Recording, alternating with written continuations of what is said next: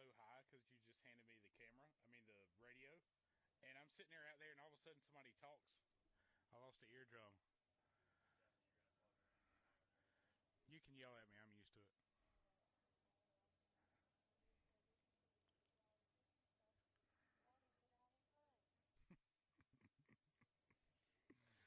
to it.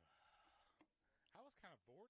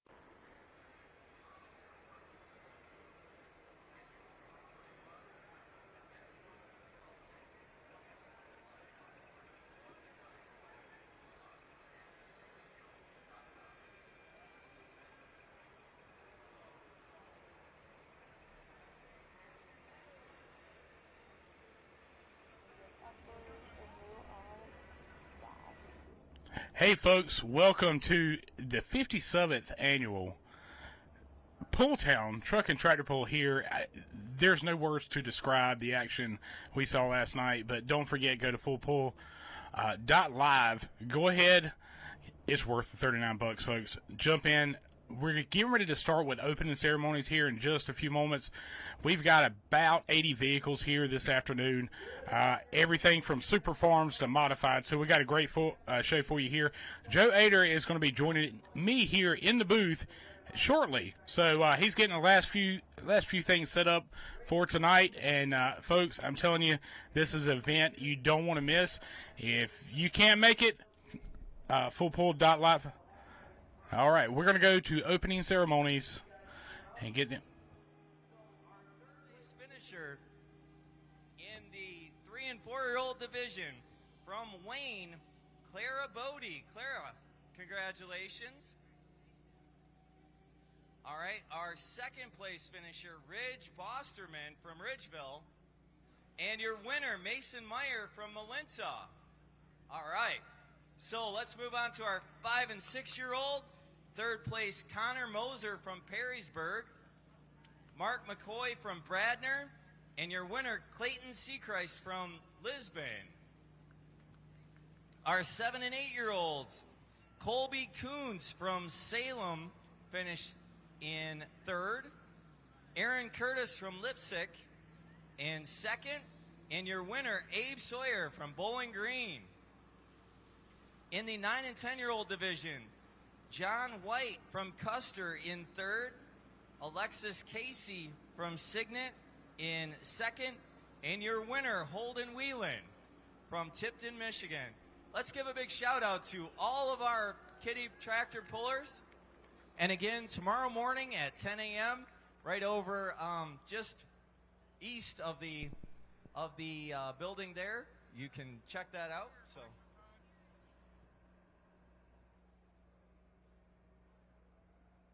Congratulations to all of our winners, all of our participants. We really appreciate that. This, folks, is our next generation of pullers right out here in the winner's circle today.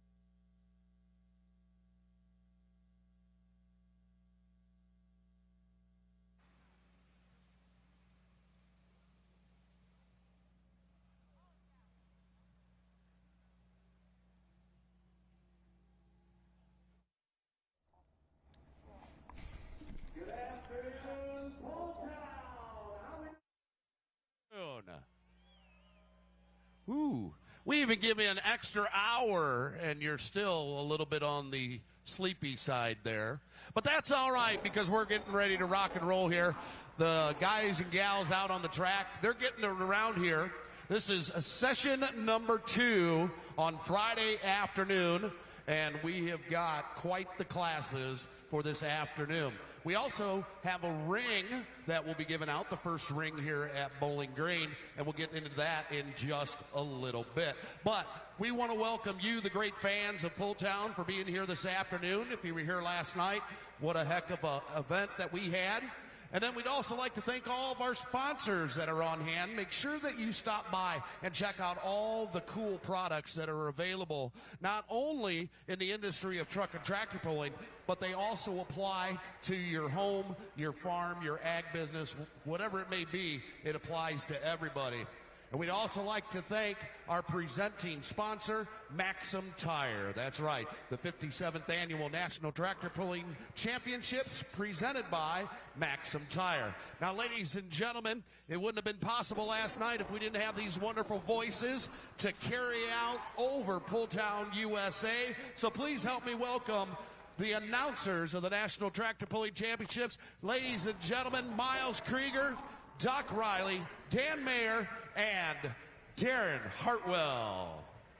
Gentlemen, what a night it was last night. Hey, only a few tractors didn't make it down that track, but we got word that they're still going to recognize them top 5 and our winners 1 through 5. They're going to be out here this afternoon, aren't they, Miles? Yes, sir. So light superstock class was the only thing we didn't quite get finished last night. Mother Nature tried all evening long last night to just dampen our enthusiasm, and she finally won at the very end. That was awesome. And not to mention, Doc, as you were up there, you got a great view, keeping an eye out on that track. You could see when the rain was just lightly falling. Then it got a little bit slick last night. That was for the safety of the competitors, and the best time to shut that down. Yeah, and a quality of show, too. You don't want to have someone out there that's worked so hard to come to Bowling Green and not be able to give their 100%. Other amazing thing, that track held together so well last night, had horsepower on both sides, filled right in, was good all the way through. And I tell you something, it's amazing that we're standing right here, because an hour ago, we wouldn't be doing this for another half an hour. So, ladies and gentlemen, you don't have to do it now, but sometime, let's recognize our track crew, the guys in the equipment, the NTPA, and all the blue shirts and other folks here getting it all done. That is incredible. Yes, it is. Yes, it is. Good point made there. Now, Dan, hey, as you were down here on the track and we talked about the track, hey, you guys can step right down here. As we were talking about the track and last night, the consistency of the track that it held for a couple of the classes, as we were in tenths of inches in, 7 positions from 1st to 7th, that was quite amazing, too. Absolutely, and all our competitors, definitely had kudos for the track crew out here tonight and, last night out there on our track. And like you say, that's all they can ask for is a consistent. So a lot on the line for the light modified competitors.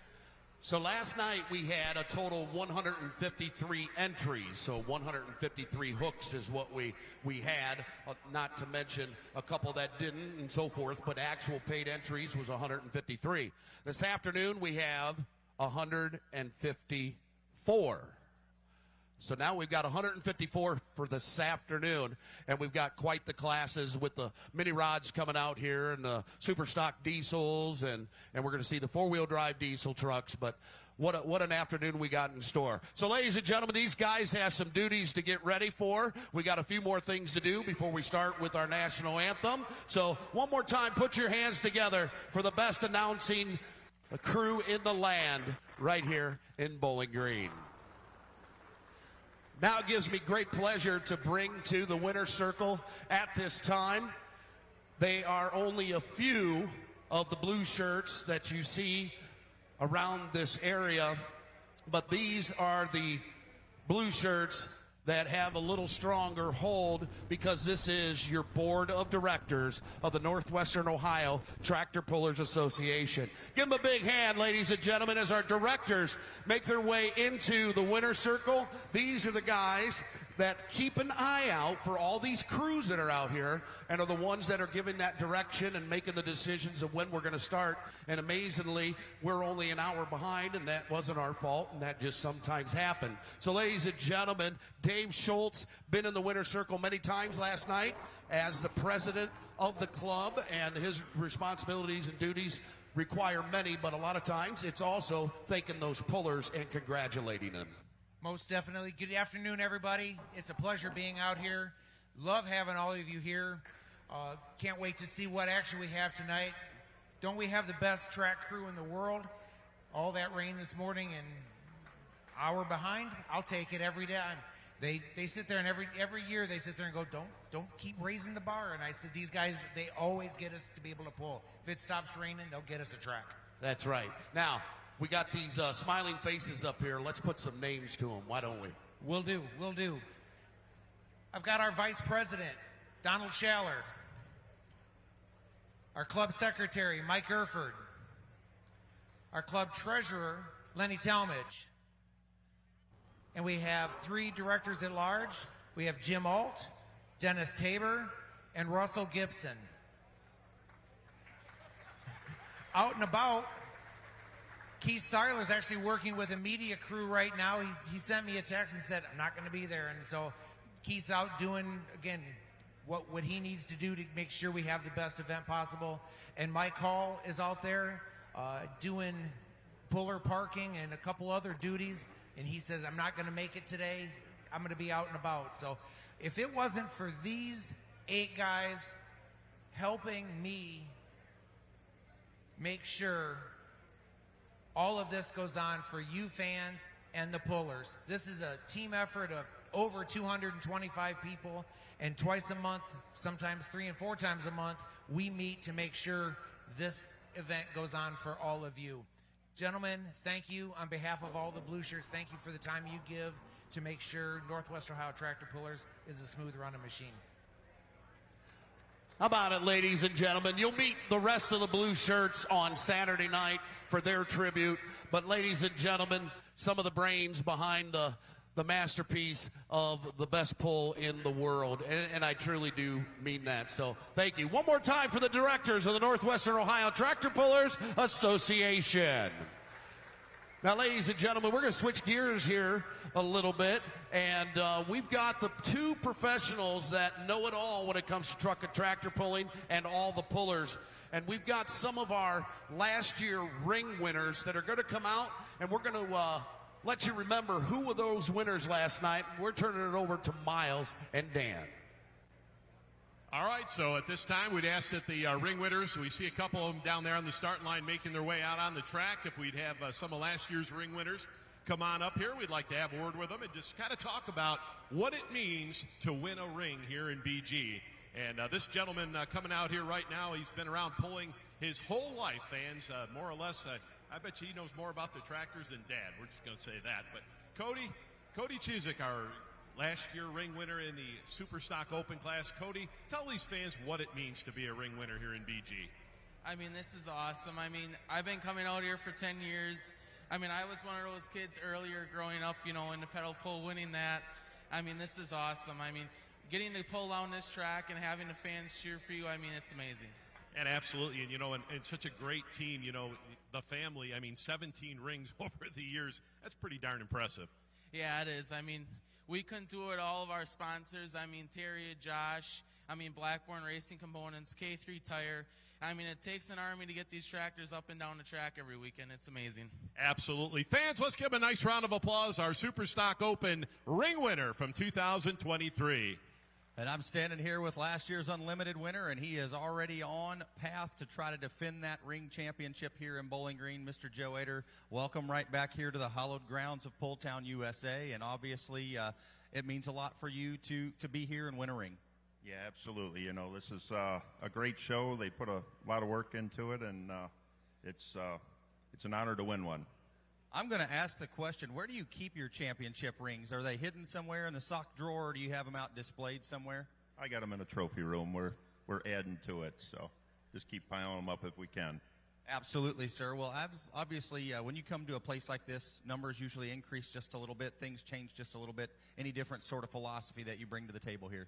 Yeah, you know, you got to be on your A game here. I mean, last night, what a great class we had, that close to competition, and be able to capitalize on it. So our biggest thing is try to be in the top 3 or 4 for Saturday night. Yeah, absolutely. Well, he is off to a great start, folks. He is your defending champion in the unlimited class here, and last night's winner. Thanks a bunch, Joe. Thank you. Appreciate it. Thank you to the fans for coming here and dealing with the weather. All right, Dan, back to you, buddy. All right, well, we've got another one of our first-time ring winners last year out in the light superstock class, and Rex Kuhn out of Indiana. Tell us, the fans, what it means to be a ring winner here in BG. It means a lot. That's why you come here, is to get the opportunity to do it, and was really close on the 50th anniversary and came up just a little short, so it was really pretty sweet. Running real hot and heavy in the points, had some issues out in Iowa, and just barely got that tractor back together. You had to be in BG this weekend. Yeah. Oh, yeah. Yeah, we worked pretty hard to make it. Absolutely. Well, fans, let's give a nice round of applause. Rex Kuhn was our 2023 Light Superstock ring winner. And we'll come right back here, our light modified tractor class winner, and he is going to be competing here a little bit later this afternoon. He's a little bit later in that class, and over the course of 2024, you've kind of been scratching your head a little bit, but you got a smile on your face today that tells me we're on the right path. Yeah, we, I don't know, silly move or a good move, but we changed our whole combination in the off season, and it hadn't worked out real good so far. But last night it finally came around. It's a good setup, but it's just gremlins, and it's just crazy when you go and just little things keep happening. It's just bad luck, and believe in luck or not, there's bad luck. I've had it most of the year. Well, let's talk about what it means to be back here in Bowling Green, and obviously what it means to be a championship ring winner. It's not just another trophy that you might grab to put on a shelf, but something that has a little bit of extra special meaning. Yeah, I've been coming over here for 35, 40 years, and first of all, I never thought I'd ever get a chance to pull here. So to sit there at that starting line and look at all you fans and think, wow, I get to do this, and then to pull off a ring last year, that was just like a dream come true. Where do you keep that championship ring? Well, that's a funny story. I asked my wife, I said, hey, can I get me a nice trophy case if I win a ring? And she kind of rolled her eyes. We won that ring, so I'm like, well, I got my trophy case.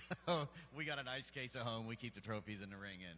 Well, maybe you'll get to put another one in there. You're in a pretty good spot after starting last night. Obviously, a lot of folks behind you here, but we'll see what happens this afternoon. Yeah, and I want to say also, I can take, credit for getting a ring, but if you don't have a support staff, you can't do this. And I've got a buddy named Farron. We've been friends since high school. He helps me wrench all the time. Matt comes with me and helps me at the track. But back at Modern Machine, all the guys there help me. If you're always breaking something, you need it welded. And the Theobalds, Doug Theobald, we run together all the time, and I run his combination now, and I couldn't do it without all them guys. So that ring's really for all of us. Absolutely. Very gracious winner. He is your defending light modified ring winner. Let's give him a nice round of applause. Mr. Les Corporal. All right, so going to bounce over here to our last year's ring winner in the Pro Stock class, and Brent Meyer. Boy, what a season you had, picked up the championship, and, of course, adding to that, tell us about winning that ring here in BG. Yeah, it was pretty amazing. I never thought I'd be something that I could take and do. Only been coming here for about 4 years, been pulling for about 15, but it was something that I'll never forget, and it was awesome. Well, you talk about, all the vehicles you guys run, a couple Pro Stocks, but you came to Pro Stock pulling via truck pulling. Yeah, we used to run 3.0, went to 3.6, and then decided to get in a tractor, and it's been a lot of fun. I got to take and say I can, half drive it some nights, but the crew behind me was Simons, Brandon, RJ, Brad, Jeremy on board, Lauren dealing with everything. I couldn't take and do it without them. We got a hell of a team going, and they get me down the track and keep everything, tick-tock. Absolutely. Well, fans, let's give a nice round of applause. Our 2023 Pro Stock ring winner, Mr. Brent Meyer. And we'll come right back to our two-wheel drive winner from last year, and I like to categorize last year as kind of what just seemed like everything you touched turned to gold, Mr. Sullivan, with that new truck, and it was very much that case here last year with the big stick kind of taking that championship ring. Yeah, it turned our season around. We were running 4th or 5th in the points and came here and got a 1st and a 2nd and won the ring and catapulted us to a championship. So we had a great year for sure. You guys run hard. You have a lot of folks behind you, the whole group that comes up and down the road, and obviously with your dad kind of at the helm of still driving that modified tractor, but what keeps you driven to come here and win another championship ring? Oh, we just love to pull, and my dad's getting older, and we try to cherish every moment to make him succeed if we can. And there's in our world there's two pulls. It's Farm Show and Bowling Green. All the rest of them just getting ready to get to one of those. Yes, sir. I'll ask you the same question. Where do you keep your rings and all the special prizes that you've been able to accumulate over the years? A little bit of everywhere. We got a lot of them at the shop now. We've kind of built some stuff, and I got a few at the house. The wife don't let too many of them at the house, but I do have the ring there. Absolutely. Well, folks, this is Donnie Sullivan. He was out last night in that two-wheel drive class driving the big stick, and obviously be back tomorrow as we have another championship ring winner standing there with Dan. Yeah, we're standing right here with one of our international ring winners as we got Bart Vandersloot. And Bart, picked up your first ring last year in the mini class, and that's not the first time that is one of these rings has been over there to the Netherlands. No, that's right. We won the ring in 2017 with Barry driving, and then during the COVID year, Abby Leisner did it. And last year, I was the lucky one to get it. So. And I'll tell you, we've kind of asked that question. What does it mean to be a ring winner here in Bowling Green? Of course, and then especially taking it back to the Netherlands saying, hey, look what I won. Oh, it means a lot. It's a very special place also for us to be back over here every year again. And everybody is battling for the ring, and especially in the mini class, you can be first, but you can be 20th or 30th as well. So it's pretty special to win the ring over here.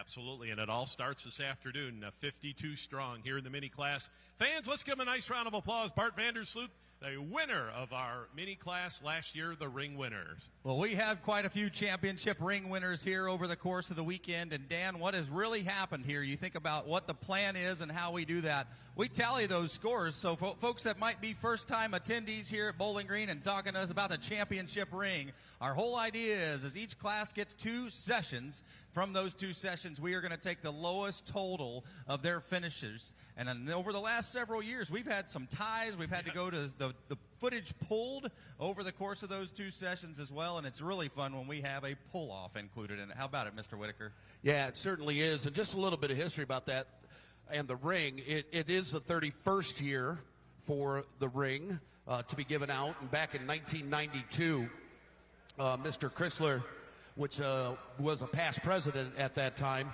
had come up with the idea that this is our Super Bowl pulling, and referenced the Super Bowl rings that as he was watching the Super Bowl that year and those guys getting those rings, and he thought that would be the best thing for Bowling Green, and that's where that started 31 years ago. So a lot of great history, and we're certainly glad that we've got those pullers that are still here and pulling to be able to come up and talk to you about it.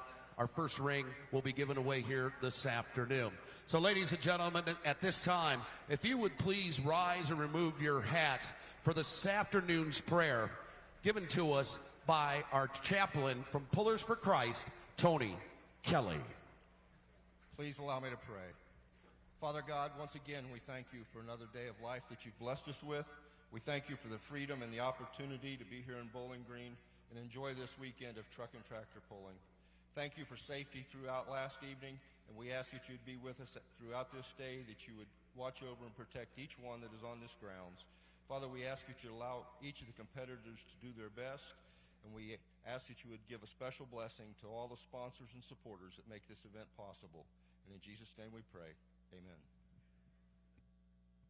And presenting our nation's colors for this afternoon is the Toledo Correctional Institute, the new and official color guard of the National Tractor Pulling Championships.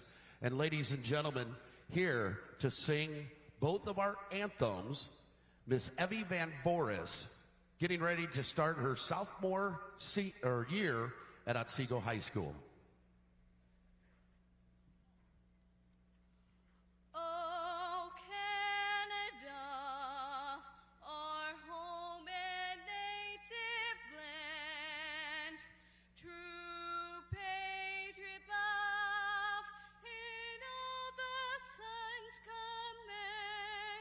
With glowing hearts we see thee rise.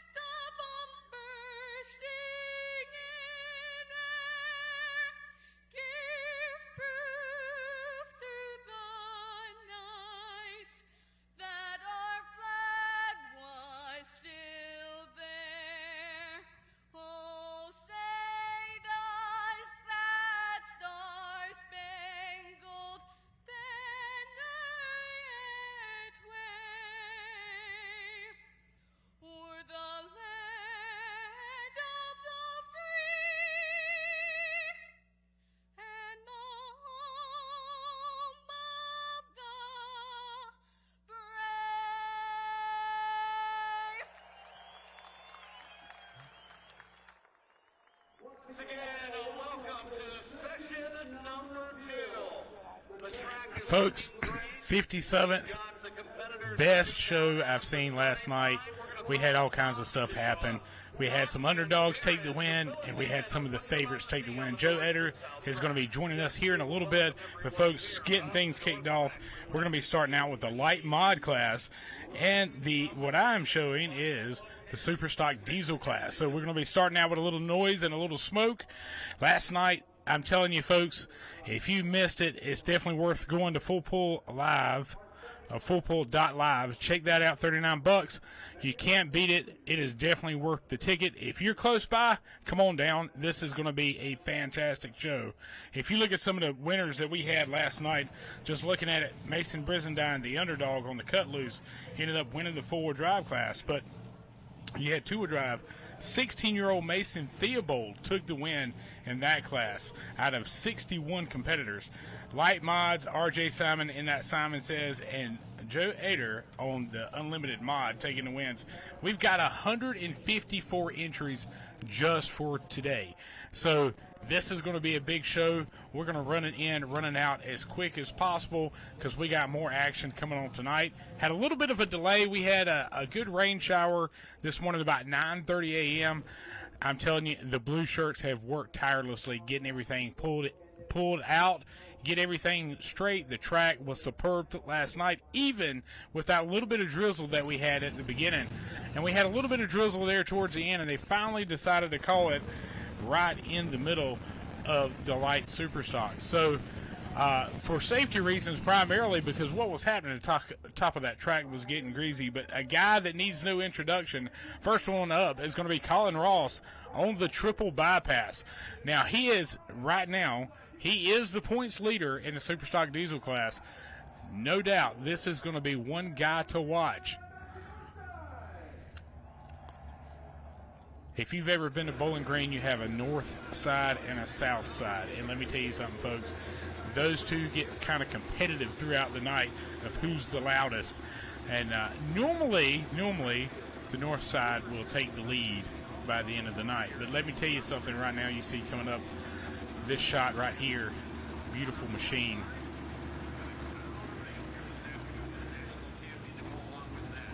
One of the things here in Bowling Green, Ohio is you don't just win a trophy. If you win both sessions or you have the highest, if you're the highest up in rankings, it's like if you got a second and third, you win a Bowling Green ring. This is the Super Bowl of tractor pulling here in the United States.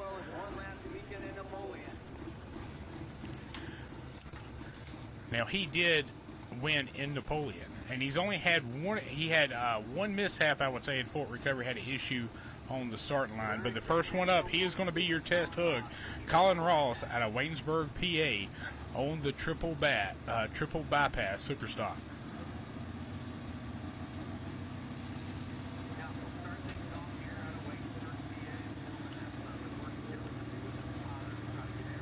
He's going to build those RPMs to get those 3 turbos spooled up. And we're going to go gray to coal black.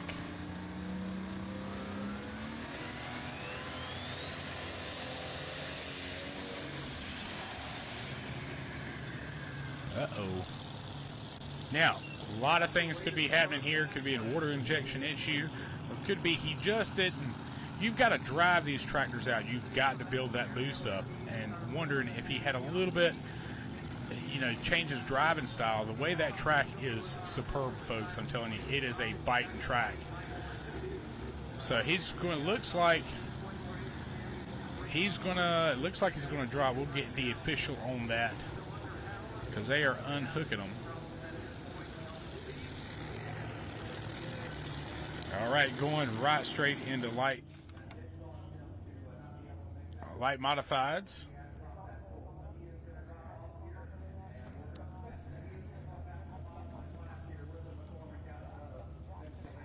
All right, he did drop to last. Colin Ross dropped to last on the triple.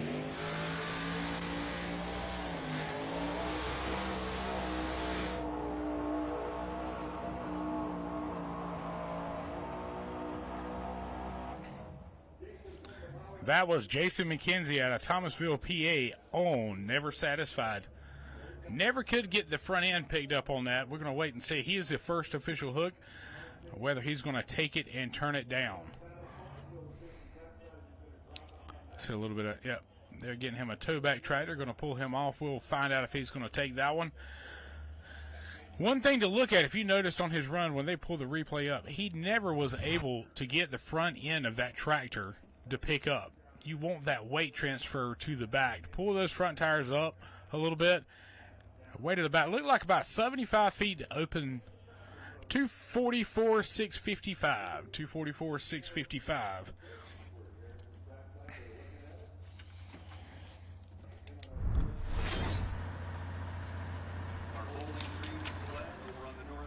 All right, going back on the south side.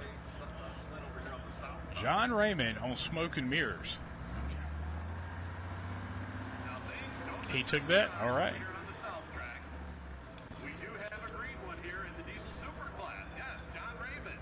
All right. Green right here, folks. If you're a John Deere fan, this is definitely one to keep your eye on. Don't forget, Full Pull Picks. Download the app. This is going to be your opportunity.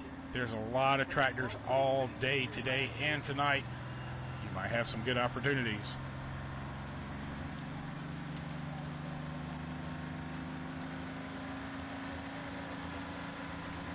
Just got where they just reset the Superstock diesel side. He's going to be the first official hook right here.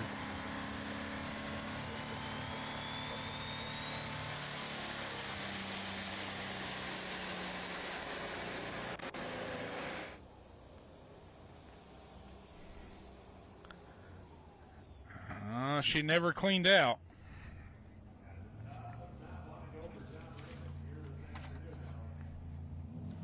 That's going to be interesting. He is the first official hook, so he has the opportunity to turn it down. It's going to be kind of interesting to see how this comes up. I'll get official word here in a second, but let's look right here going. What I'm showing, Bill Voorhees on the legendary American Thunder coming up on the light mod side.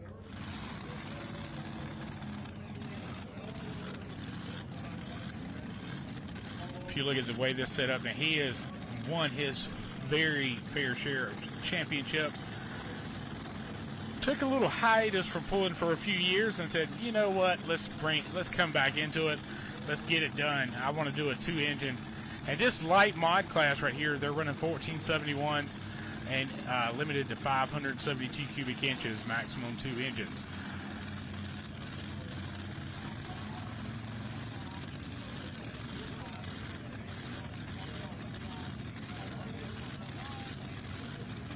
Yep. Full. All right, so right now we're going to, just to give you a heads up, we're going to run a few more tractors, and then after that, you're going to have to go to fullpull.live, go right into it, and spend $39. It's going to be the best show you've seen in truck and tractor pulling for $39. So we got a couple more vehicles if you're watching it live on Facebook.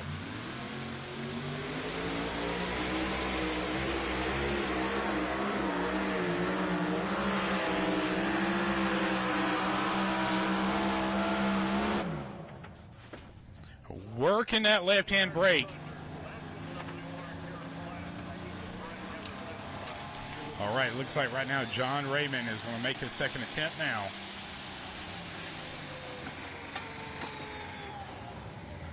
And she's smothered. That's going to be his second attempt. That's going to be it for him this afternoon. Unfortunately, that is going to be his distance. We're going to get that official distance in just a second. So Smoke and Mirrors, John Raymond out of New York.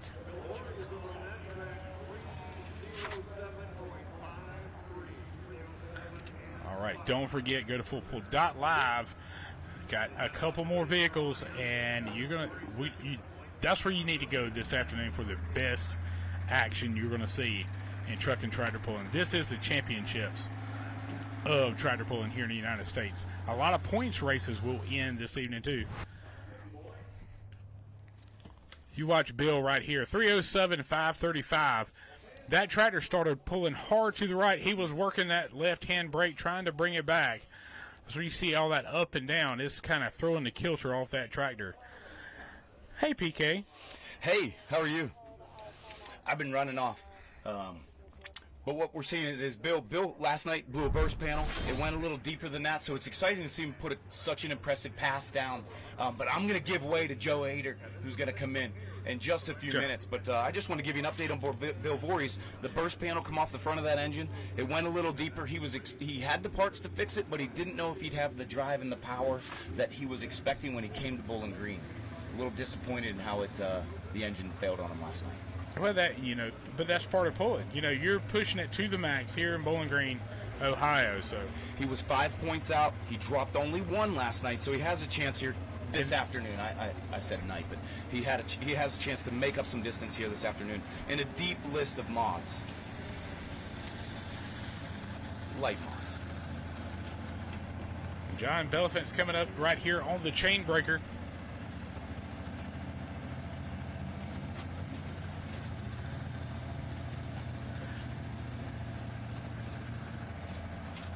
Hey, Joe, how you doing today? Everything's good. How's everybody doing? Joe, was that 100? Was that 103 last night? 103. Yeah, it was pretty cool. That's a great win. It started for a championship ring. Look, it's a good start, so we can try to finish top 3-4. So Adam was going for you last night, though. He was working on. See a guy break that hard, but they got enough help over there. Cards will be okay. So I just got word they are resetting the light mod class. Okay. So they're going to lighten it up a little bit. It looks like they got a good one right out front.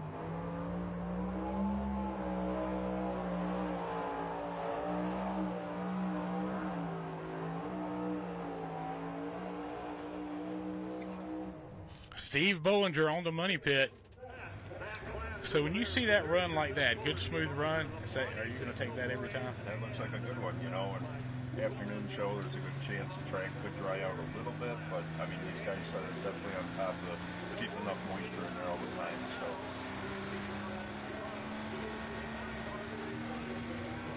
let's see if John can get a good launch here.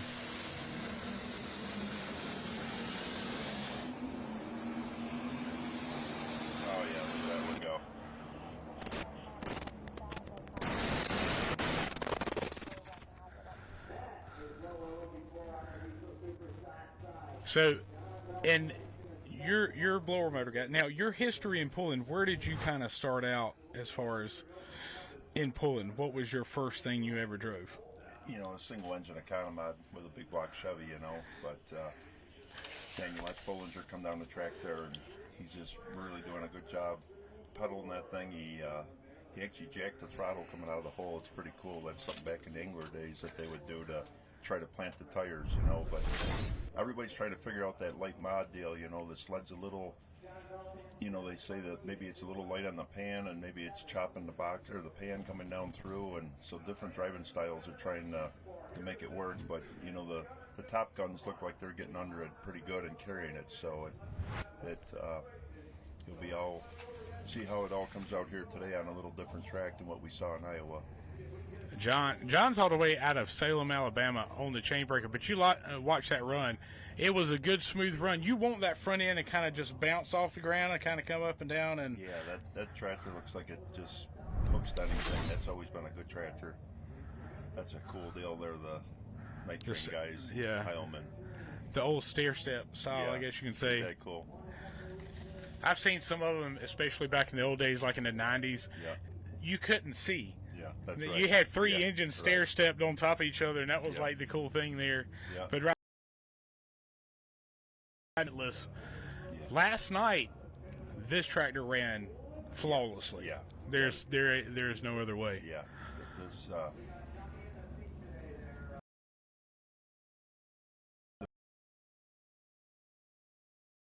light super, I believe, and they're working back together as a team. And, you couldn't ask for either guys or top-notch operation to make the best parts. So the performance is going to be great, and it's going to be just a very competitive tractor. So here's a question for you, especially in the light mods. I know I saw last night with the Vices. especially, you could see the chassis really flex in these light mods. Is it just because all the weight's hanging out at the front? Yeah, it's basically a corkscrew. You know, when you can get that much frame rail by itself without all the motors tying it up and gearboxes, it lets the thing really get out there and twist. And there's a point where we feel like you can almost go too far on that stuff. So you got to be a little careful because it gets you in trouble. The thing if it gets high and it twists up like that, and it's a good potential good crash, and that's not a good outcome there. Well, let's see if Brent can do it again to this afternoon, because I tell you, hard driving style, and that's what makes that thing kind of work. It looks like I watched the 3 runs. Here we go.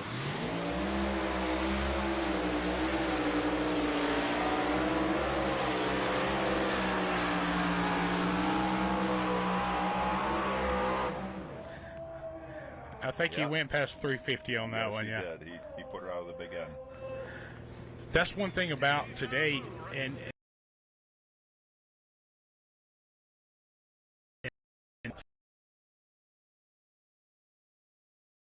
so he was past 350. He said, "You know what? I'm just going to stop right here. I know I'm going to have to come back." Brandon Hunt on Living a Dream out of Kentucky. This is a great family here that runs on Case IH dealerships there down in the Mid-South Kentucky area.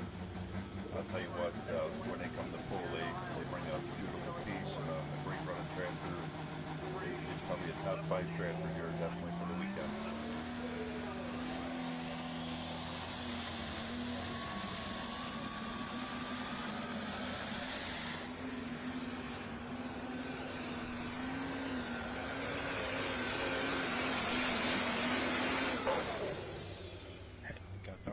Yep. Good run. It looked like he had to work the brakes a little bit. Yeah. Yep. Looking. Go back and look at Brent's run here. Yeah.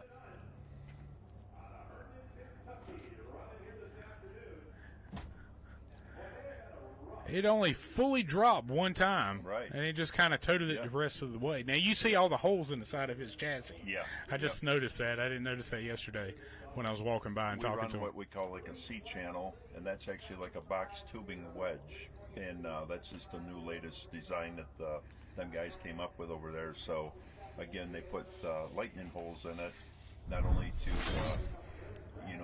get the weight out of it, but basically it's just some areas there. If you can get the holes in the right spot, you can get it to flex just right too. So, but it's good. You can reach in there and dig all your nuts and bolts out when all your parts fall inside the frame rail in the back. It comes to the front. So you've run into that too, I assume. Yeah, where that one 5/16 bolt, you drop down and it rolls all the way down to the front of the chassis. Yeah. Yep.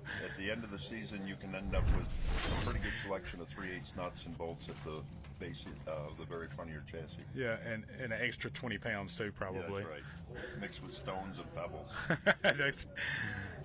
I know we bought a chassis from Rick Peters, and it was his old wedge chassis, and when we went and picked it up, that thing had clay where it had packed into that baby. But coming up right now, that night train tractor, they run kind of everywhere. They'll run around here. They might go down the south a little bit, go out west a little bit. This would be John Heilman's grandson, I believe. Yep, Lucas Heilman. Yeah, and wow, what a story behind this deal. I mean, his grandfather, John Heilman, has taught me so much pulling, and Ann Heilman. Probably, to be honest, some of the nicest people in the entire pulling world through all the years I've been around, and this is so cool to see this generation, now, and it just, every time it gives me tells me little things as I'm starting to get older, and I'm seeing these people grow up.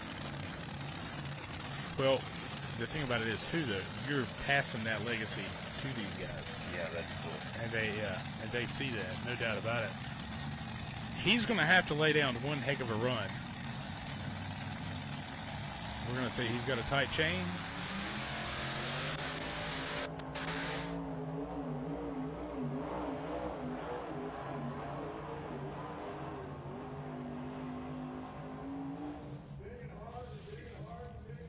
It's a nice run. Them guys do a good job for what they have. You got to look at it that way.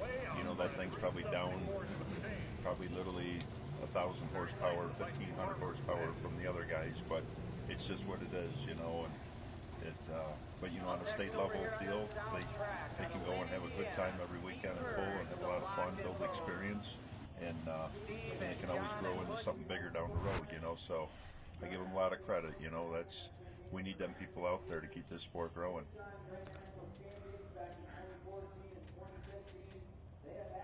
I think they got the 2 and the 3 bit mixed up. We'll get confirmation on that distance in a second, but this tractor needs no introduction at all. Steve Burge on the lock and load. In fact, there's some YouTube videos where he's had some bad luck with this thing where the engine comes flying out of it, but that just tells you how hard they're pushing in the Superstock diesel class. Talked to a few of them the other day, and they were just saying they're just time bombs. It's just when they're going to go off. Justin the Wick is one of the guys we're saying there on an interview, you know, but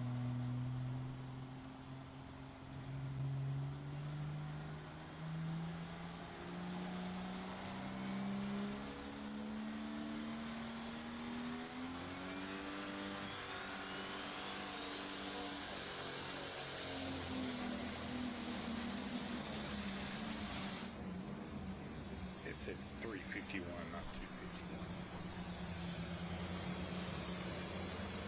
Yeah.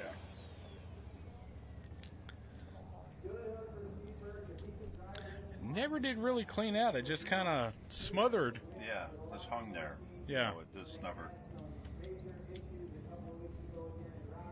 Now they're going to be. That is 251 on the night train. We're going to pull up after we get a few of these vehicles showing up, and we're going to pull up the top 5, kind of show you what's happening. So, Joe, you've been here several times. When you come here, are you just as kind of nervous and anxious as you were, say, the first time, or you just kind of? I've been here since Monday, and I can tell you that I was ready to go Sunday night to be here to pull. I was so ready for that deal last night, you know. We're all so competitive, you know, so it's anybody's game. But yeah, you know, and you got to be on your game because everybody's running good, and you know, points race is in the thing. But yeah, looking right now, Living the Dream 323.75, Chain Breaker at 311 and 67, and Lock and Load at 280.80. So, but you got triple bypass. You know, they've changed the sled, but he had some problems getting off the line. You know, so not sure what's happening there. Yeah, you know, these things are a lot of work, and you know, it's just finding their happy spot, I guess you would say. Right. Finding the happy spot. Terry Feist needs no introduction in the sport. Big regional competitor, runs Grand Nationals for several years also, and they're a great pulling family to be around. Great family. Yep. Now I saw Todd had scratched before this afternoon. I'm not sure what happened, but yeah, no, they're a great family. It's great to see them in Florida during the winter, you know, and it's just always a pleasure to see them and watch them go down the track. They do a good job. She don't cut it any slack at all either. At all.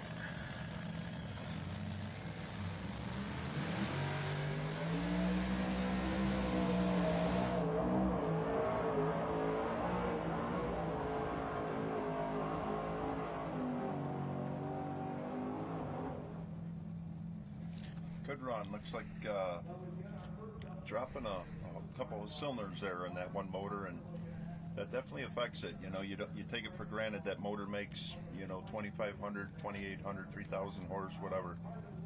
You know, you drop one cylinder or two cylinders. I mean, you're getting up there in the 400 to 500 horse a hole that you're giving up. And it looks like they've been fighting that problem a little bit this season, because last night it was kind of the same way. What could be causing it? Just a spark plug or the wire ignition maybe, or? You know, it's so hard to say, but you know, last year I fouled out, I believe, 4 spark plugs throughout the season, and you know, blowing the centers out of the plugs. You know, we're making a lot of cylinder pressure right now, and it just these plugs can only handle so much, and it blows the centers out of them, and the electrode's gone, so there's no way to go to ground, so they just deaden the hole, you know, and that makes it hard on the motor because it you know, it tugs the motor down on a dead hole. Brent Payne, right now, he is the only one in the pull-off contention. He went past 350s at 374.57. Steve Bollinger, 331.24. Terry at 311.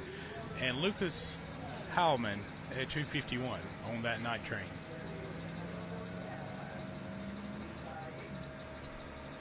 Hillbilly Cadillac. You know, that's one thing I love about pulling is watching the names of the vehicles. You walk through the pits and see some are kind of risque, I guess you would say, but you know. That's right. Yep.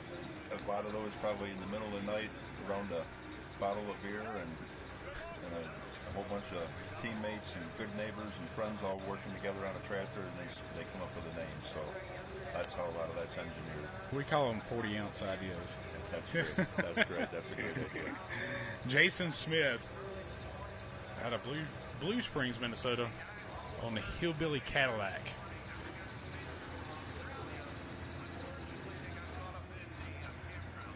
Now, one thing with all these super stock classes, the wheel speed is, they're a little bit heavier, but the wheel speed seems to be, if they can get the wheels turning, get the turbos up. Oh, yeah. That's the big key in this class. Yep, for sure.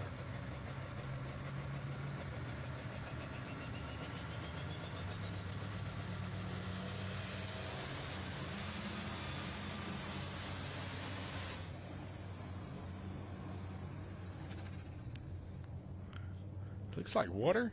Yeah. Maybe a water injection line, or water or a lot of these guys run them intercoolers, Right. So when he lost his boost there, the front end came falling down, and it might have splashed out a little bit. That ice water out of there.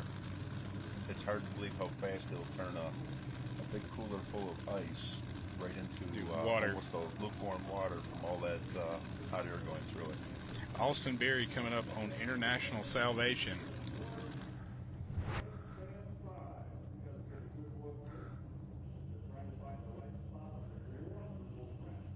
$189,770.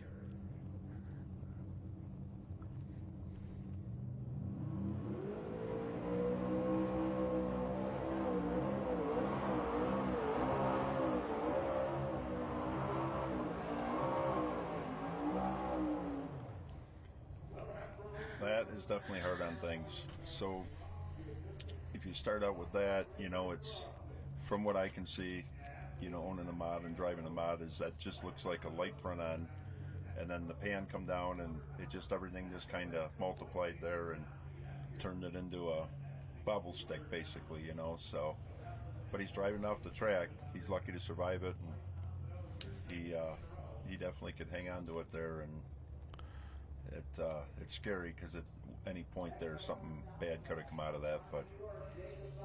Well, and one other thing that has changed a lot this year is the way the sleds are working. So they've made some improvements just really to control the horsepower is more or less what it's for. Right. And so that changes kind of the harmonics of the whole flow of how that sled works. So if that pan's hitting, if you got 2 foot of pan extra, it's going to give you a little bit more drag there. Yeah. Limitless Steel 374. Money Pit at 331. Nobody else in the pull-off right now.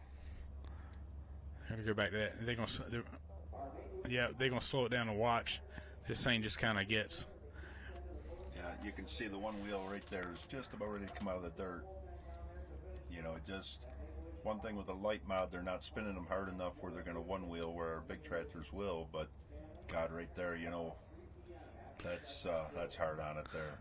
You can watch the rear tire. I was just noticing that. You can see it wrinkle, hook and unhook. Yeah. Yeah, right there. It's up on one wheel, you got to be careful of that. Sometimes you're better to lift and head for the trailer and call it a day, that gets scary out there. I just hate to see anybody get hurt or tear up all their equipment, it's Well, and something else I noticed too was like when he was getting on it and bringing it in. So we got chain reaction coming up right now. Make sure I'm on the right one here. Jacob Belafance. I hope I'm saying that right. Belafance. Yep. Out of New York. I mean, we got people all over the United States coming here for him. Yeah. Yep. Yeah, these are really good guys. They're really good competitors. You see them everywhere, yeah. I've seen them. I believe they won here 3-4 years ago, 2 years ago, 3 years ago, or something. But we're definitely right at the top there. So.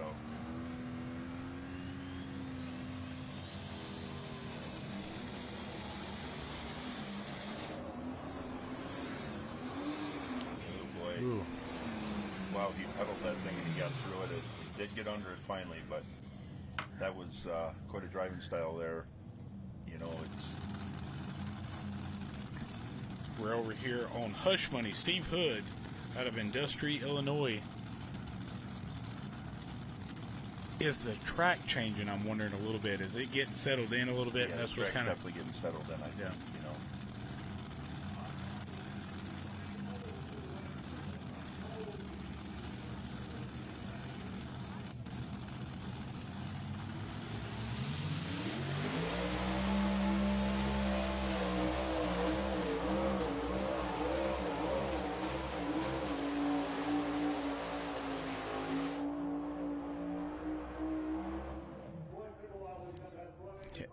It took him a few feet to get that tractor settled down. Yeah, sure did.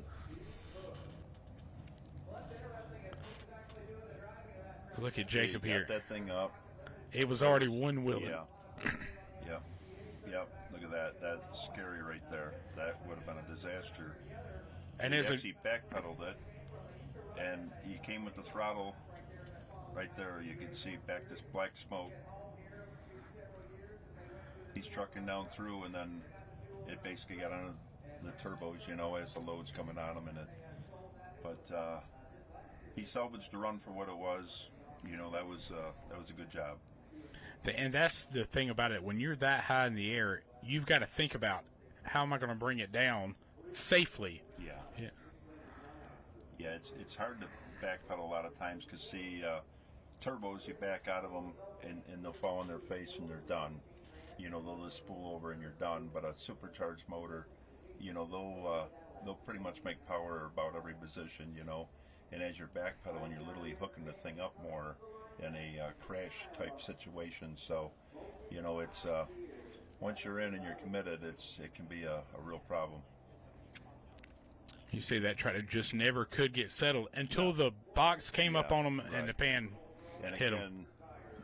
You know, it just looks like to me, just saying, if we put a little more weight in the front of that sled to hold that pan down, it would give these guys drawbar enough where it would, you know, let them get out there and roll, you know, and kind of, you know, the bigger power tractors are making it work, but the smaller ones, you know, with a little bit of less power, are struggling with that. So, you know, you might not see it on state level as much because they're more equal to each other. Where the bigger tractors, you know, here at the bigger shows are gonna, you know, get on top of it and send it, you know. So, well, Tabitha here with this smoking hot deer, beautiful tractor. I mean, look at, you know, some of it's vinyl wrap, some of it's painted now, but either way, this thing will take a good picture. It's a great deal. They've been pulling a long time, you know, and she's been doing a great job. Now Scott's giving us a good shot right down the pipe of this track. Yeah, and you can see. It's so cool. Them dual stacks come out there. You know, I believe And it's they're a not- four-charger thing, you know, where it's. They're not in the normal location either. You know, mostly everybody's like in the center of the hood. Look at the all graphic. front, Yeah. They're getting her strapped in there. Folks, they've got to wear a lot of the same safety equipment you see in any other motorsport now. You know, you've got to wear the layered fire suit, socks, gloves, head sock, helmet, neck brace, or either a Hans device. This is Craig Sage, SCS Gearbox, and this is a cool deal. You know, the guy builds stuff for everybody, including myself, and he steps out and builds himself his own tractor to come out and compete. So.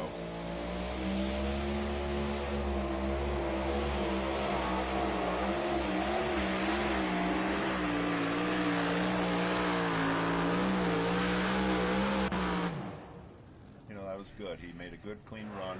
Didn't really look like he had any trouble, and I think he's on the right path there. You know, every run he's improving. You know, we see him struggle a little bit.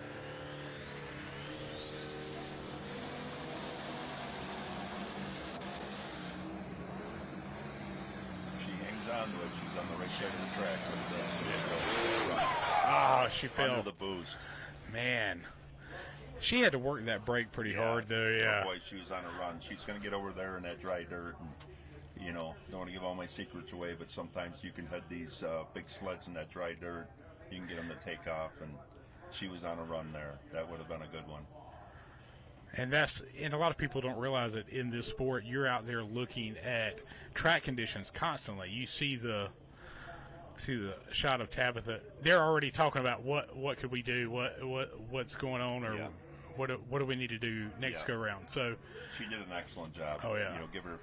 I mean, she actually corrected it, kept it in bounds, and was on what I think could have been.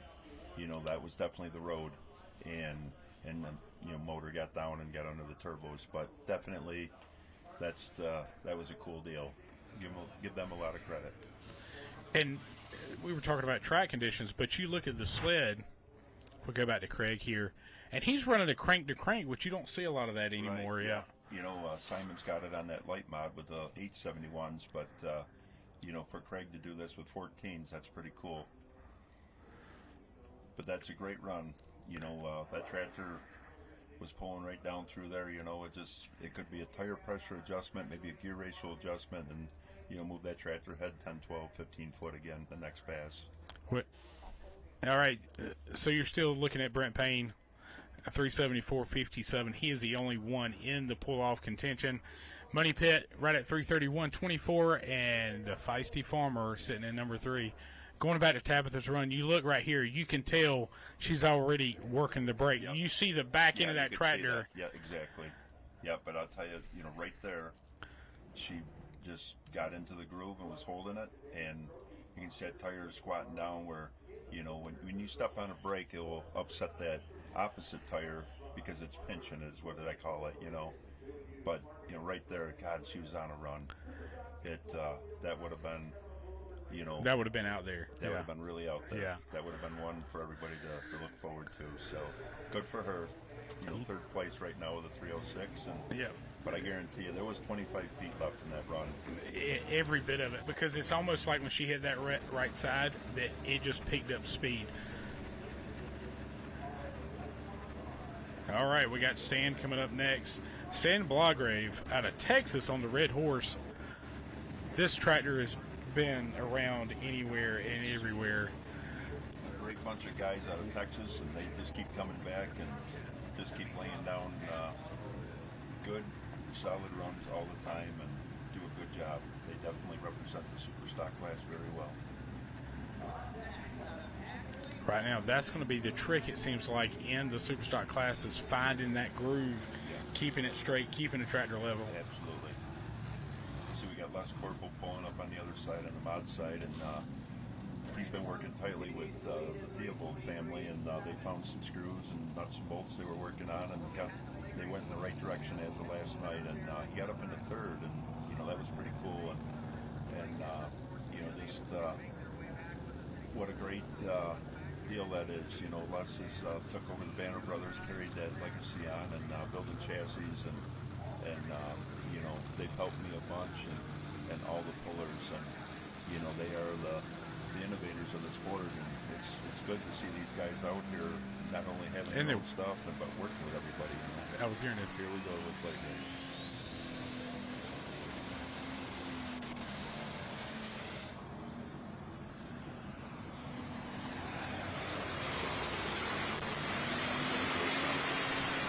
Right down there. I think that might be your new leader.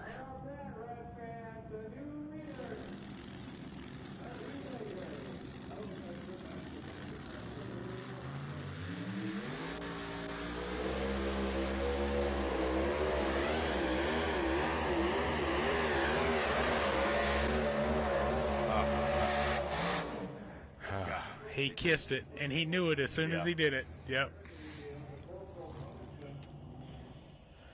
Yep, it's such a fine line there where that thing started bouncing, and again, I think pan weight could help that thing a little bit, possibly, you know, just to keep that sled just calm down, and keep it from chopping at the ground, you know. Stan Blagrave.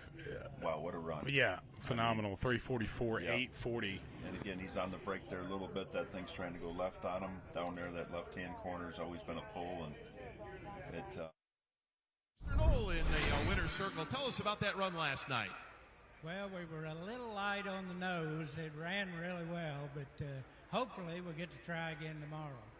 Absolutely. We get the crew chief perspective here this afternoon. Who would you guys like to thank for helping you get here?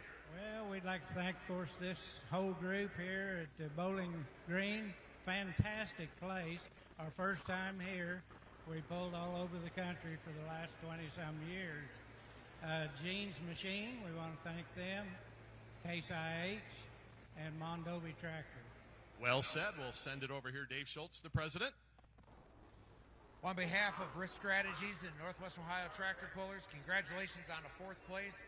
We also have a National Tractor Pulling Championships cooler for you. Keep those beverages full later today. Thank you. Thank you so much. All right, fans, let's give a nice round of applause. The Bowles family, number... Yeah, 251, 425, DQ'd. Just never could get the tractor settled out of the hole. And he knew he was going to struggle with it pretty much probably out of the hole and just brushed that white line. But again, you know, it's just a combination of the tractor and the sled were both just fighting each other all the way down through. You know, if you watch the pan flaps on the sled, they're going up and down with every bounce, you know. And this is pretty cool. This is a tractor I built here for the Ritchie Horton, you know. And back when I was building a lot of frames and chassis, and you know, it's just pretty cool. They bought a pro stock from me in this diesel super here, and I built them right around the same time I did both the Tim Kane and Chris Kane's tractors. So that was a pretty nice run of tractors we built there for them guys at one time, and they run the New York State Series and do a very good job out there. They had Earl Horton, which has been the name out there forever, a good old guy, and been pulling a long, long time, and really good to see them guys.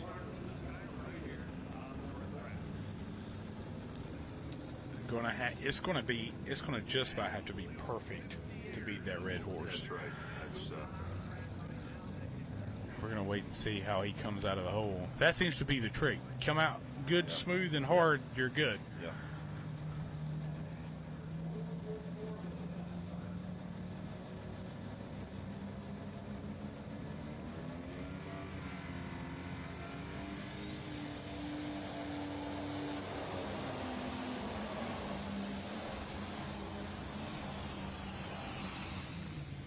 Under the boost. Yeah. You could just, he was on a heck of a run, but he just... You saw that little flutter at the beginning, and you'll see that sometimes with the water injection. Right. We'll call that as they're building boost up. But Wayne Sullivan on the Kentuckian coming up next. This is a tough tractor. This is a good one. Such a great guy. Papa Wayne Sullivan. Probably, again, one of the top 5 guys in my book. That's probably one of the best guys out there, and learned a lot from him, and just a good guy. So here we go.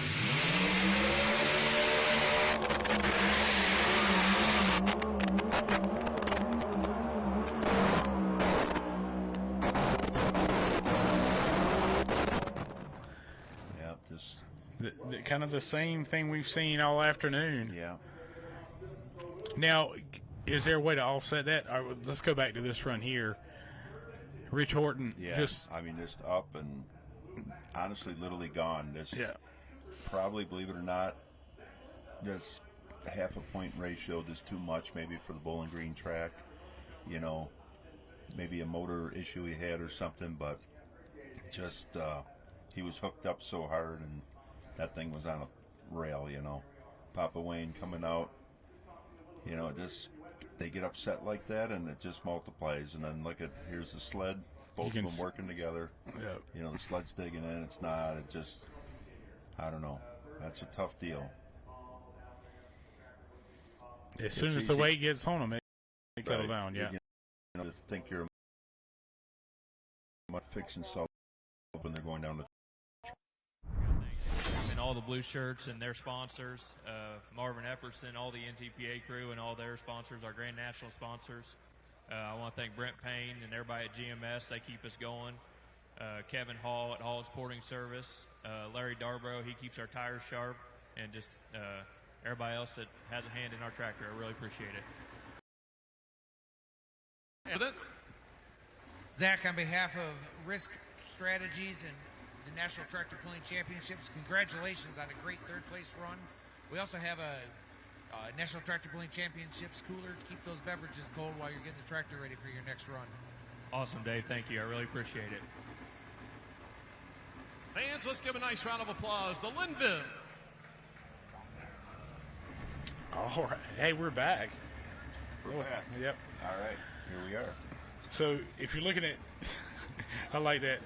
Allie, our production person, is laughing at me right now. So if you look at what we've had here this afternoon, we've had, some unbelievable tractors. Stan has made that perfect run pretty much out of the hole, but this is going to be, and I'm showing.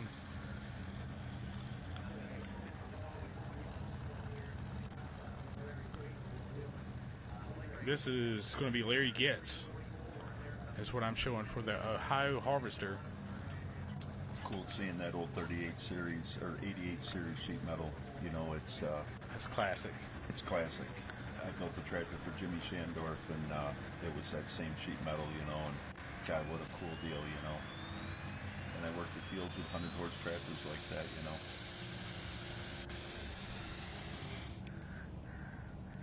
Just under the power threshold there, Just smothered.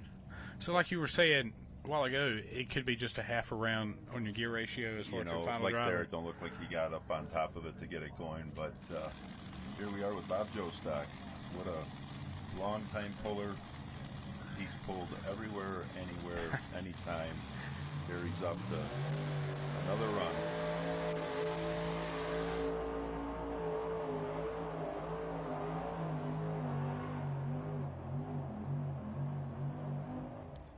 Just didn't sound like his motors got up on top of it there, but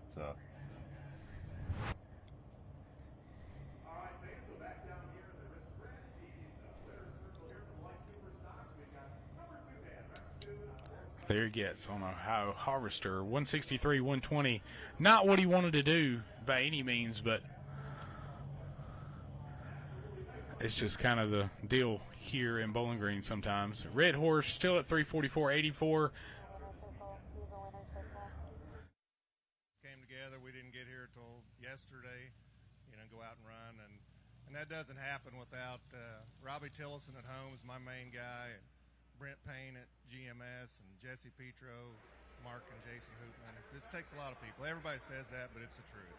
Absolutely. Dave Schultz here, the president of the Blue Shirts. On behalf of the Northwest Ohio Tractor Pullers and Risk Strategies, congratulations on a great second-place run last night.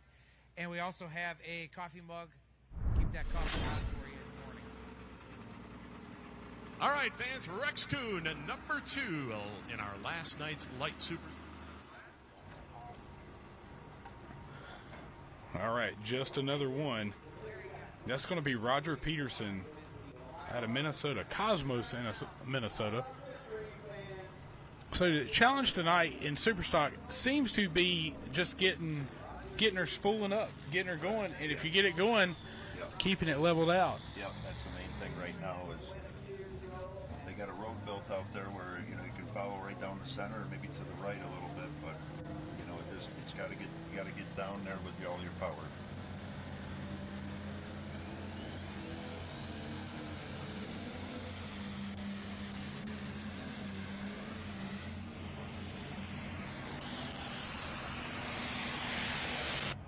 That's your run right there, guys. Look at that run. Yep. Yep. That's going to be a run right there. Had to go past 344 in order to take the lead from the Red Horse. We're going to get that official distance. That's going to be close. RJ Simon, no words needed on a Simon Says Light mod. Fantastic run last night, taking the win. Now you see what he's doing. He's actually closing the butterflies a little bit to get it where the lobe comes down to get it in and out of gear. But going back to this run, Yep, new Look leader. At that, new leader. Yep. That was an awesome run. Look at that. He kind of let it float to that right-hand side. That's Just exactly kind of what he let it needed to go. do. That's the same path I ran last night. You know, there we go with RJ.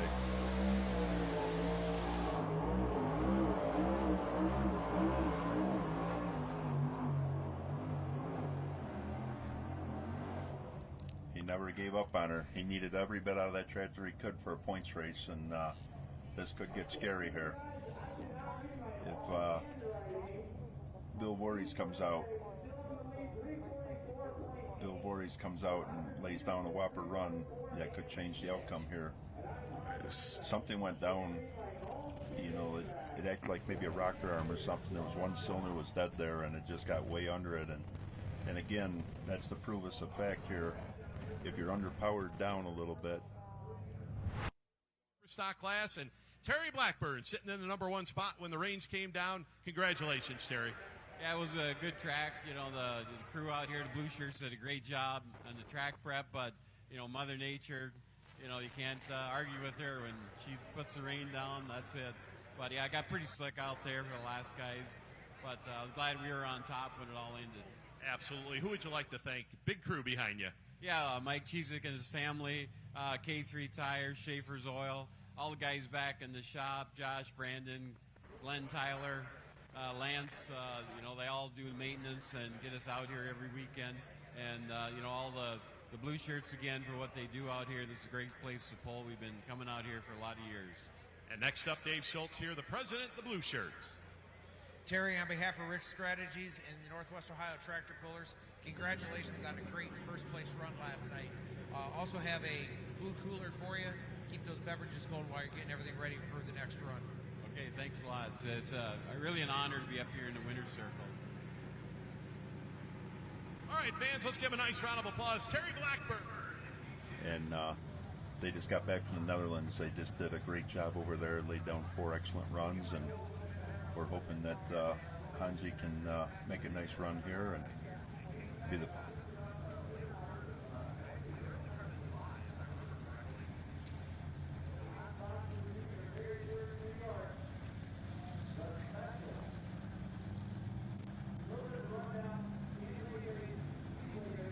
We're going to see what happens here, because if everybody starts following that right-hand side, we might have a battle at the end. Oh, yeah. Yeah. I mean, you got some good tractors yet to come. Here goes Hansi.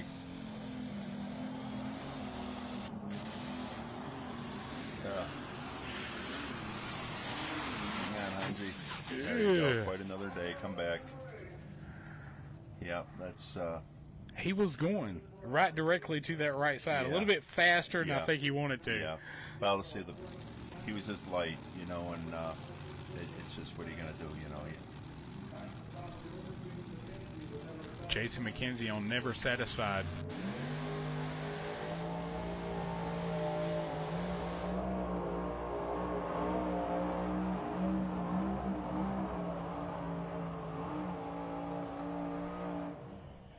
Now, that was from a sled reset in the beginning. So he's come back to make that pass. But watch right here. Yep. Up.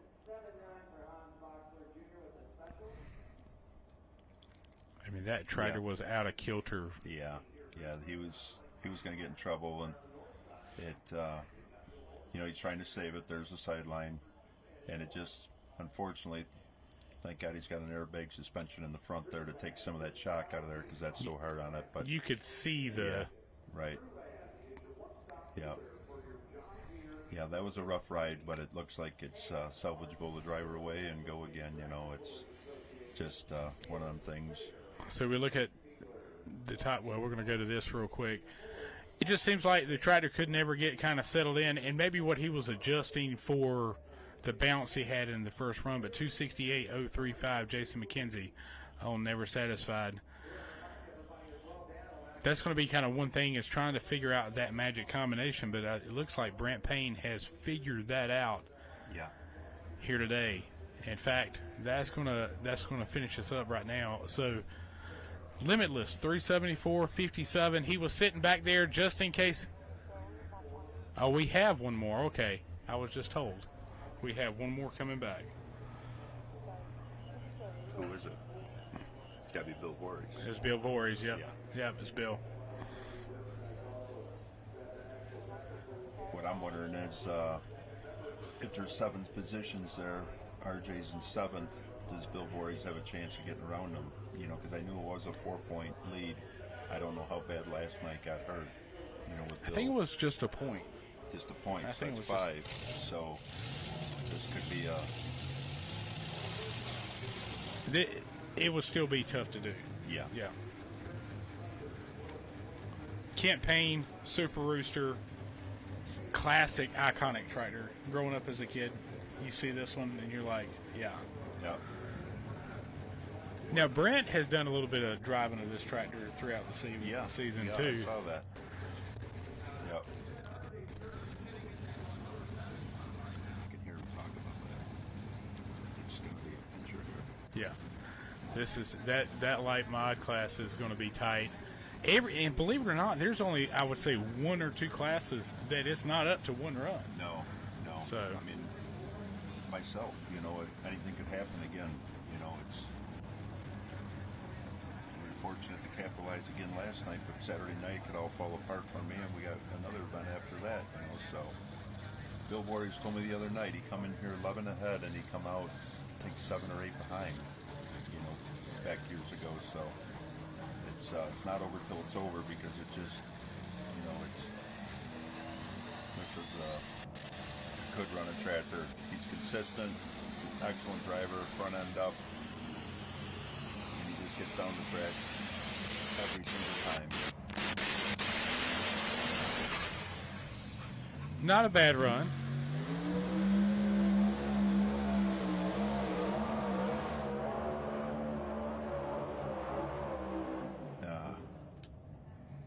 That sucks. Yeah, he just said, "I'm just." Yeah. Yep, that's disappointing. He could have.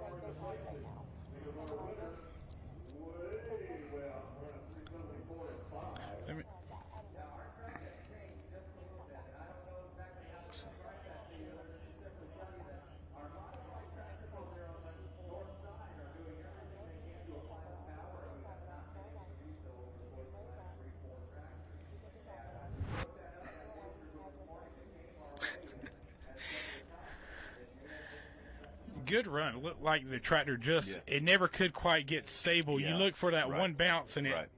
sit up and float, and it just couldn't do it.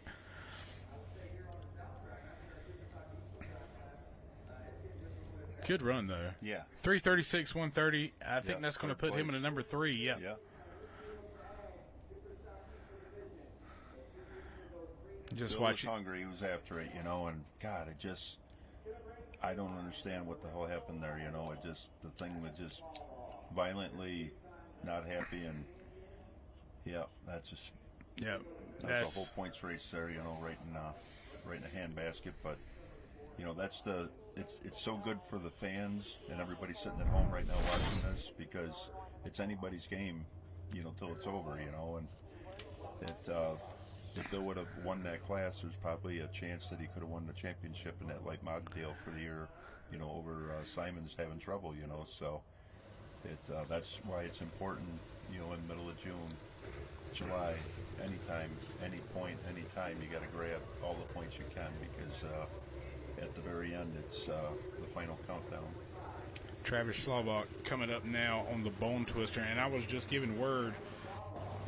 Brent Payne is going to come back in the pull-off. He's just... Okay. Oh, it's Johnny. Johnny's coming back. Yeah, is coming back to run in Limitless. Okay. Just to put on a show. Well, He said, I want to put on a show. We're Well, going to that's put on a great. show. Yeah. That's great. They're sportsmen, and that's great. So these guys here, Travis, what an awesome guy, and his wife, they're fun, and they run hard, and he did a great job on that show last year here out of Bowling Green, and he explained how these things are a time bomb, and we're adjusting the length of the fuse. I remember that over and over again. It's pretty cool. But he'll lay down and knock her over a run here, and he'll shake up the top 3 for sure.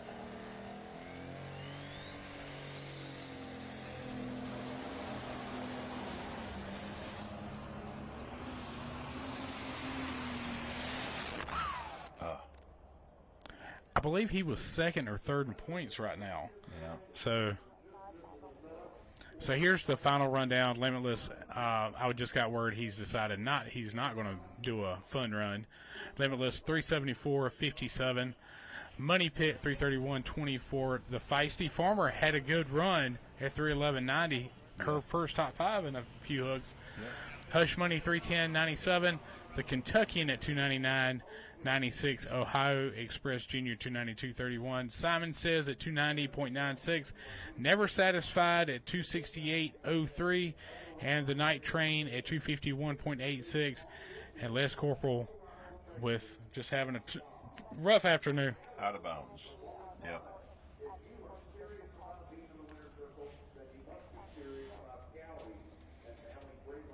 All right, so your winner, it's actually Johnny Payne driving today on Limitless 374.570. If you watch this run, it did the kind of one bounce, and it just kind of settles. You see it barely touched the ground right there. It was a perfect pass. And he knew it. He knew it exactly. Yeah. He's like, I got this. Don't you worry.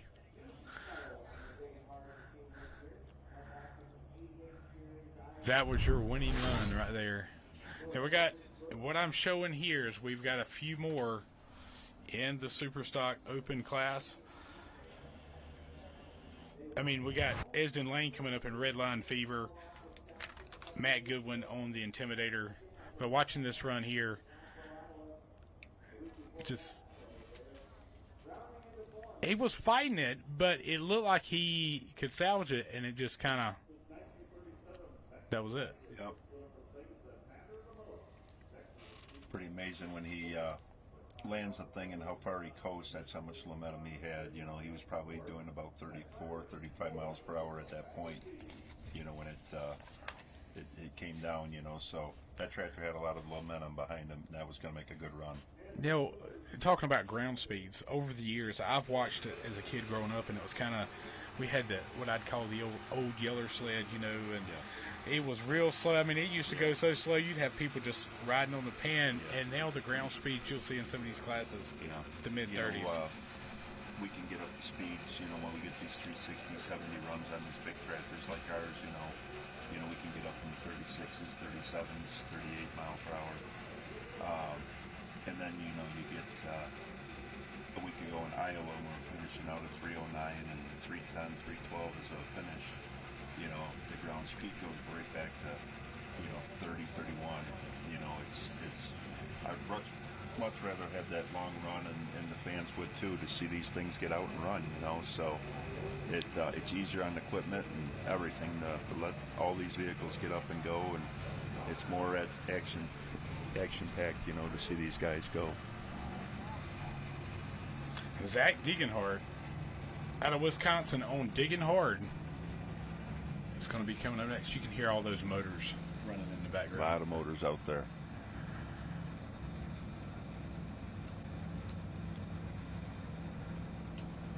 You see him already trying to build that boost. I see a lot of white smoke. I don't see it ever quite getting ready to change. Uh-oh, here we go.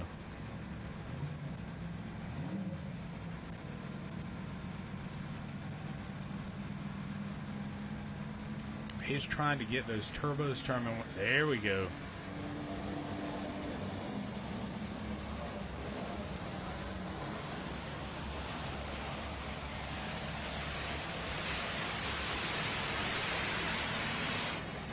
Not a bad run. Not a bad run. No, that was a really nice, very nice run. Never really picked up the front end a lot. Just kept it down, and it just kind of, and maybe that's one of the things. If you watch 4 or 5 tractors and they're getting all crazy, are you going to be a little more conservative as far as your setup? You know, it's something you definitely keep in mind, but it's one of them deals where you gotta know your own vehicle and know what it can get out of every track. You know, like, you know, it's just. But yeah, you know, if you do see, you know, everybody getting crashing and banging and all that, you want to definitely set up accordingly. But you know, it just that looks like a newer tractor, and they're dialing it in, and you know, that 100 pounds off the front. And again, this is Monday morning quarterback stuff where everybody's looking at what's wrong and all that. But what I see there is just a weight off the front and send it, and that thing maybe would have picked up another 10 foot. Well, he's sitting in 4th place. Yeah, I mean, you can't complain with that run. I mean, you're going to be in the top 5 right now. Red Horse 344 and 8. Yeah. Just another one, that John Deere at 344 and 6.4.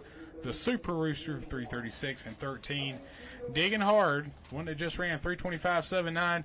Living a Dream at 323.75. So, you know, it wasn't as impressive as some of the others, but it got the job done, you know. So, but if you've never been to Bowling Green, that was one of the things I did when I got here Friday morning. Is the first thing I did is I walked out on the track. Yeah. It's just a feeling like no other. The facility is huge. The Blue Shirts do a fantastic job here. Yes, they do. And I want to say cater, because they cater. Yeah. They cater to the fans. They cater to the pullers. They cater to all the workers to put this show on. But Esden Lane coming up now on the Red Line Fever. How many times do you think this guy's been down the track? At this pull. There's no telling. Yep. I mean, I wonder if it's just a regular old day for him when he comes here. Oh, yeah. Yeah, I think it is. Yep. You watching?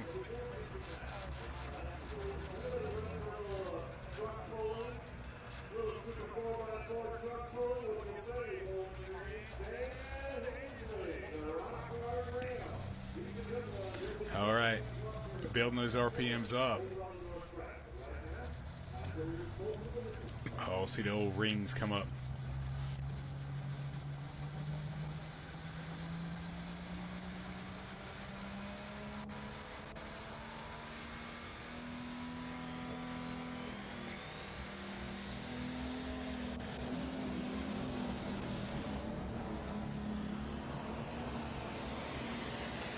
What a great pass.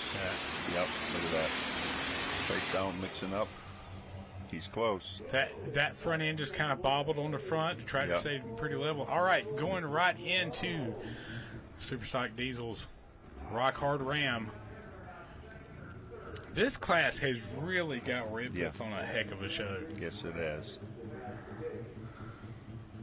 Kind of like the Diesel Superstocks. They got to build those RPMs up.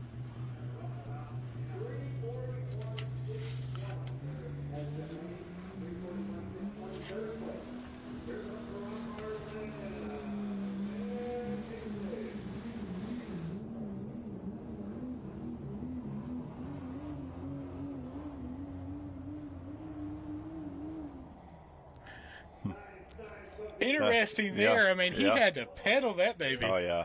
Yeah, it's amazing how much they pedal him. What a great run. One of the things I noticed, we run more of a street diesel. Let's go back to Esden Lane here if you watch this run. 341, that puts him in 3rd. Definitely can't complain. That's going to be a good notch as far as where that ring is going to go. Yeah, that's right. Because you can win one and you can lose one just as easy here at Bowling Green. Yep. Yeah, you need to be probably top 3 or 4 to get a ring here at this place, you know, with the average thing. Red Horse still in the top notch, 344 and 84. But watch how he's pedaling. And you can see every time he's kind of feeding it, Van Hazley just working that throttle. And finally, when he knows the pan's up on him, you see that smoke just roll cold. Yeah.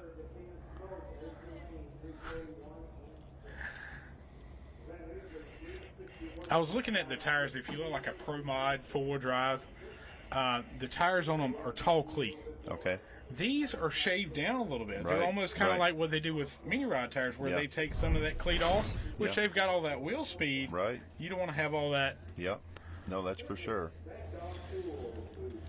But those guys are definitely working on some different combos, trying to find the magic touch, I guess you would say. So we got Colin Ross up next. Yeah, now he dropped. He attempted to make a hook, and she kind of never lit, more or less, you know, so.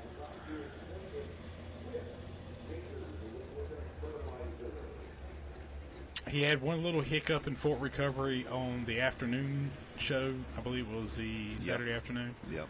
And I'm not sure what happened there. He had a but bottom turbo out, I believe, is what he told me there. These turbo.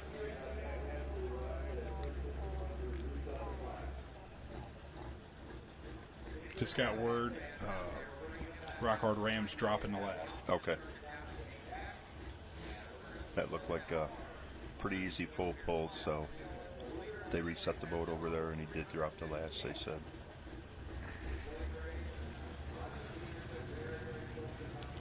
I wonder how many runs they're getting off the turbos in this class now, because they are just flat out turning. They're running, yep. He's got 8 wins on the season and just dominating, but I mean they work for it. They're working really hard. They're working really hard for it. You have to in this class.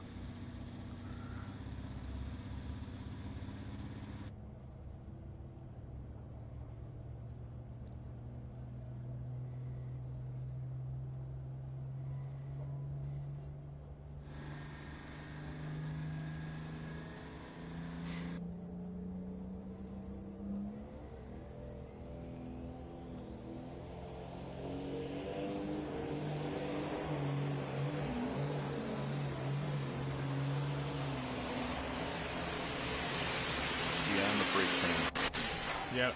Look at that. Unbelievable.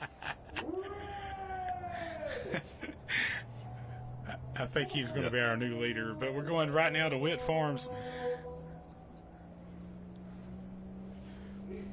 This is Keith Witt on Crosswired.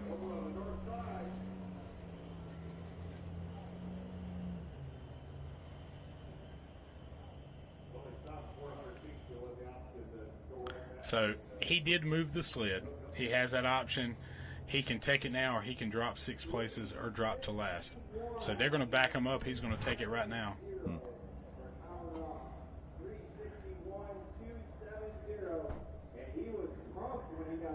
361 is what I'm hearing over the loud mics. Yeah, 361.270. That was the picture perfect pass of the day. Yep. Yep, that is right down the center to the right at the finish line, and that was a good one. All right, this is Keith Witt's second attempt. If he moves in an inch, that's it.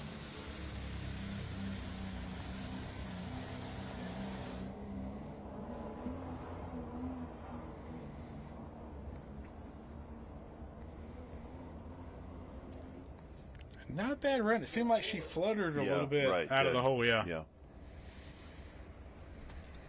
We're going to get his distance for you. We're going to do a rundown. I believe I'm going to wait on confirmation. We may have one more in the super stock class. Yep, John Raymond.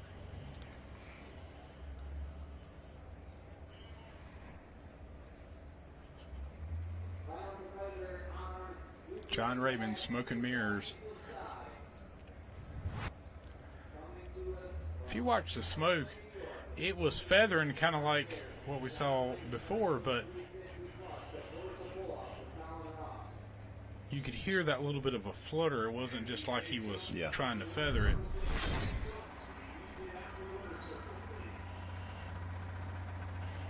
Beautiful looking John Deere. The sheet metal work on these tractors now is just they do an incredible job.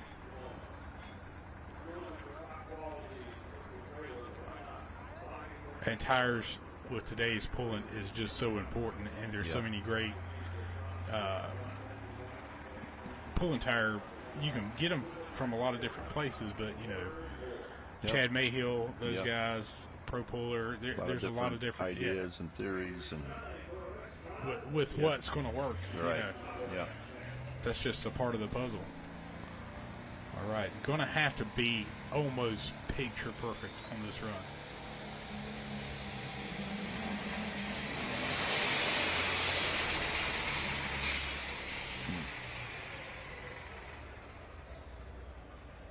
So I saw some fluid come out the bottom. I don't know if you saw that or not. We're going to see if Scott can get us a good shot and see what's going on.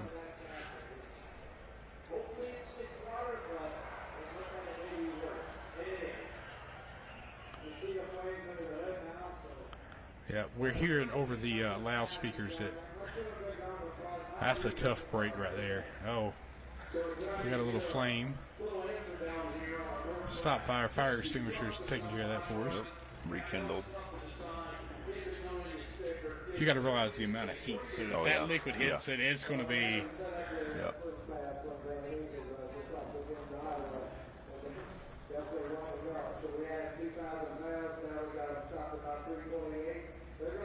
A lot of oil on the ground.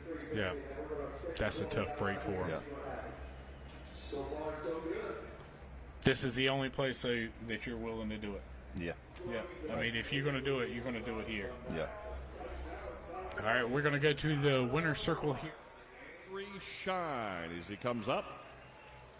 All right, top 5 in your Newfields Ag Superstock Diesel class. Your winner from Waynesburg, Pennsylvania, the triple bypass McCormick of Colin Ross. In second, Steve Blagrave with the red horse at 344. In third, Roger Peterson, just another one. In fourth, Esden Lane, Redline Fever. And in fifth, Kent Payne, the Super Rooster. Boy, and take a look at our south track over there. The guys going to work, our safety crew right on top of it, trying to do as best they can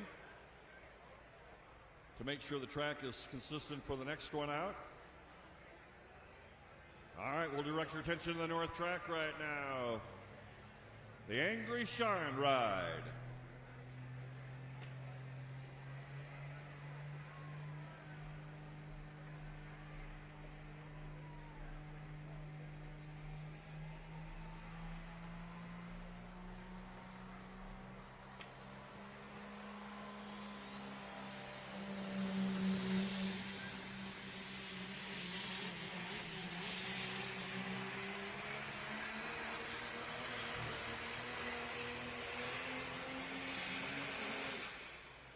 All right, guys, we're going to get things rolling here in the Pro Bell Racing Products Light Modified Winner's Circle. We'll start off here number 5 this afternoon. Wayne Sullivan, the Kentucky and Pulling team. Wayne, tell us about your run here this afternoon. Oh, it's piss poor, but we'll have to take it. It's a shame that we can't do a better job than that. But I mean, it's who could bounce the furthest. But the track changed a little bit, and the sled just it's dirt, and that sled don't like us light trackers. But I hope the fans enjoyed it. But me and the boys is riding these machines, we didn't enjoy it. Absolutely, Wayne. Who would you like to thank for helping you get here today? I got to thank a lot of people. I shouldn't be bullshitting but anyway, I need to thank Dam Auction, the boys across the river from me helped me out a lot, and Optima Battery, my sponsors, and this boy here beside of us, and Gene's Machine Shop, Todd Feiss, he's a great sponsor of this class, and I think the class is going to go. It's a lot of fun to drive. I really enjoy it. But it wasn't very much fun out there tonight. But I'm really fortunate. I guess I got a bad habit. These boys get after me and say I need to quit sometime. But I'm an old man and I don't know how to quit. There you go. Wayne Sullivan, fans.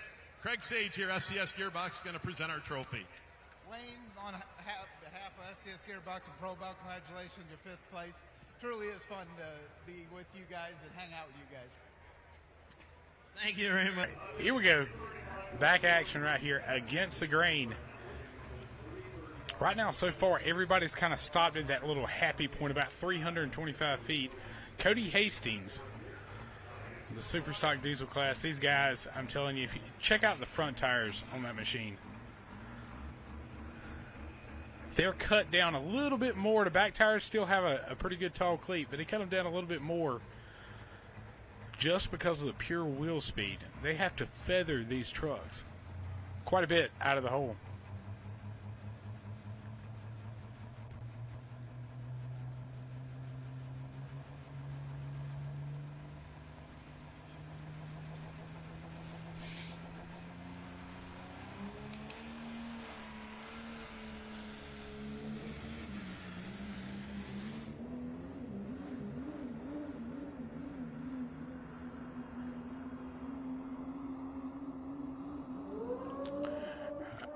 That's going to be close to a new lead right there, ladies and gentlemen.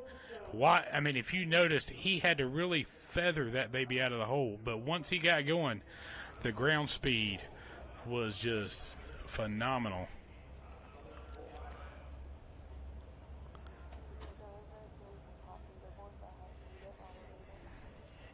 All right, super stock diesels. Right here we got triple bypass 361 and 27. The red horse at 344 and 84. And just another one, 344 and 64. Redline Fever at 341 and 62. So right now, the Super Rooster is going to round out the top 5, 336 and 13. So right now, that triple bypass is the one to beat. Steve Hood, and you guys look a little bit tired, doing a little bit of work last night. Yeah, we tore it up last night. If it wasn't for Craig, we wouldn't be here. They worked till 3 o'clock this morning, putting it back together, and we owe everything to him for helping us out. I want to thank the Blue Shirts. I want to thank all my crew members. I got the best guy right here for co-owner, Russell Phipps. I also have to thank my wife because Wednesday was our 25th wedding anniversary as we were driving to a tractor pull. So, uh-oh. Yeah. So I got to thank her for standing beside us, and I want to thank all the class sponsors and just having a good time. Absolutely. Craig Sage, got to present the trophy here, SCS Gearbox. Congratulations on 4th place here from SCS Gearbox and Pro Bell. Glad we could be able to help you out last night. And got to give a big shout out to my guy, Jeff Wallitzer, for putting that gearbox together last night for you guys. Yes. And I want to thank Trent DeClerc and Steve Bollinger. We would not be here without them, too. And we've got one more presentation here. Dave Schultz, the president of the Blue Shirts. We've got a National Tractor Pulling Championships cooler to keep those beverages cold while you're packing everything up tonight. Sounds good. Thank you very much. Fans, let's give a nice round of applause. Number 4 this afternoon, Steve Hood in our light modified class, brought to you by the folks from Pro Bell Racing Products.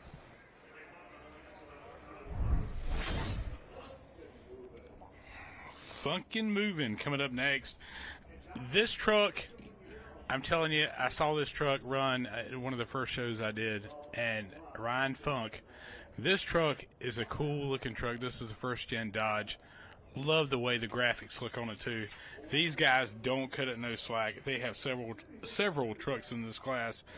But right now our top leader, we're going to get that up here in just a minute, but this is going to be a tough class in order to take the lead in just because of track conditions. I'm hearing there's a little bit of a sprinkle out there right now. So track conditions are going to change. We're going to wait and see if they can figure out how to get out of the hole. If you watched, a lot of these trucks have to really feather it the first 100 to 150 feet in order to take that lead. So we're going to wait and see Ryan Funk if he can take the lead on this Funkin' Movin' Super Stock Diesel.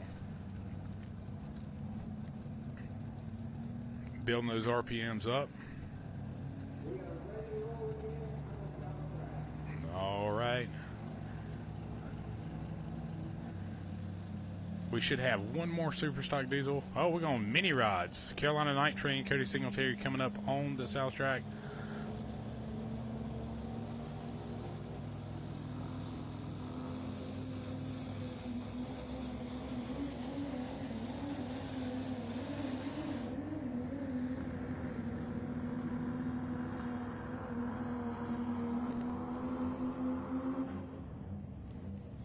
Just couldn't quite get it cleaned out. The truck was really unsettled out of the hole. Cody Singletary, first hook in the mini rod class, got over 50 mini rods.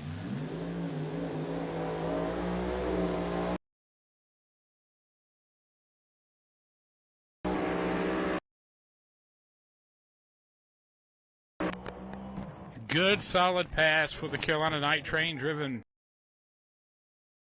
all the way out of Tar Heel, North Carolina. He is, the last several events, he has been in the top 1 or 2. In fact, I believe he was test hook in Fort Recovery. Now, he will have 2 tractors in this show here this afternoon.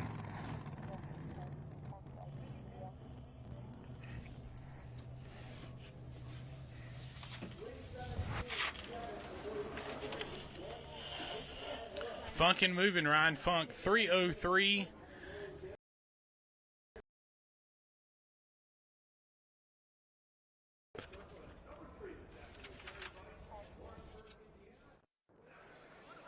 That top 5 here in the points for this summer. Congratulations. Thank you so much. I'm sorry, but it did not feel like a third place run.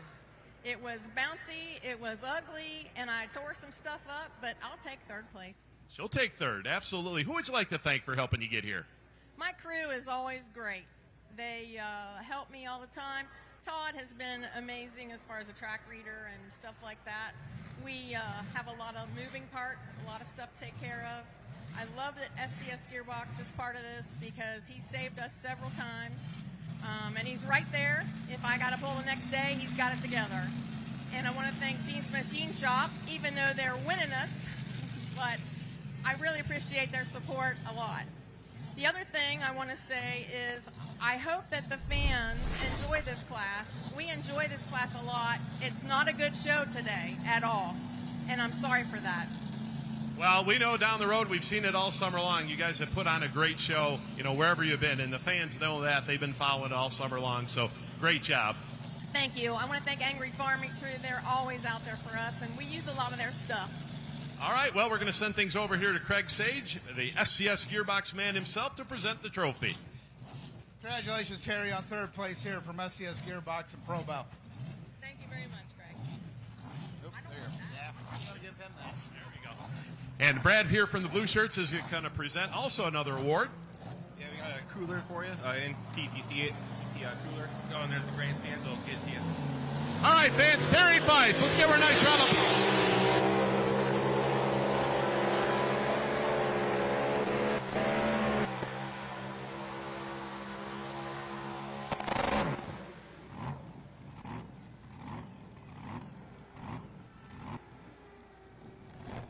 Right there.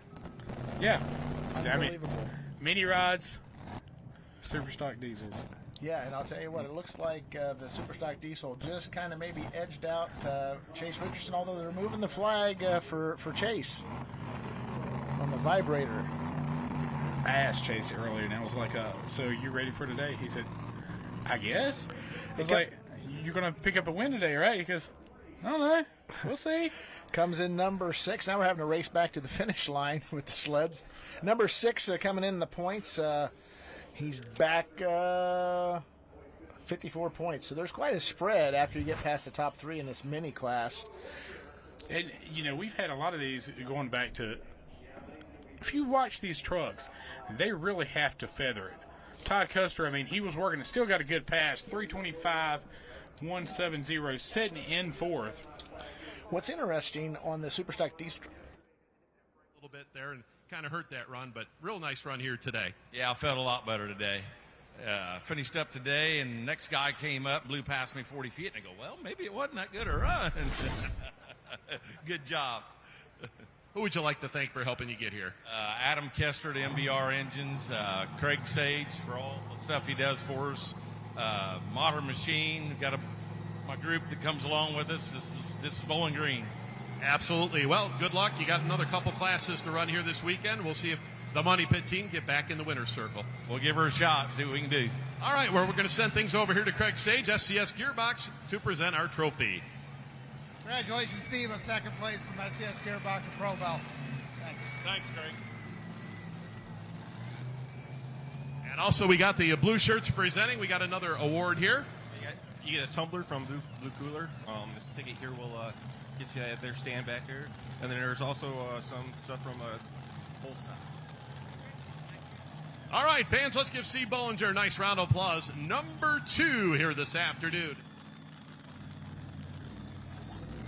Dave Lacey, triple play unleashed.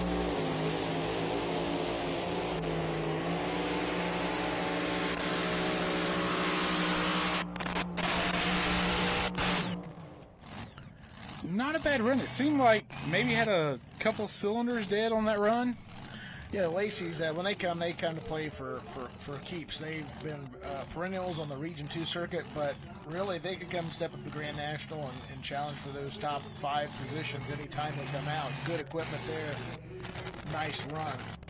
Yeah, they'll come down South Carolinas, Florida, just to come play. Right. Just to come have it. Well, and it's kind of like a reunion when all those guys come down to different areas, and we got our local pullers and there. It's just like a big family reunion down in Region 4 and Region 6. Right. That's one thing about Bowling Green. You can have your regional pullers, you have I call them your regular Grand National, but they all come together, and any of them have an opportunity to take the win. 310, 390. That's going to put him number 3. Yeah, you can see that one side bank was kicking out some raw fuel, just wasn't quite lighting efficiently. Got the front end carried nicely. Starts to dip down a little bit there. Probably the pan is starting to trip, and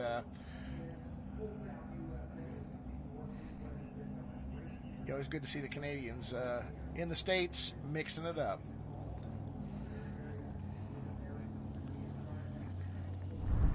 All right, Brian Withrow coming up on the nut job. Long-time competitor in this class. Ran 2 trucks for a while, got down to 1, moved to Florida, moved back to Ohio. Good to see him here. Don't know if he didn't quite have enough RPMs to get it off the line. Yeah, trouble building the boost there. Not sure. It's the first time I'm pretty sure we've seen Brian on our circuit.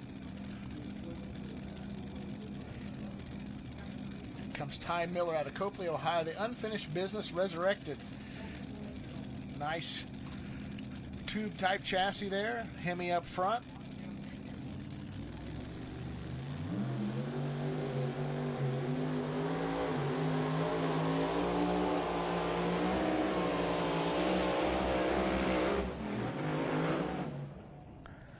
Just got unsettled. Yeah, Wisely got out of it. I'm thinking he had a really wild ride here last year. Right. And caution, err on the side of, having some big damage there. Yeah, exactly. Now, this is Brian's second attempt here. So if he moves in an inch, that is going to be his distance. You have 2 attempts to go past 100 feet. And sometimes if you don't get past it the first time, you can drop 6. He wants to come right back. Ty Miller's replay here. Good looking run at this point. It kind of got up on the wheelie bars, and maybe that's what started the unsettling. You kind of see the back part of the chassis kind of roll one direction. Yeah. And when the tire comes up that way, one of the tires is running a lot faster than the other, and when it touches down, it gets unsettled quick. These guys are running such low tire pressure in the first place. So if one tire gets unsettled, it's going to they're going to start grabbing one side or the other. Ty Miller, 250, 165, 250. How many times you've driven a modified tractor? I think that was my 7th time, 8th time, something like that. Man, impressive. And here you are in the winner's circle, number 1 here in Bowling Green. Congratulations. Thank you. Who would you like to thank for helping you get here? Gene Machine Shop, they do a lot. And then Craig Sage and SES and Simpico Oil, just name a few. All right, well, speaking of SES, we'll send it over here to Craig to present your trophy. Congratulations on first place here from SES Gearbox and Pro Bell Racing Products. Congratulations. And we also have Dave Schultz here, the president of the Blue Shirts, to present another item. On behalf of the National Tractor Pulling Championships and Blue Coolers, we got a blue cooler for you. We can go over and pick it up at the counter. Congratulations. Keep those beverages nice and cold. Thank you. All right, fans, let's give a nice round of applause. Our winner this afternoon, light modified class, Johnny Payne. Class with Johnny Payne come out there and taking the win. And a phenomenal weekend with Johnny. All weekend long. Exactly. We talk about a phenomenal weekend. You take a look at what Brian McDonald did, really starting out of Chapel Hill, Tennessee. He had a heck of a weekend there and still comes in with a point lead. He's got 1 point over Grant Theobald, who we'll see in that later in our program. Very little sanity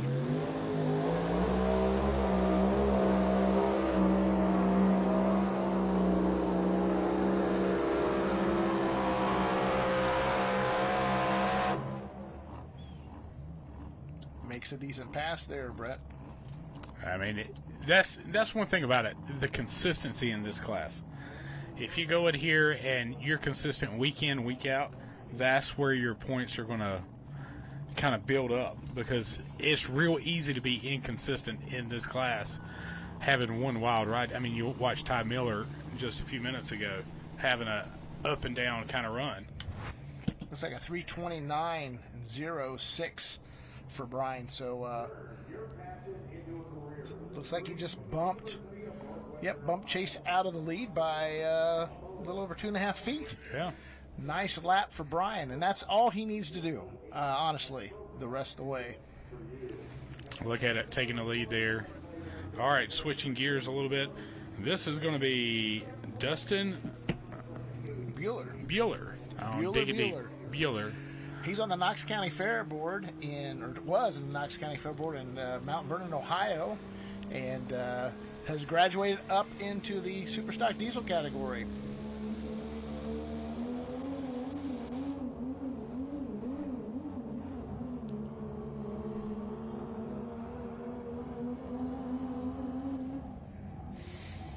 Looks like he struggled a little bit to get out of the hole, get it kind of settled down, and get the RPMs turned on it. I mean, it was a good, solid run. What's really fooling in this class is they can blow those tires away. You talk about hooking up two tires that have a lot more tread and width. Right. These tractors here trucks can blow away the tires.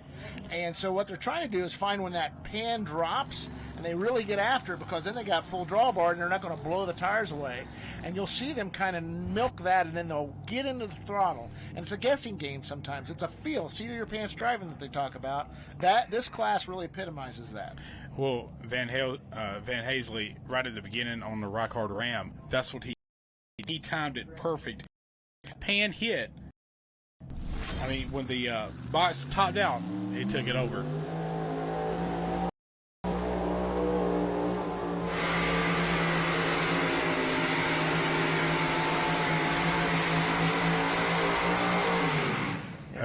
A man with no introduction needed. And Kenny Boltmeyer on the WAE flip side, I'm telling you.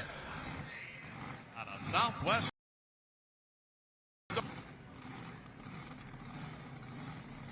Distance for Ken Boltzmeyer Jr.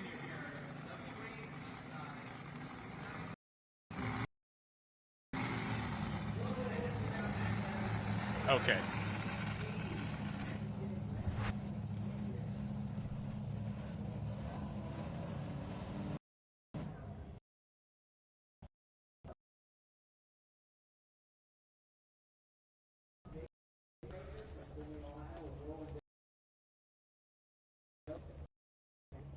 You know, I think in the diesel truck, it seems like, you got the Cummins and you got the GMC coming up with the Kuslik, the Kuslik folks, and right. there's just a lot of chatter around. Yeah, the truck body of choice. You know, there's a few Fords out there, but Dodge seems to kind of have a roll on it. But there's a Chevrolet with Eric Stacy, Lily Stacy doing the driving today. Number 10 in points, some 70-some points out of first, so.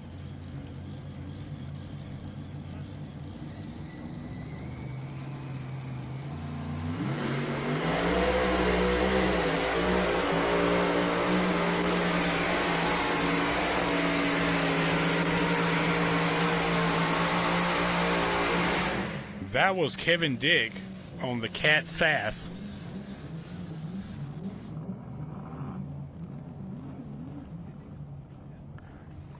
She had that same problem. I think it was in Fort Recovery. She had a rough ride trying to get that truck to settle down and lock in.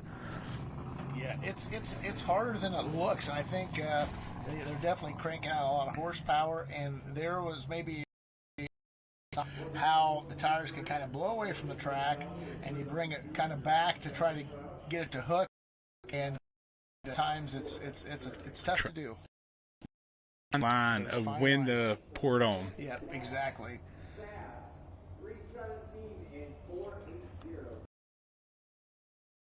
17 and change for Kevin Dick. We saw him last week at Napoleon, Ohio. So, again, and a guy that we see more at Region 2 events, but can come up here and compete with the best of them. At 10 feet off the leaders.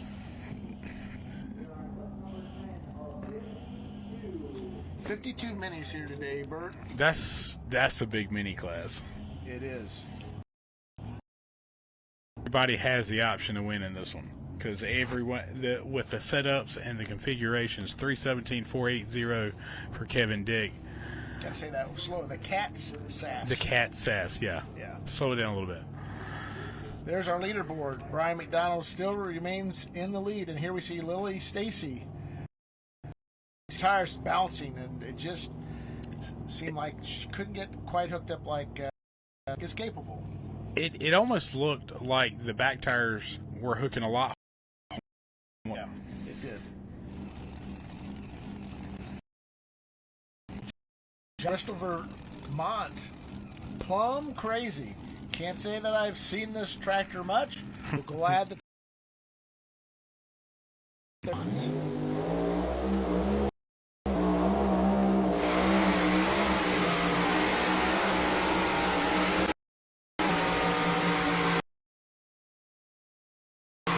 Ride 'em, cowboy. It really was. I really thought, is he going to get out of that? He stayed with it and rode her out. So that was impressive. When they go back on the replay on that one, you'll be able to see pretty much as soon as he cracked the throttle, they'll turn it because it hooked right out of the hole.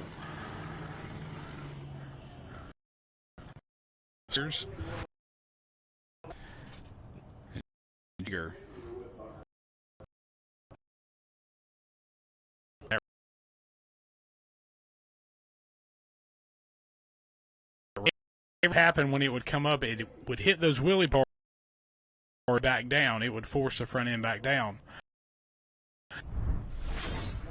Yeah, he's going to be a little bit down from our back here to Jeremy.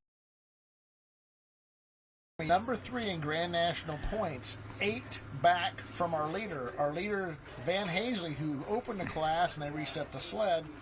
Van is enjoying a 6-point advantage right now over number 2 man Craig Dickey, who's 6 points back, and we'll see him next to last truck of the class. Fort Recovery, he won both sessions, and that really jumped him up in the points. Yeah, and we had Rockwell Simpson. Hoping there happened here. There's point.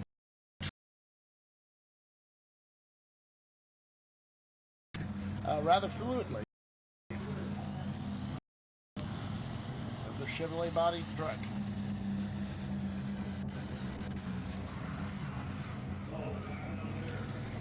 Had the same reaction as we just saw Lily Stacy, and that back end started hopping, and he got out of it. He'll have one more chance to get past 100 feet. And if you look, and everybody's like, well, I saw the 200-foot mark. If you give them the option, if they're before that 100 feet, give them that option. If you get your hand off the throttle, if starting line flagman sees it, they'll give you the benefit of that. Bryce Colin coming up on Dr. Dirt. Nearby Wake.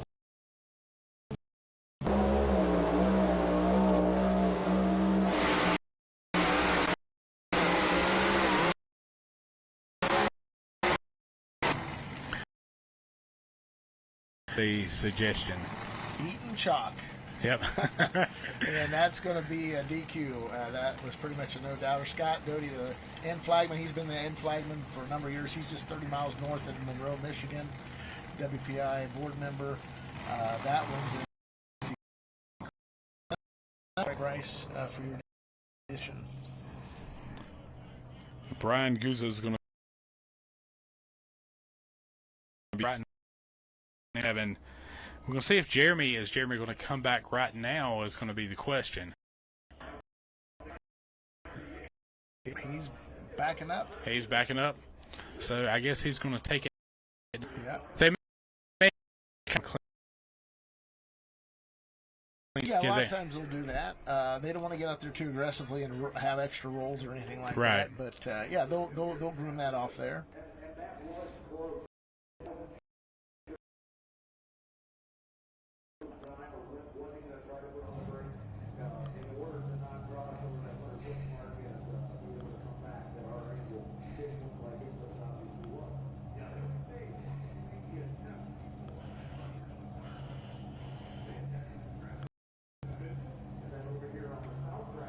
And they're just showing you he coasted, I mean, probably 60 feet. at least, yeah. I mean, that tells you how fast he was really getting ready to go.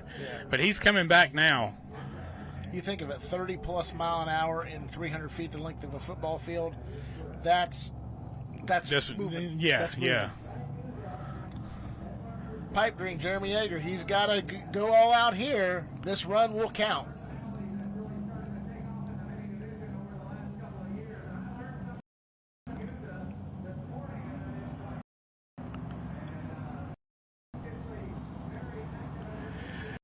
That's what I was talking about. Right. That smoke on and off. He was really feathering it, trying to get it to hook. So we go to Bryce Collins' replay here. The sled could go out of bounds, but once the rear front tire touches the chalk like right there, you're done. Yeah. That's it. Inside the white lines will go ahead of you. As we see Brian Goose up next, Grandpa's Disaster. Number 9 at point.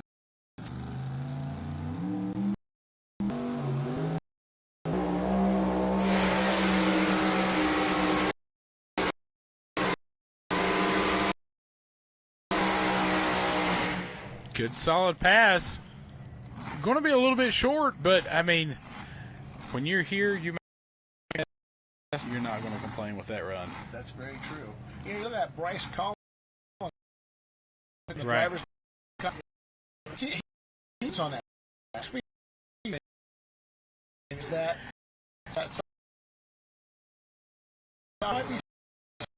well, so if they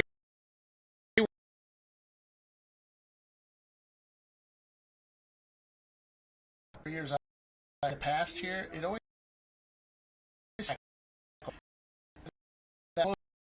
right was consistently a good spot to run in the afternoons. Sometimes in the evening, but I noticed a lot of guys would run that sideline. It'll be interesting to see if we see that here coming up later in the class. Look at the crowd. Saturday afternoon. Last night had a tremendous crowd, but look right here. You can watch the smoke as it fades in and out. He's trying. Yeah, once you start jumping too, now you've got to say, when's my tires hit and when can I get into it? Yeah. And if you watch, that box was almost all the way up before he actually dropped the hammer on it. Replay of Brian Goose's run. Butterflies open. Front end kind of bobbles up and down a bit, kind of carries, maybe not as high as Brian would want to see. 302 and 1 for Brian Guza. Our leader remains Brian McDonald, 329 even, followed by Chase Boom Boom Richardson. Look what we have coming up here. This young man actually picked up his first Grand National win at Gallot Motorsports Park earlier in the season. So.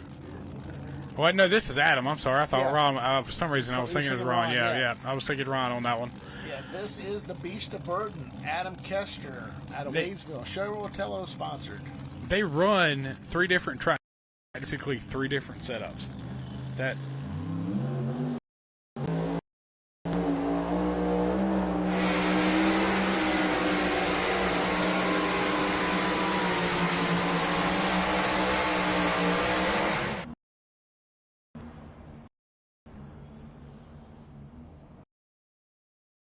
There we go. She proved it right there. Let's get ready to say. I mean, smooth, put the coal to it when she needed to, and out the gate. Saw that little bit of a hobble, and that was it. Here in full-time high school student.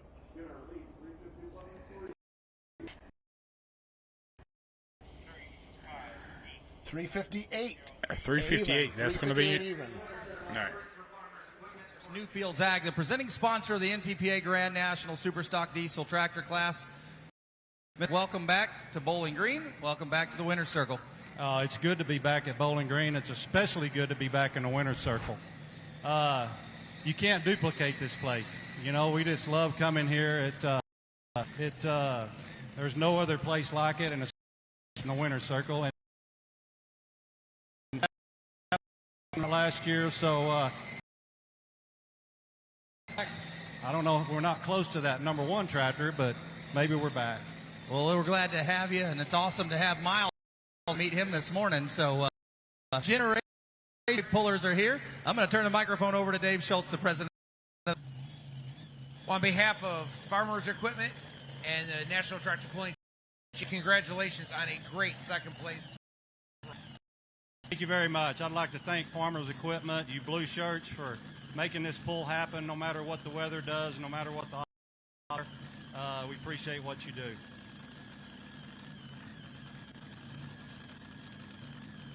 He also will get a mug from our friends from Blue Coolers, and he can choose to put coffee in it, as some might, or maybe not, like some might.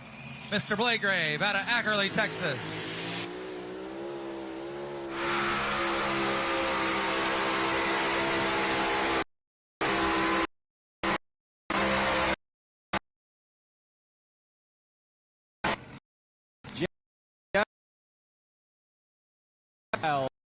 There. The winds down in Florida in the regions.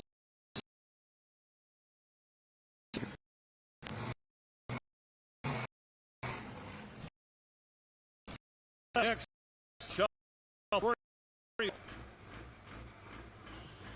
319.0 for Jeff. And this hook right here will put us halfway. Stock diesel 4x4. We just had our new leader, something 358.0. Hastings into second place. So our leading distance 358, second place 351, third place 330.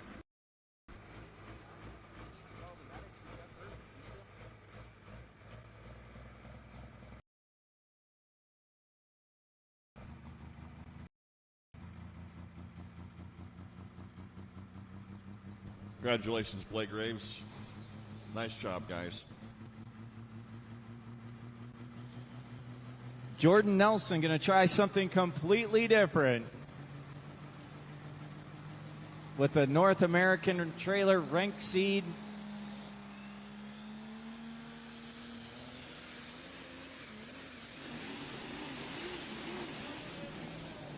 Oh, now that is a tough break because the top shelf is one tough run and ride. You get that bounce, and sometimes it's just a little bit too much. Throws you completely off.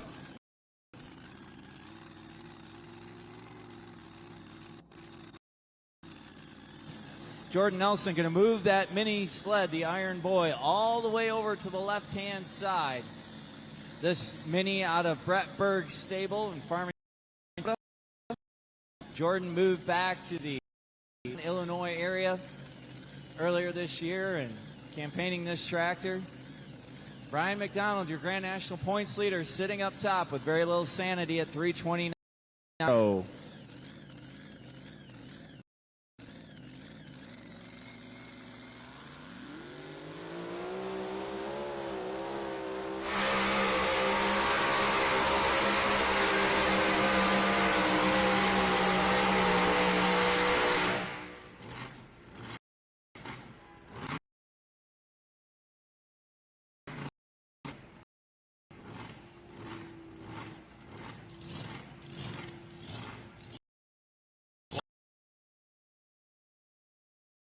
Know when they were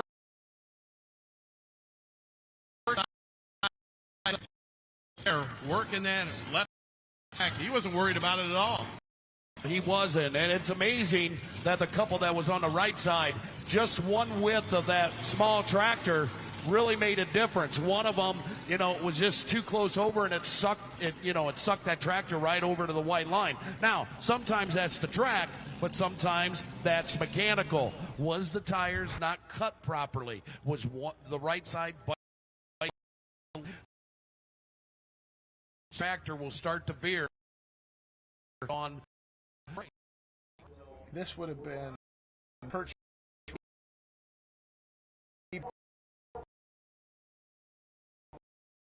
Yeah. Good.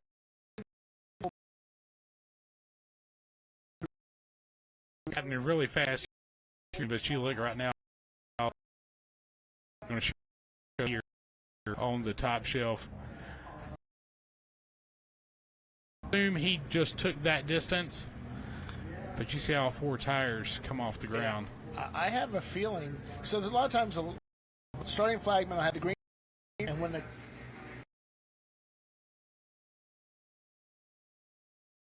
just want to thank everybody while we're here.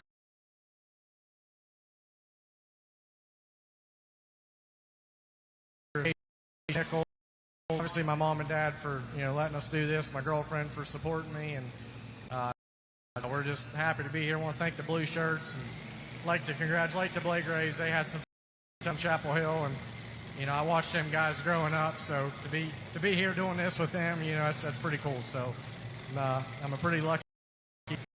I have to ask you any more questions. I'm going to hand the microphone to Mr. Schultz. He's going to make a couple presentations to you. Colin, on behalf of Farm Place run today. Thank you. Just want to thank all the blue shirts and all you fans.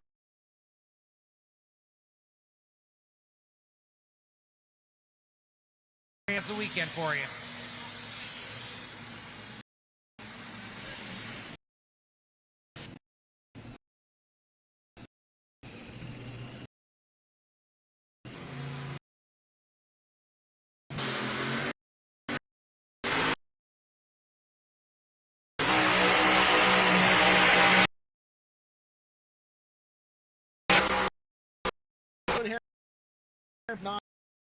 It's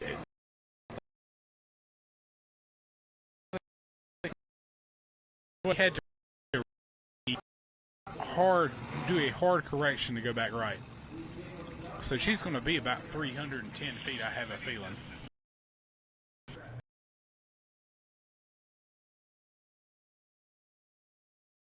Aiden Hodges.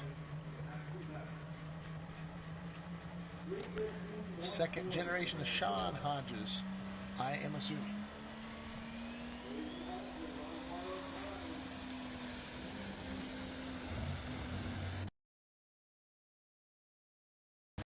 We got the same situation. That starting line is tricky for some of our competitors. So in this situation, if you're a competitor behind him, do you decide, do we need to try right side or left side, or is there something on the right or left side that they're seeing that maybe I don't want to try that? From just observing here, I think what I seen happen with Jaden Littman, they didn't feather it, just got after it and out of the heart. Right. The hop wasn't there. So I would, to me, just observing, that's what you need to do. Just spin the tires and let. You can watch the smoke here. You can see he's feathering it. You can just see it, and then they start that hop, and then you're done. The chain from the back, got all that weight on the front. It's one of the hardest, even though it's 4 tires. Right. It's one of the hardest vehicles to hook up in the sport of pulling. So almost kind of like mini mods, point and shoot. Right. In a sense, yeah. Here's Camille Shelton Parrish on the New London, North Carolina, and she come.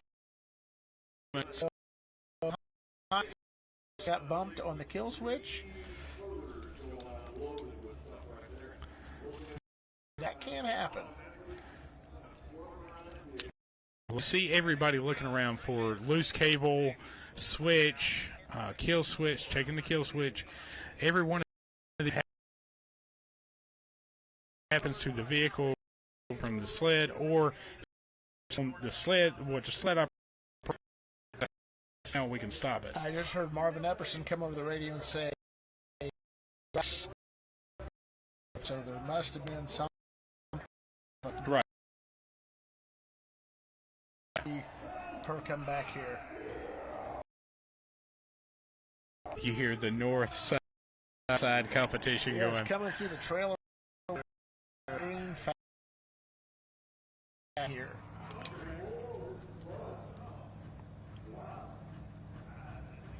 Here's Jonathan Waskob, Roland Cole. He's out of Warriors Mark, PA. Where are you from? I'm from Warriors Mark, PA. We're tough. We carry spears. That's the tough. The truck is looking tough. Sponsored by Decal, Roland Cole. And you see him high dollar John Deere ether in all the, even they've bought koozies to go over it if they actually, so, it's, they use that.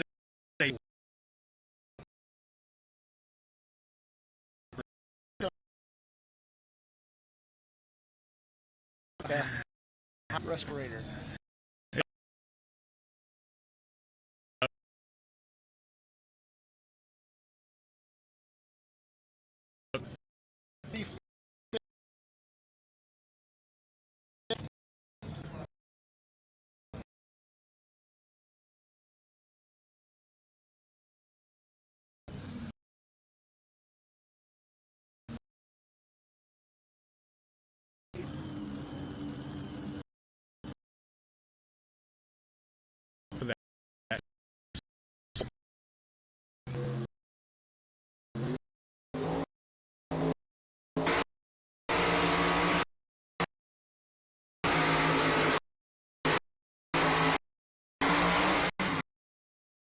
Mad Money. Yeah, Union's right there near Fort Recovery, Ohio. In fact, he is on the ambassador at Fort Recovery. Wasn't the Superstock Open class? Was one time had a mod track. He's been around the gamut a little bit. One from blower motor. That's a different transition.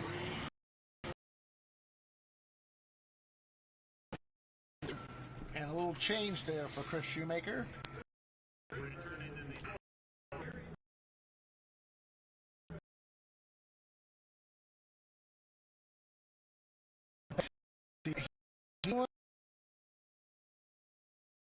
To it. Look at the tire hop.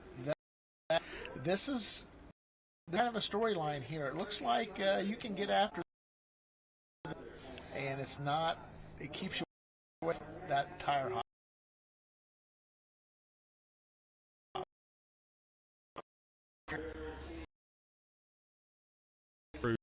We got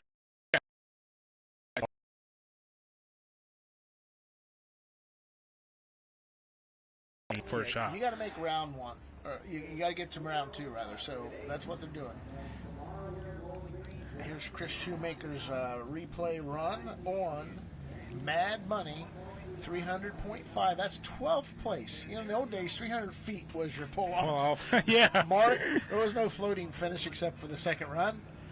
And a lot of people will comment, it needs to be the way it was. But the thing of it is, there's so much horsepower, so much tire technology, and if you can't get them going, they can't then you use can't it. get them stopped. Well, then you can't get them stopped at the other end. With physics, it's all those things. Our leaderboard: Brian McDonald remains in your lead, followed by Chase Boom Richardson. Look at that. 326. Tyler Slaw sitting in third at 320. B-Bear Jeff Hurd at 319. The Carolina Night Train. Cody, I tell you one thing, he has really learned a lot this season and has been stepping it up. He's got him a top 5 in Fort Recovery. And, that's one thing about it right now. You've got to be sure we're going to go with our mini first here, unless we're going to race tractors, which, again. Oh, they're getting ready. They're thinking it's going to happen.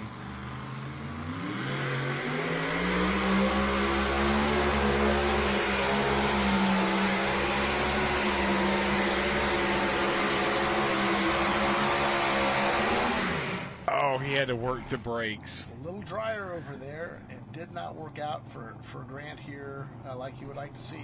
Here's Keith Witt, American Pride out of Warrenton, Missouri, number 6 in our points, 18 points out of the lead.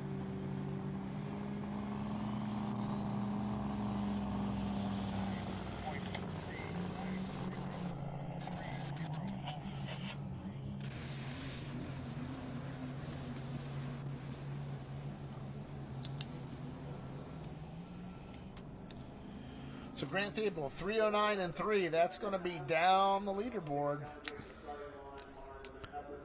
And like you were talking about, the drier track, and when you get close to that white line, you're tapping it just to make sure you're not going to go out of bounds.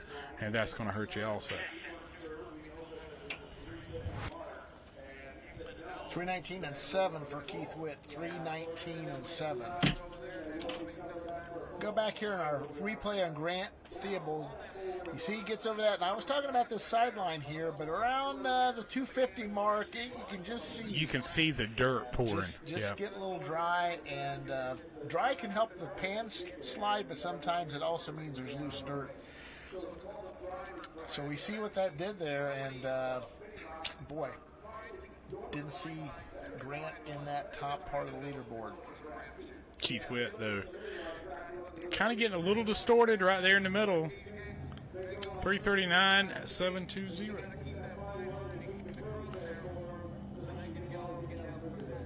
It's 3:19. Yeah, I'm sorry. Yeah, that's 3:19 and 7. Yep. It's a lot for everyone to keep up here. It really is a fast-moving pace. And American Pride, that's 3:19. That's not number 3. Angry Yep. Shine and Todd Dugan is still in that position. Yep. That's going to be a tough class. Right now, you've got to somehow duplicate those top 2 in order to get in that pull-off. I mean, that is just... It's the launch. It's the first 100 feet. And if it may be the first 150 feet, to be honest with you, because I see them pouring the coals on and they still are bouncing, which is a little different. I mean, the strategy always is to kind of, nurse the throttle and then get after it. Kind of feed it, yeah. Ryan Morrison, St. George, Ontario, Canada, full throttle. He's going to need that. He's going to need that. He's draw number 385 in a class of 52. That's about a third of the way through our program. We're about a little over a third of the way through our mini program. We've seen that already. I wonder if something... That's a good question. Yep. They're going to look back at the kill switch.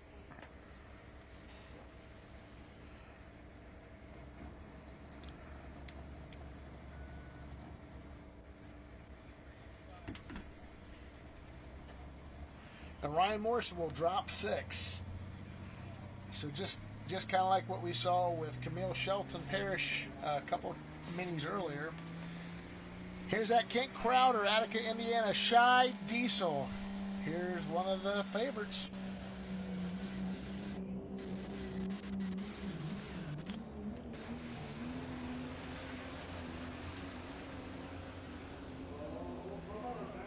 Made the most out of it, but again, tricky start. Yep. Tricky start. I wonder at some point, would you just move over out of all that? Is that rut happening where everybody's running a little bit too, maybe? There could be a little something to that, but it seems like I've seen that sledge jockey a little bit. It just seems like it's a hookup problem that they're trying to solve, and it's just a little different.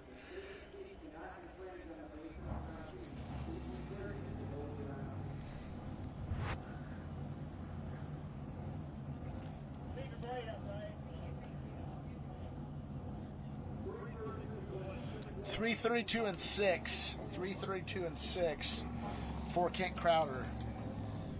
That's going to, I think, put him at about 4th position, if I'm remembering the leaderboard correctly.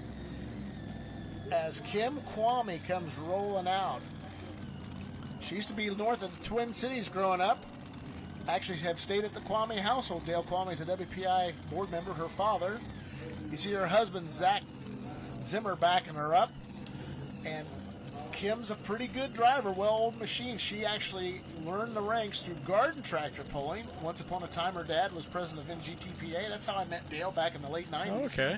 And again, lightweight driver. You put a little more weight on the front. And let's see. This could be a pretty good pass here if they get it hooked up. Kim Kwame.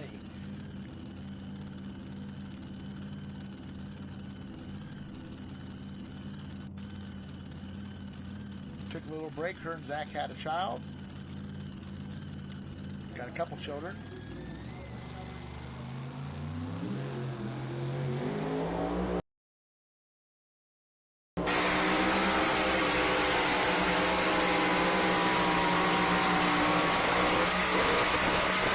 There's that shot I was talking about. There you go. Down the left, right-hand sideline. She seemed like she was sitting on top of it. She wasn't digging as deep.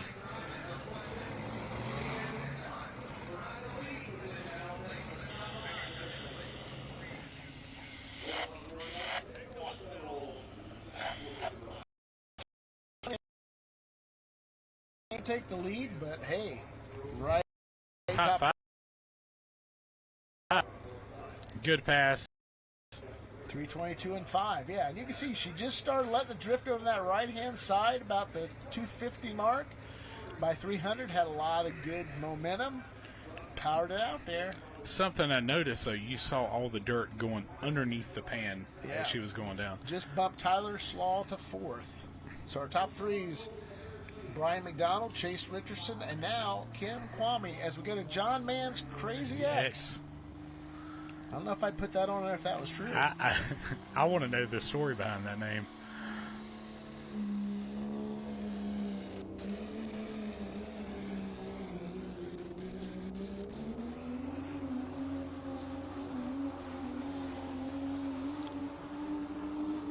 Not a bad run. Still going to be in that mix. Yeah. Hayes the Machine does the performance on it. I can tell by the hood. Sometimes all I have to do is read. But nice run. I mean, really nice run there for John and his ex. That is a long bed truck. You don't see that anymore. If you noticed when he was pulling off, I was like, that's one of them old 8-foot beds on that one. Yeah, they run some green peanuts in that bed. It'd be like tobacco down in Carolina there, bro. Yeah, that's what. Back in the day, an old story. Back when you watch Ford drive truck pulling, they would have to tell the pullers to pull the tobacco out of the bed of the truck before they ran. All right, good run. 338, 315, sitting in third. Yeah. Not a bad run. Not enough for the pull off. Yeah, and beat Kent Crowder. Somebody who's had a lot of success on the circuit. The old school trucks. Yeah. Well, I couldn't do this without our major sponsors: Case IH, Beck's, Wix Filter, Hot Shot Secrets, Mack Trailer, O'Reilly Auto Parts, Interly Fuel Injection, as well as Mitas Tires, Cowtail, Sempico Lubricants, AP1 Insurance, Stop Fire, and U.S. Army. Thank you, thank you, thank you. Looks like the legend is coming up next. Mr. Ken Vitti on the Farmall Fever going to be on the mini rod side. Yeah, funny little Farmall absolutely walked through an open door.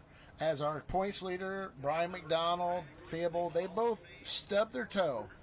I want to say coming in, Ken was like 15.5 points out. Yeah, it was a good, and Fort Recovery just messed it all up. Well, it started his run, and then last weekend, it opened the door because those guys stubbed their toes. Ken is now in third, 4.5 points back. There's a lot of season left. I was going to say 15 to 4.5 points in basically three hooks. One hook. Oh, last week it was one hook. So as many guys are running for many points, that shows you how it can flip like that. Now, Ken could have a bad run here. I kind of tend to not think that, but that would just show, because our other guys are, Brian McDonald is in the lead, so. This could get interesting really quick. Because you could see this change enough, because your second place person, you're setting down a little bit in the running order. This could really shake it up big time. And you talk about a guy who has so much knowledge in the seat, engine building, know-how, performance, champion in the modified class, in the unlimited class, in the mini class. And so many pullers depend on him for his knowledge. I even saw Joe Ader with his experience go to Ken and said, what do you think I need to do? In the pit area, he's the godfather. I see people walk up to him, and his words matter. Mitas, Midas touch, rather. Ken Vini, Wadsworth, Ohio, funny little Farmall.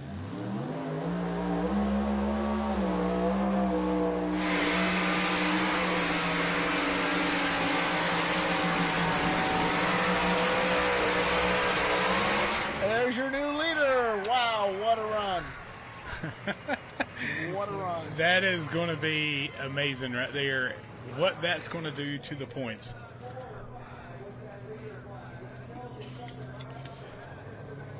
All right, this is going to be Cliff Carnes on Carnage. 3:37 and 4 for Ken Vini. Cliff Carnes out of, how do you say that? Coshocton? Coshocton, yeah. Carnage, I own a truck called Carnage. Let's hope it doesn't happen that way.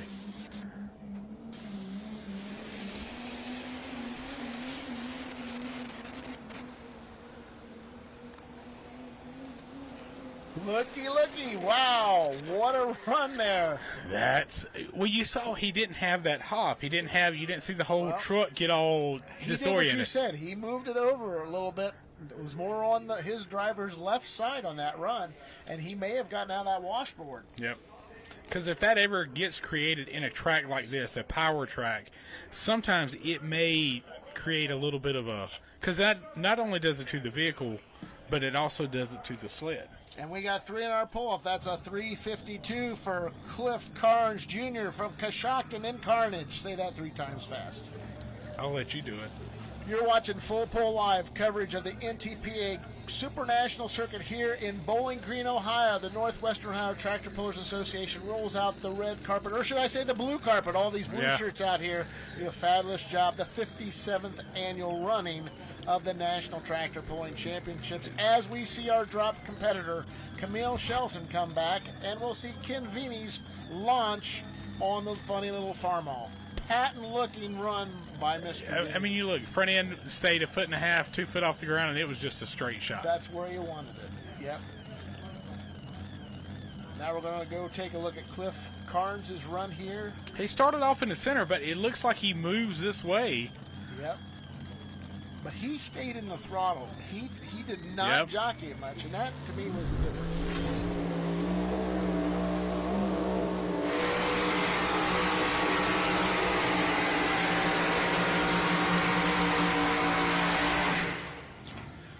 Jamil didn't get the front end up and hold it, and that you can see the difference there. You know.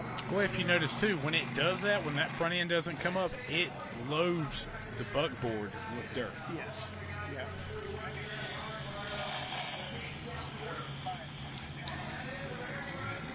$288.5 for Camille Shelton Parrish. One of, I would assume there's 3 Shelton minis here. Hook, you know, being the executive director. Yeah, we'll see Reese later, you know, being the executive director of the NTPA. There's a lot of setup work for this event, and I did not study all 400-some competitors that had entered initially for this event. 288.520. Yeah. And you can really see, we were under cloud cover. In fact, before I walked in here, we were having some pretty good sprinkles here in BG. And then it went away. You can see clouds, puffy clouds, blue sky. We love to see that. So we see our leaderboard. Funny little farm all moves into first, followed by Brian McDonald, Chase Richardson to third, Kim Kwame to fourth, and Tyler Slaw, Have No Mercy, in fifth. Back to live action. We saw him run earlier. Corey Funk. Yep. Oconomowoc, Wisconsin, with the Funk and Groovin'. Name me who else was from Oconomowoc, Wisconsin. The Jaskies, Bud and Steve Jasky with the Meisterbrow sponsored truck and modified tractor. Corey Funk, number 8 in our points, and not getting the boost there. He'll get one more shot at it. They'll back him up. So one of the things that can happen in this situation, is it water injection? Is it a turbo? Maybe they got a turbo going down, you know. Yeah, it's hard to say.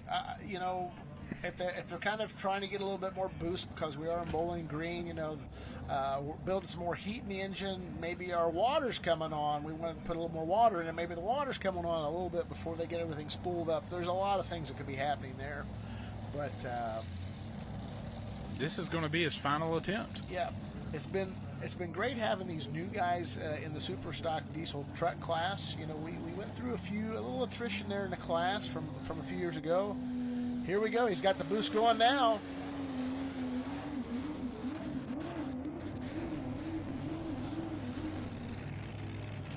Well, and they're either got under the spooling of the Chargers or decided this is enough. That I decided it was enough.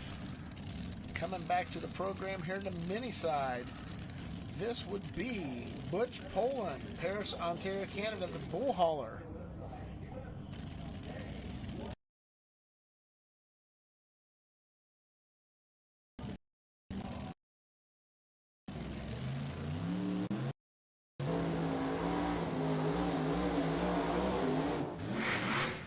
Boy, that one tire really looked out, and it just did. Yeah, I think it that just made it wobble there a little bit. Now, he's before 100 feet. Yeah, asking him if he wants to go back. It'll be Aaron Van Netta, the head official, or the starting line official, rather, out of Indiana, his first year working the event. That's one thing. Make it now? Probably not, just because of the amount of heat that you're putting in that motor in a short amount of time. He just talked to him, and the way they're unhooking him, I heard 110, 110 or something, and maybe there's a problem. Maybe he doesn't want to, 110 and 2. I have a feeling that might be it. Here we're seeing a replay on Corey Funk and the Funkin' Groovin', 274 even. And he got that hop going, and it just would not come out of the hop. And as you're coming in and out of the throttle, he might have got the water come in a little bit and extinguished the fire. That is just, wow. Just what those guys have had to fight this afternoon. But right now we got 3 in the pull-off, something to prove, carnage and against the grain. I'm telling you, that's going to be a good pull-off. That's going to be a good pull-off, and I'll tell you what, you got a perennial top 5 in the Grand National points in Hastings. We still got a few trucks to go yet, too. And I'm not saying we're done there, but it's interesting to see some of these relatively what I call newcomers to the NTPA and put down some great runs. The bull hauler, Butch Bullen. Just look at that tire. It is just a lot of wrinkle there, but you see it going side by side, side to side, and that's what we're talking about. Once it ever starts that little dance side to side, that's going to be a tough one to get out of. Exactly. Funny little farmer, Ken Vinny, on our leaderboard, followed by Very Little Sanity, Vibrator, Well-Oiled Machine, Have No Mercy. Now that's a shot. That is a shot. Full pull live cameraman. Scott, yeah, Scott, that dude, he is everywhere and anywhere. He's doing both tracks, folks. I'm just telling you. Yeah. Calvin Miller on running in the red. Calvin's been a puller for a long time. We normally see him here in Bowling Green. Guys Mill, Pennsylvania is his hometown. Good looking Dodge.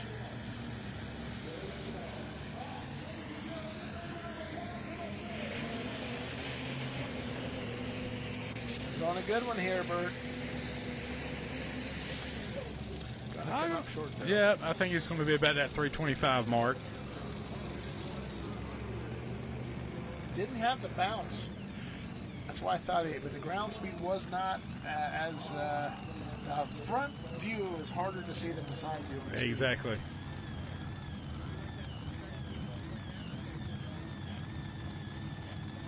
You see those blue shirts working to get it off. Grayson Shelton.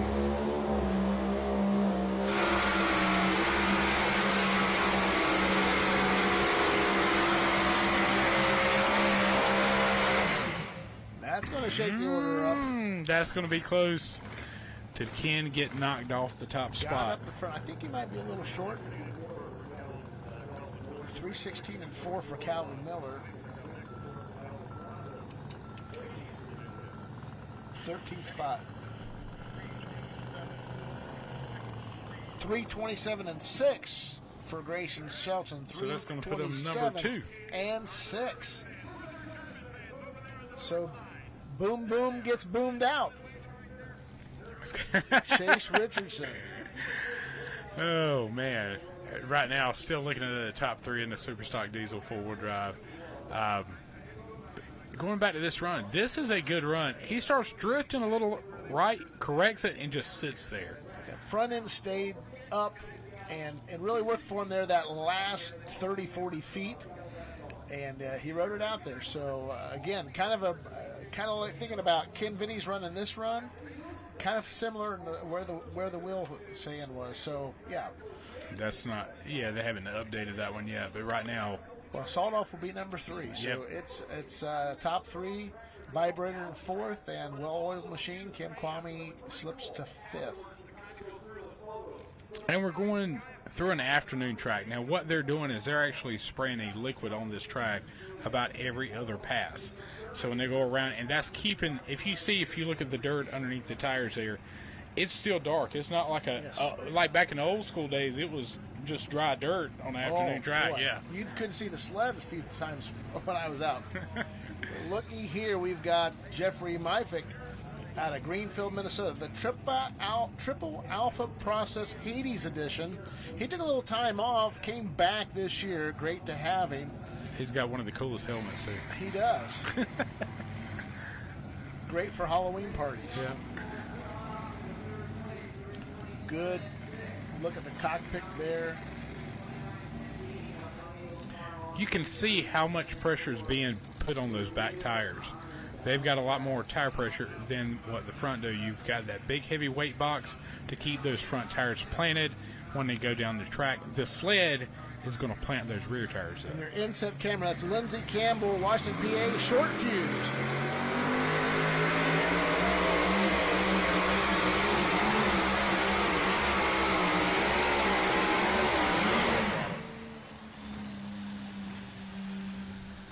I'm sorry, that was our drop competitor, Ryan Morrison.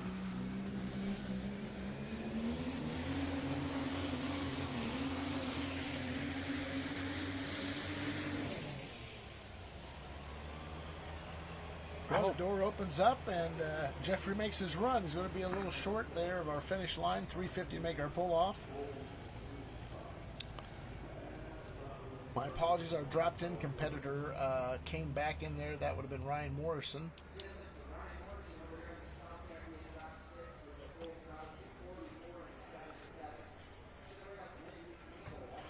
The reason I missed that is it was actually back-to-back with the Shelton drop and the Morrison drop. Yep. And I was thinking they were going to be back-to-back, and that's when they weren't. But sometimes that happens. There's a backlog in the back part, and they can't get them up. Yeah, that's the thing about it. Sometimes that happens, and so my apologies on that to Ryan. Full throttle, 244 and 7. He got a little squirrely.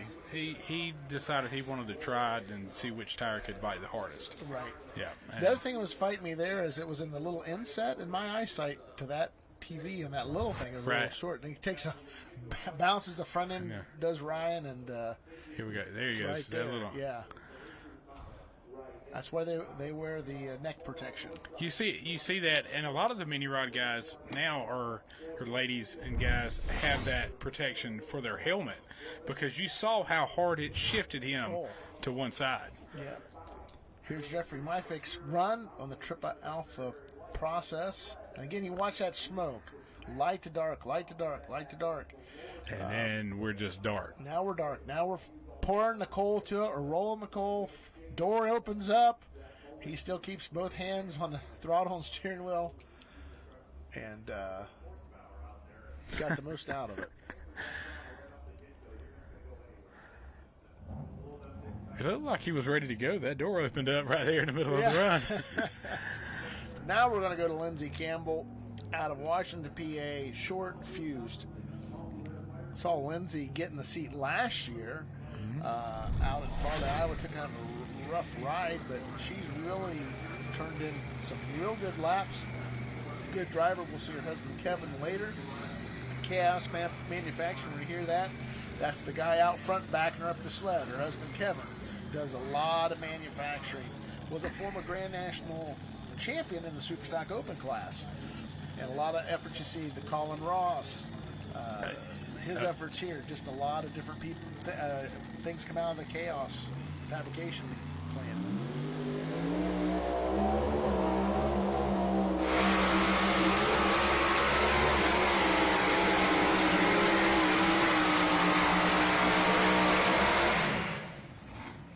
I thought she was going to get toward that lead, but it just kind of slowed down on her at the end. Yeah, it did.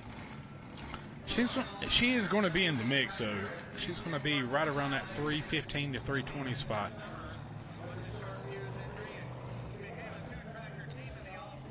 All right, 314 and 3, laser eye. 314 and 3, pretty good there, Bert. Well, right now we got Justin Gerhardt on cream of the crop.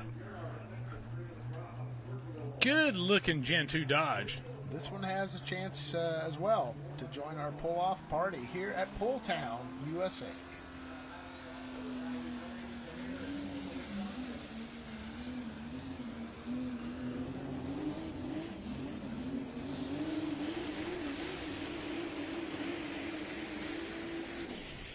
Same issue there for Justin, unfortunately, getting it locked in and then got it bouncing. Cost him some distance there. And you know it's not good on the drive line at all with all the front and rear differential components, drive shaft, gearbox. When that thing starts really hopping, it puts a lot of pressure on that entire drive line. 3:13.3 for Justin Gerhardt. 3:13.3, not what he was looking for.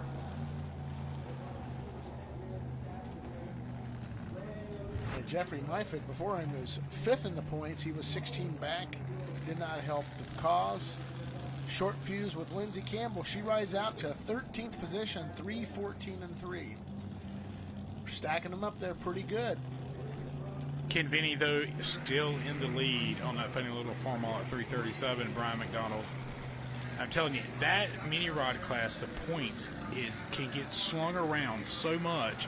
And in a place like here in Bowling Green, it can really affect. Absolutely. We'll see that cream of the crop replay. And just a lot of bounce. You see the rear tires just up and down, Just, that's not good. That's not what you're looking for. Here's Jared Nelson, half past midnight. Look at that bright red. You think you're looking at Ken Vini again.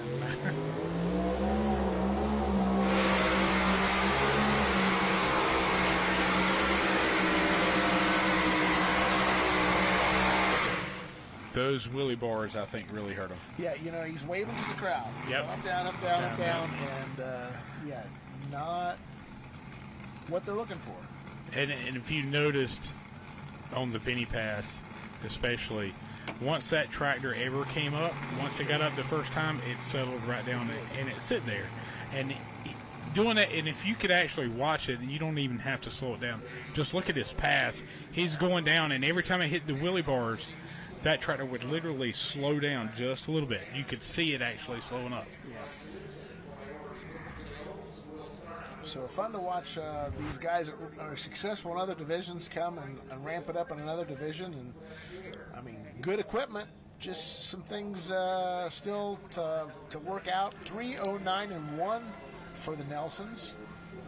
Good looking tractor. That it was in the mall booth earlier in the vendor area.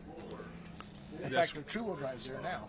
One of the things I love doing is coming here and going and just walking around and looking at the vehicles, the technology, the paint schemes, the vinyl wraps, and then you go in the museum and you look at how things were set up back in the day and how things have evolved in 30, 40, 50 years.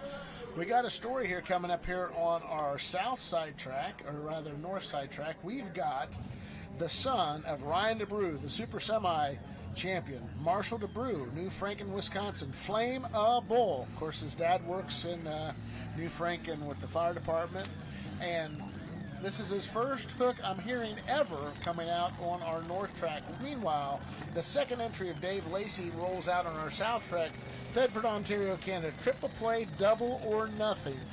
Many-time Region 2 champions, won the Inderley Pull-Off, which is coming up in 4 weeks from tomorrow in Urbana, Ohio. Help rolling back Marvin Epperson, doing all kinds of duties today. Helping get them hooked up. They'll cook up the kill switch, and then they'll hook the chain. They'll roll forward, put it in gear. Green light on the sled. Starting flagman, give green flags. And we'll be off to set sail after that 3:37.4 distance.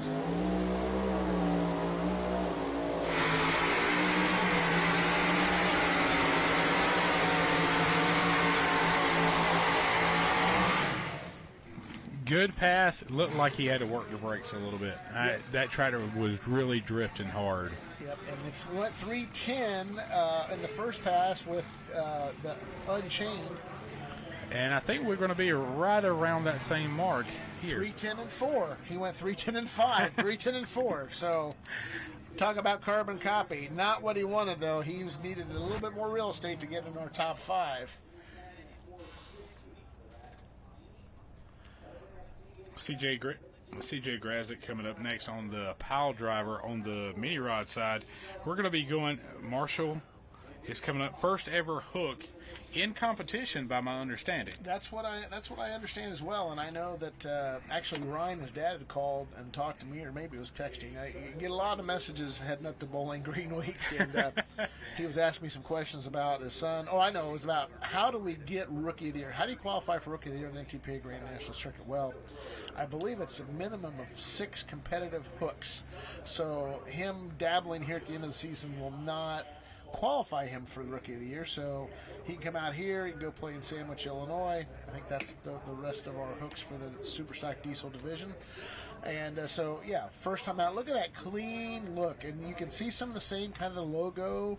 It has the vibe of, you know, their Super Semi truck that we're very familiar with, playing with fire. And young driver here in the cockpit. So this is going to be a lot of fun to watch. See the wrinkle in the front tires as they're rolling it back. Now, are you nervous would you be nervous on this if this was your first time ever hooking to a sled? I'm nervous for him. Yeah, I really am. I mean, we see the hop. I mean, you know, the track's been kind of difficult this afternoon. Yeah, definitely. Not only spooling it up and letting the clutch out and getting it moving, I mean, you got other things to think about here. As we see that used car salesman CJ Graysick. You know, I was asking, you know, is that a Richardson type joke? You know, right. No, it's serious. It's serious business. I'm sure he does a fine job in the car business, and he's on the pile driver, Uncle Dave Motorsports. Uncle Dave Motorsports. That's with the UD. Yeah, that's Uncle Dave. Yeah, it's not University of Dayton, which I'm more familiar with, where I grew up. You saw that, and it's like, okay, you went to University of Dayton. Okay, no. Yeah. So a green flag on both tracks. We're going to go with CJ Graysick.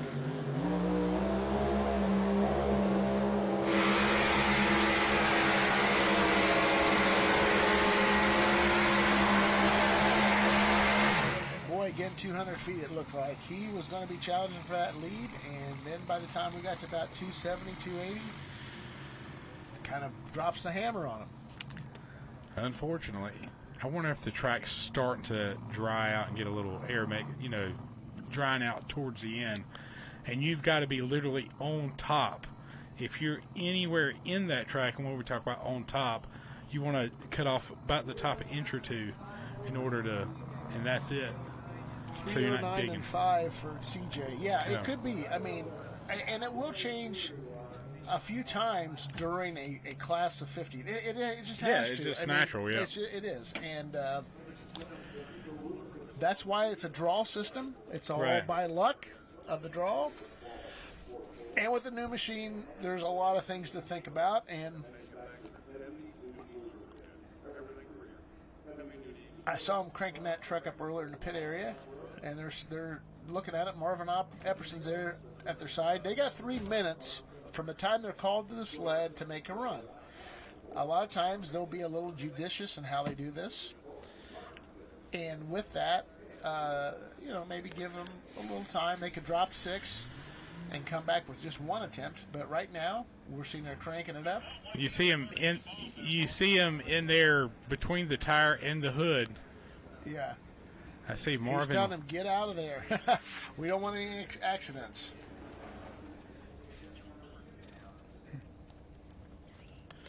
Got a good crew there. I see Kent Crowder over there.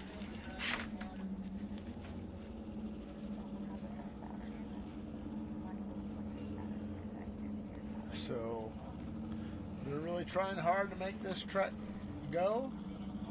He's going to drop. He's going to drop.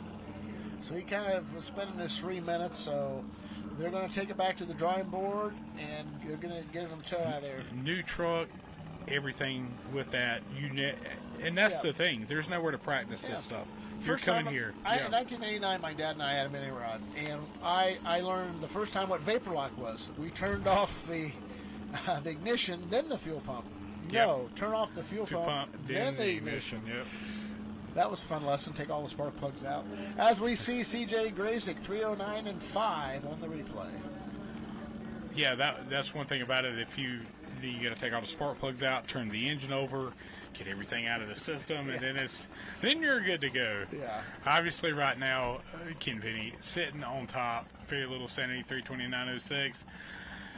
I tell you one thing, though. That top 5 is starting to get mixed up a little bit. It is. And Gene Zeltner, hometown puller, Bowling Green, Ohio, is his place of home. One piece at a time. At one time, this was a turbocharged Cadillac engine. I don't know if it's a Cadillac engine, but it's still turbocharged. It sounds good.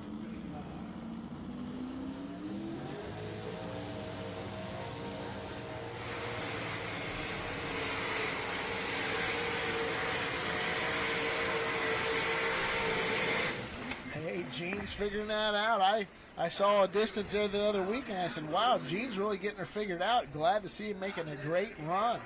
And Very nice run. That's a combination that's hard to figure out because you don't see a lot of it. And I noticed with that chassis, because I believe that's one of the old Slaw chassis, and that's what his problem was. He can't get enough weight hanging off the front to keep it down. Unlike a supercharger where you can kind of feed it, that turbocharger, you got to build the boost and kind of launch it. Right. So growing up, my favorite of all time was Lloyd McVeigh, and he had a turbo blown combination. And my dad asked Lloyd, so why do you have the blower feeding the turbochargers? He says, because if I back out of the throttle, the supercharger will keep the turbos wheeling. They'll still keep spinning. Right. Where if you lose the boost, you're going to snuff it, right? So, yeah, there's a lot to figure out on something like this, and hats off to Gene. Nice run. So we were told our tow tractor needed a tow tractor. Our tow tractor needed a tow tractor. Yep. So Silver King, having a little issue here. Good looking there. You can see he's like, oh, come on. There we go. Yep, there it is. Taking a line out of the Austin Powers movie. Yeah, baby. They got it going. I just want to get out of the way. There we go. Yeah. I was talking to Dave today, and one of the things he said, it takes over 200 people here working to keep this event running. And they do a tremendous job. The coordination, they have crews. They got, 15, 16 different crews. They have crew leaders. Those crew leaders answer to the executive board. About 9 on that executive board, and it's a well-run machine. I have a lot of new promoters saying, we want to be the next Bowling Green, and I always say, just be the best you can be. You haven't even thought about some of the issues they have, yeah. And they handle very admirably. As we see, Tyler Slaw out there trying to help his dad, Bruce, get backed up in the Show No Mercy quarter scale. I like that name of this one. Show No Mercy quarter scale. Well, they run a modified. A limited modified for a long time. Show No Mercy. He's a modified champion for, I want to say, 3 or 4 times over. I think Bruce would have another one. Tyler said it's a lot of work. I remember he was kind of saying that, but they've really found a niche here in this mini category. The first to really come out with this style chassis. Yeah, sitting up front, trying to get as much weight on the nose as possible. Yeah, he's shooting after Ken Vinny's mark. 3:37.4 is our leading distance here in our mini class.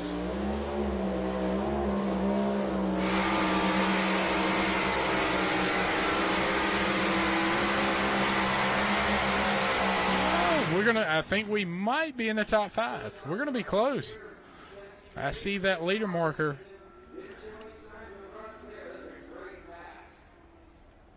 But going back, nice run. Yeah, that was excellent run there. That's going to be in the top mix.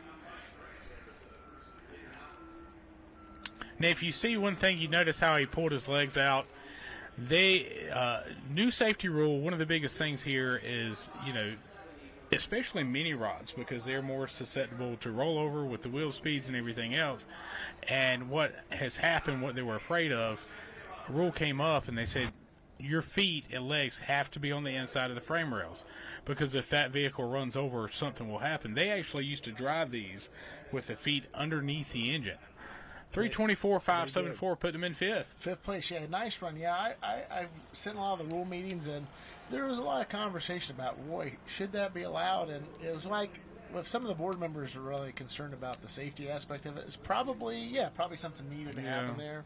And that it was simply that. It wasn't picking on any one thing. It's just a lot of people comment, boy, if that leg gets out there, boy. Well, who's responsible? You remember the roll cages? I think it was like 99, yeah. 98, 97. There was a rollover in Toma, Wisconsin, with Randy Rose. 98, Walsh's had a rollover, and we were all in the midst of figuring out what to do from the 97 rollover. And of course, SFI, Safety Foundation Inc. out of California, they work with the roll cages in various motorsports, NHRA, NASCAR, so forth.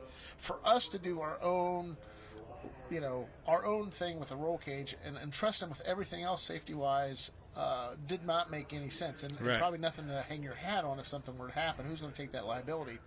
So a lot was worked on that, and now it's to see one without a roll cage. It just looks weird. It does. It does. And seeing it for the first time in '99 at the farm show, it looked weird. It was definitely, and a lot of the pullers kind of complained about it at first, just due to the added weight. I mean, you think about it on a lot of the classes. Mini rods was a big one you because put it on the wrong spot. Yeah, you're putting it on the back. You want it on the front. Yeah, exactly. But that's the evolution of the sport from horsepower. We have, I call light pros or even super farms that are pushing out 1,800 horsepower. 25, 30 years ago, we had super stocks pushing out 2,000, 2,500. So that shows you the evolution of where we've come with the power in the sport. Yeah. Oh, and tire technologies, particularly in the tractor type categories, which I would include the mini category, where they get the power to the ground now. And the sled guys, the pans are longer than they were because they've got to be able to stop them on the other end. And it's that's why a lot of people say everything should be 300 feet. Well, the problem is if you can't get them started, they're going to put on a poor show. Right. And if you have to lighten it up, they got to have some travel time to get them stopped. So talking about bringing up here Craig Dickey on the Cummins Killer 3, this is my pick. We have full pull picks. If you want to spend $5, go have a little fun, pick some of these guys. This is my pick for this weekend. I've had him on both for both shows. He's my pick, and I've watched him a couple, talked to him a little bit, and just this truck. When it's on, it is on. Number it's 2 number. points. Yep. We also got Ron Tobin coming at us.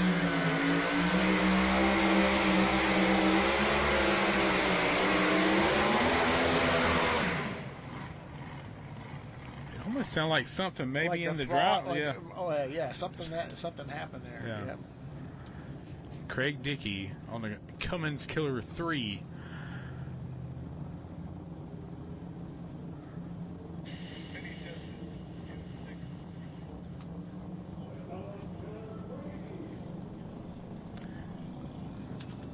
Trying to get her cleaned out. There we go.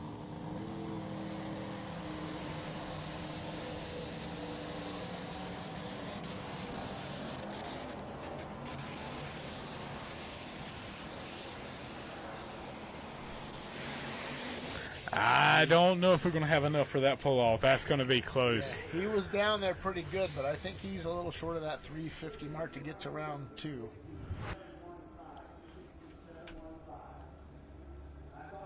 Look at Ron's run here. Had a good run. He was kind of riding a little high, but Ron Tobin on walked the line and then just kind of got sideways, and you heard those engine RPMs just kind of skyrocket. Yeah, 329.6 on Craig Dickey, 260.7 on Ron Tobin, who, as you pointed out, won our opening mini class in Benson, North Carolina at Galt Motorsports Park. 329.670, sitting in 7th place. Number 2 in points. It's going to be interesting. We still got Van Hazley to come back through. Number 3 guy, Jeremy Yeager. I didn't write his distance. I don't think he had a top 5 distance. So some of the top guys in our class, with the top guy yet to come, maybe haven't distinguished themselves here this afternoon. Right. But you got tomorrow night too. Now right. we get to see it here. So you look at something to prove, Carnage, and against the grain sitting up there in the top 3. Funny little Farmall still in the lead with very little sanity left, and sawed off rounding this out 327.63 with Grayson in the top 3 in the mini rod class. But this gentleman here is I guess you would say a little bit out of town? The Netherlands. This is the farthest competitor away, Bert Vanderslush. And he's from Josmoden, the Netherlands. I'll just say from the Netherlands. I probably butchered that terribly. I wouldn't know where it was anyway. But anyway, what a team overseas. This is the class act in European.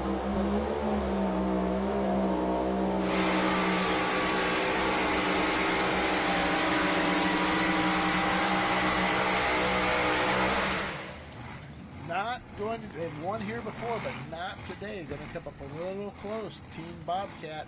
See, Leichner's handled this a lot during the year. And so they come over from the Netherlands. I saw Helma Bohr earlier, and she kind of keeps the boys in line over here when they come over.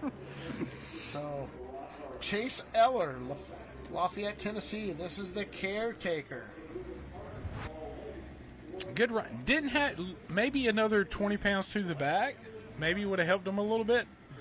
Didn't have the lift like we normally have seen. I know when Abby Leichner drives at the front end, usually always kind of comes up. So not saying that had anything to do with it. Don't mean to that, but just not characteristically getting the front end up on the Bobcat. Right. That was kind of what I saw different on the run.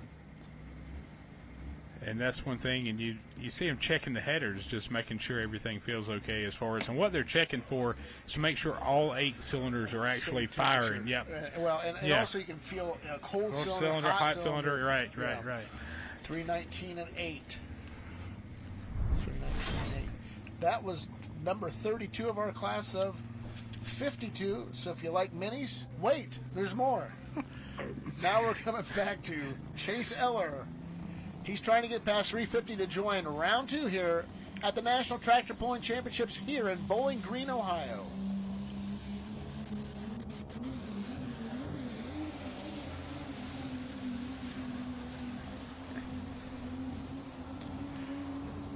Nice effort.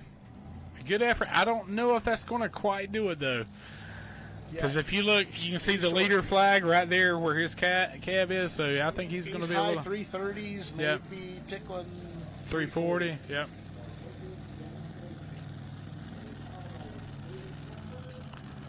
All right, this guy, no introduction, Region 2. You see this guy everywhere. Tim Ray on Wicked Sensation. Yeah, 333 and change for Chase Eller. 17 feet short of our pull-off party here in Pulltown.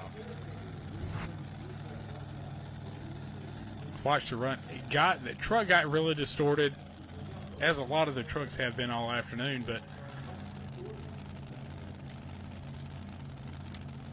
these guys use ice into the system to, again, you want a fire, but you don't want too much of a fire. Up next, Tim Ray, Slippery Rock, PA. Wicked Sensation, another guy that we see a lot in Region 2.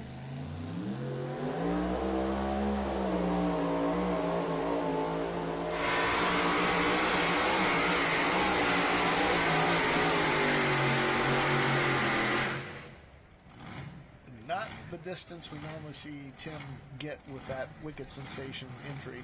They've had a few little issues in Fort Recovery. Had a crank hub issue from the first hook, and I believe they scratched because they found there was more damage. So, whenever you come off a rebuild or you're running through little, what we call little gremlins, you're chasing new ones. Yeah, that's right. If you take the crank out and put a new one in, you're literally starting from the bottom up. And Exactly. Anything from the bottom up could be causing a problem, as we see the replay here.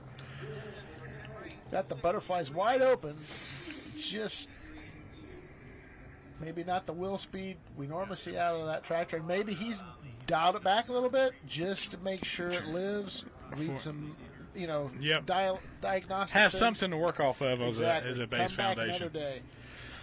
So, boy, our top 10, the Carolina Night Train hanging in there, and he was one of the first ones down the track, a top part of our order anyway. And Ken Vini, who was hook number 22. Yep. And we just are getting ready to do hook number 34. So this is going to be Stephen McCulloch on the rumor. Oh no, this is Rock Hard Ram coming back. I'm sorry. That's okay. Those are we have.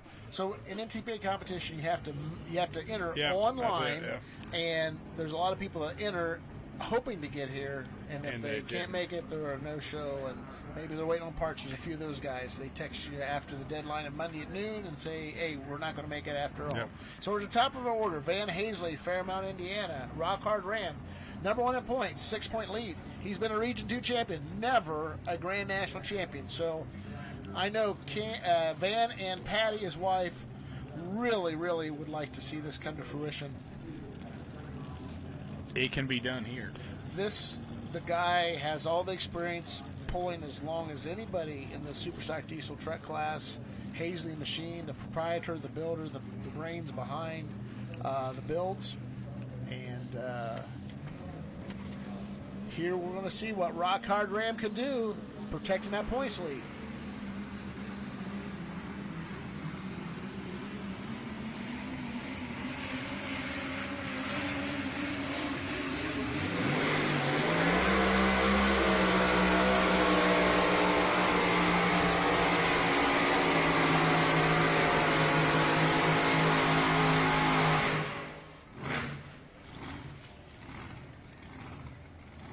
That was David Kufer on Hammer Time. Am I saying that correct?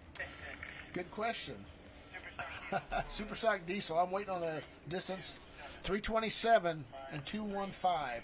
327 and 2. So that, that's really, I don't right now think it's going to hurt him too much in points. Right. Yeah. Just the way the cookie crumbles, the Cummins Killer. Well, yeah, you're looking at 329 and 6 for Craig Dickey, right. And he went 327. So Craig at least picked up a point. Right. We had to see who's in between them. But again, this is a battle to a war, and sometimes you lose a little battle, but you win the war. So it's going to be interesting. It's going to tighten up for Saturday night. That's for sure in our points category. But yeah, David Kuffner, Durham Gray. Not Raleigh-Durham. Durham Gray, Ontario, Canada. Yep. Hammer Time. So look at the crowd out there today. I mean, this is a Friday afternoon crowd. I wonder how many people called in sick today to be out here. Yeah, be honest out there. Who had the Bowling Green flu today? Who had him? If you watched last night, you weren't up past midnight much. Bowling Green flu. As we look at Van Hazley's run here. Had a lot of hop out of the hole, kind of like everybody else. He really drove it what I would call textbook, where you're feathering it, waiting for things to. But as I said, it'll be interesting to watch this class tomorrow night. And he did take over 10th spot. Cummins killing. Look at there. So right now the Cummins Killer gained 2 points today. So there's a 4-point difference now. Oh wow! Between first and second going into tomorrow night. And that's let's see. We got Ken Witt maybe still coming back. Crosswire, did he have an official hook? I'd have to look. I'll have to. Yeah. If not, we're going to be going to our pull-off. We will wait and see. I have not been told otherwise that he's coming back, but we've had a few surprises today. So, yep. This would be Mr. Marshall DeBrew coming back, who dropped. That's right. So I would say, counting, I can count down 5 to get 6 positions. Keith Witt must have been our first official distance. I came in right after, I think Cody Hastings the first number I wrote down, so I missed a few of them. So flammable, super stock diesel, truck. Talk about nerves here. First hook ever in front of the biggest crowd and pulling. The biggest facility, the biggest crowd, the biggest show that you're going to see in tractor pulling in the United States. Jim Webb on A Brother from Another Mother. Now, Jim's had quite an experience in the sport of truck and tractor pulling. He has. You know, I mean, he's redheaded stepchild, I believe was one of them. They've messed around with the turbocharging. Had a lot of fun-loving names. And Jim is the patriarch. He's got 2 sons, and it's that must be Jim's names here. So is it Jim, the patriarch, driven the driver? We'll find out. Now they're turbocharged.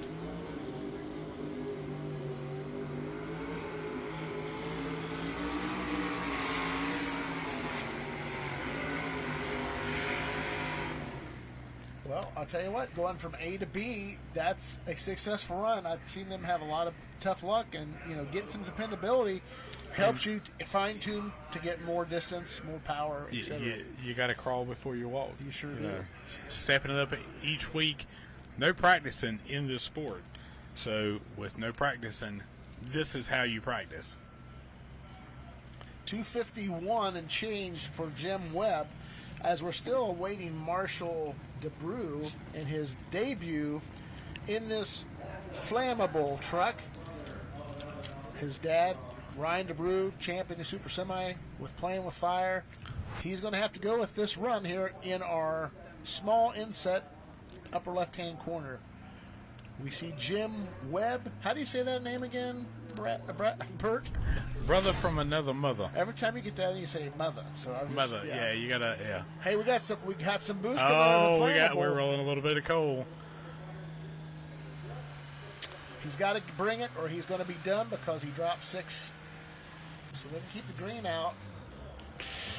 But Jim not got all the problems figured out. That new machine, little teething problems. That'll be his distance. Disappointing, but they will live to play tomorrow night. So being a brand new truck, and he's 16 years old. Yeah. So there's a lot of new green things you're looking at here. New truck, new setup, new driver, the whole ball game. So you got to look at the whole situation. Hats off. He got off the line with it. They figured out, and now they can go back and do a little testing and a little tuning. That's right. That's right. Here's Mike Summers out of Wakeman, Ohio. This is the Crazy Horse as we take one more look at the first maiden voyage of Marshall DeBrew's hopefully long pulling career. 91.9. There will be better days, young man. All right, we got that. Those top three are the ones that are going to be interesting to see how that turns out. Because see, if you look at 3 of those trucks, they pulled 45 minutes ago. Yeah. So 30 to 45 minutes ago. At least. Yeah. At least. Yeah. So a lot has probably changed out there. Track has changed. Everything has changed. I even wonder if they'll change the sled setting, to be honest with you. They could probably just leave it alone and come back for round 2. Mike Summers on Crazy Horse out of Wakeman, Ohio. Mike Summers, I believe, was in the super modified four-wheel drive truck. He had a blower truck, I believe, back once upon a time.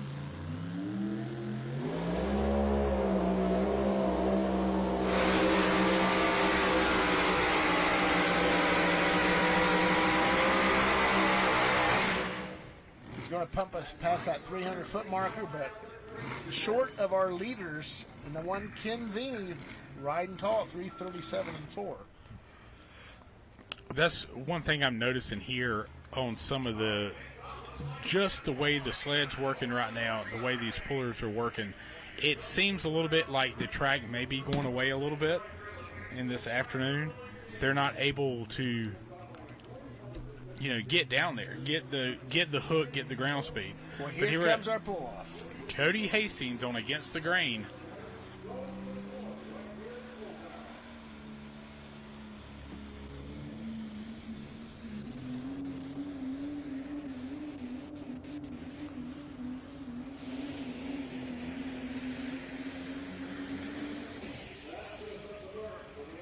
All right. What do you think? I'm going to say right around that 305 mark. Yeah, it'd be interesting to see if they change the sled. I would love to know that. I think I could find out. I think you could.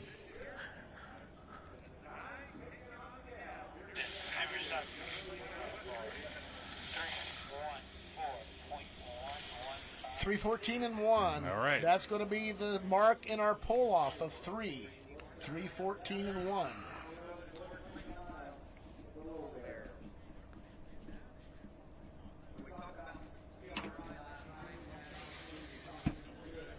Find out if they change the sled on us. I will. I will have to communicate with radio traffic, which will bleed across. Oh, okay. Yeah, don't do that. Well, I can do it. Hey, we're trying to bring a different perspective for our viewers out there. So I'm just inquiring minds want to know. Marvin Epperson, did you guys change the diesel truck sled? I'm actually in the live stream, and we're just inquiring minds. Pull as far as you can. They left the sled alone. Thank you, 10-4. So there you go. That you talked about. Did the track change some? He went 351 feet and 3, so he went 314. So that's showing you right there that the afternoon sun, and that's what happens during the day. The track dries out. At night, the moisture is going to come up. It's going to get tighter, and it's going to have more grab. Yeah. So the treks are hotter. They've already made it past. But let's look at some of our final people. Van Hazley 327 and 2. Right. That's 13 feet better. Did Chase he Elliott, change 333. something? Well, and that's a good question too. Did he change something? That you just, you have to ask them afterwards.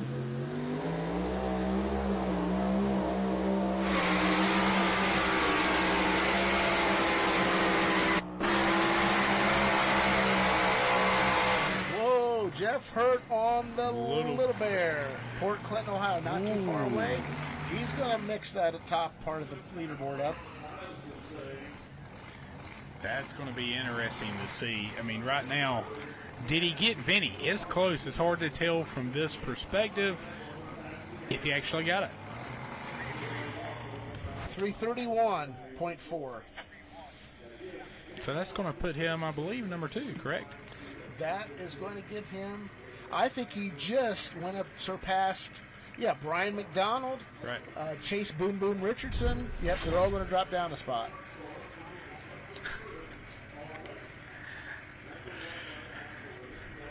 I had a talk with Jeff Hurt this morning, actually before 8 o'clock, one of our directors' meeting, and I asked him about the Superstock Open class compared to this, and he says he's really found a niche. He's having a lot of fun in this class, and getting second place, that's a lot of fun. B Bear is up at what did he do there? 319 and 7. Yep, so he's a top part, 10th place with B Bear. So Ken Veeney's still large and in charge out there. Now we've got a new second place man. Now, Jaden, she ran in full recovery, had a great weekend there. Wasn't really, I would say, she had good, respectable runs. She's getting used to pulling at this level, and I tell you one thing, after she is now in the pull-off and has the opportunity to win here in Bowling Green. I'll tell you, that would what to talk about in the high school hallways, right? Exactly. What did you do this weekend? I went to Bowling Green. I won a ring. Yeah. We're gonna see what she can do here. Did she change anything from the first run to the second? She's got something to prove.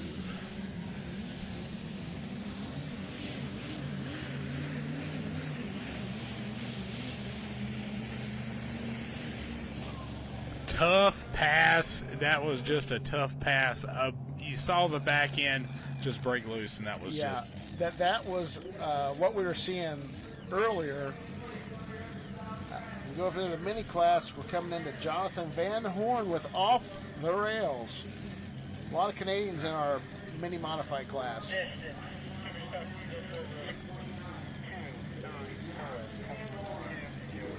.294 and 2 for Jaden Littman.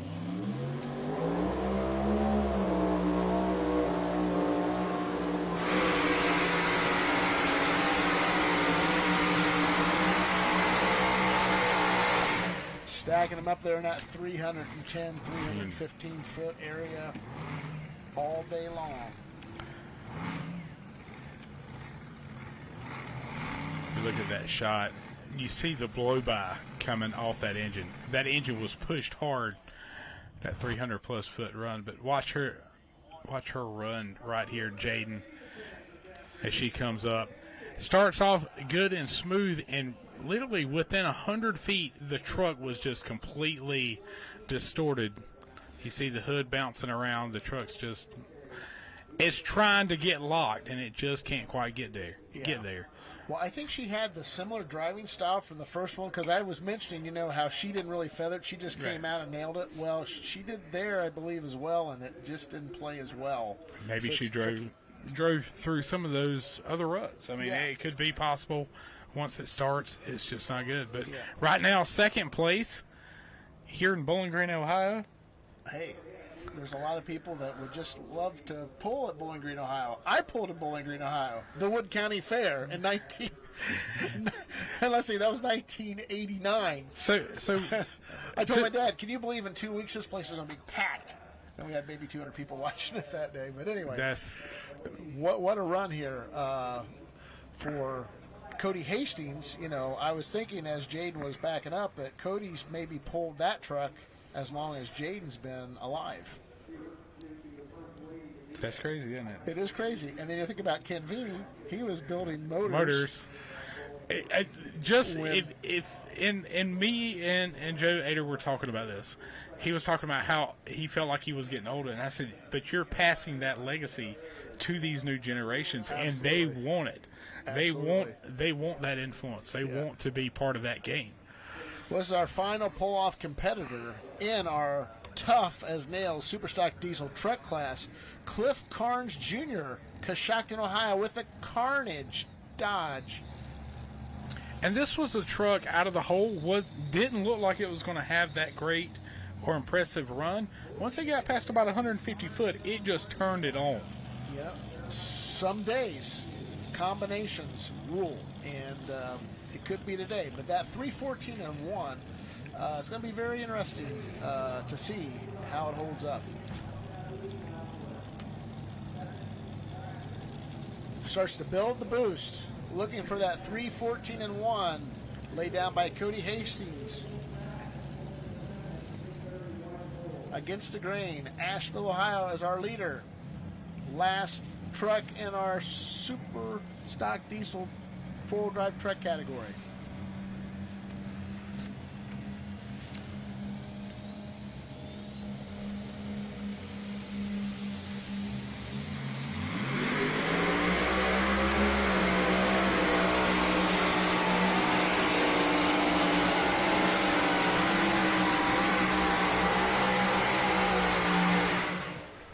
Wow. Race tractors here at the National Tractor Point Championships. Cody kind of caught up with him a little bit, didn't he? Cody Singletary and the Mini. Carolina Night Train 2 out of Tar Heel. This is Superstock Diesel 4x4 312.955 From the Laserman, the radio traffic 312 for Cliff Carnes. He's going to take second. Your winner, Cody Hastings, against the grain. Congratulations, Cody.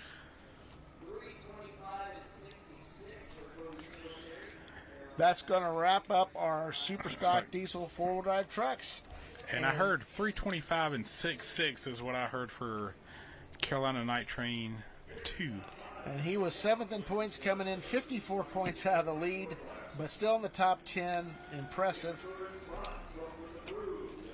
And with him running two tractors, and that was one of the things I was asking him was, what are you gaining from it? He said, well, one, I'm gaining runs, so I'm learning every time I'm running. Right. And the other thing, too, is they're very similarly, they're set up almost identical.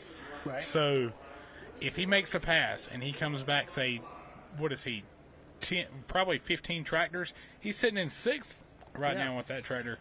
So if it was 15 tractors back, he's had time to watch and learn what he's seen. Yeah, and Chase Richardson, who was just ahead of him in points, is like a foot ahead of him in distance. So Chase is going to maintain his position there, at least from the bottom part of the field. And Ken Vini is looking to increase to maybe even take over points lead in our points. So our top three. All right, so you look right there against the grain, 314.11, Carnage at 312.95, and something to prove. Definitely a great pull-off here this afternoon in Bowling Green. Three tough trucks, and they had to literally battle it out. Those are, I mean, you come to Bowling Green, that's going to be, I was in the pull-off, that's good stuff. Let's talk about good stuff. Right here's Rick Peters, Thornville, Ohio. Buckeye Special. He was a Grand National Champion back in the 80s. The one thing he has never done here, he's never won a ring. He was always knocking on the door, second place, Never won the ring. All because of a gearbox. Because of a gearbox. He was actually in the points lead, it went to back up, and it broke. I remember that.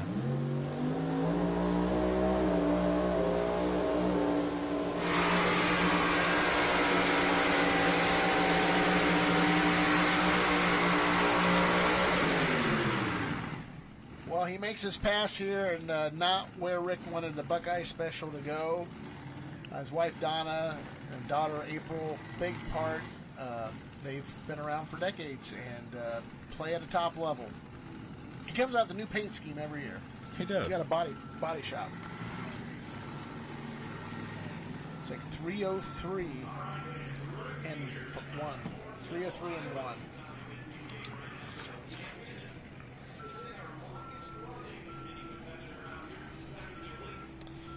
On deck, we got Johnny Hill out of Bristol, Vermont.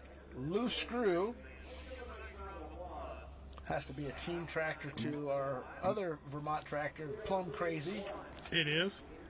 And then we're going to go to Adam Kester to Footloose. Kevin Campbell, Art Mendez, Troy Arndt, Dusty Price, Adam Bauer, Phil Curtis, Reese Shelton, Holt Strickland, Renee Theobald, Andy Corporal. So there's a lot of strong names in that last bunch. Yeah, we're not done with this class. No, not at all. We're going to mix up that top order.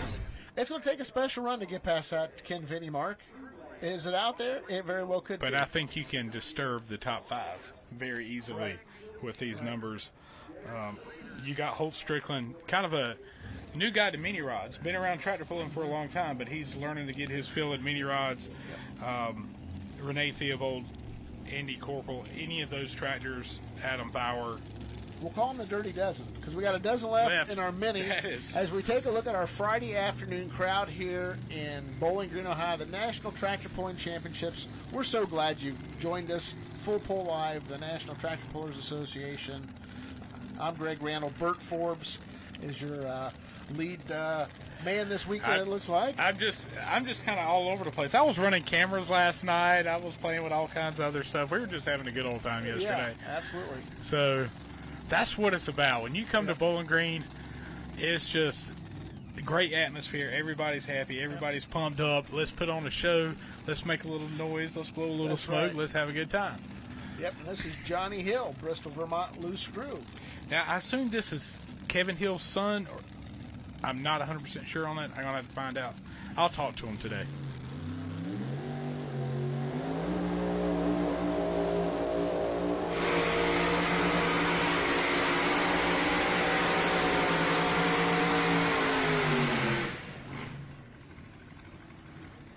Not a bad run. This is more of a regional 2 type setup as far as competition wise. They come down south. All right, we're going into Pro Stocks. Super Farm. Super Farm. And this is the high torque Super Farm class. And we've got Jason Ehrer, Bad Axe, Michigan, with the 1982 International 5088. We have 36 of these rascals as we look at Johnny Hill on the replay.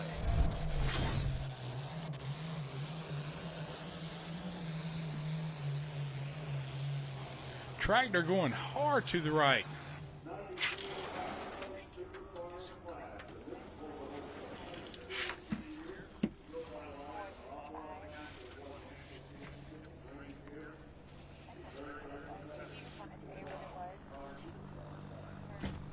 Waiting the distance here. Yep. Johnny Hill on Loose Screw pulled 290.435. 293 and 7 on our Super Farm side.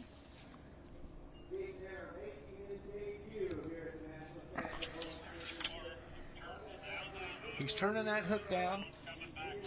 I can see why you would do that on a day track today.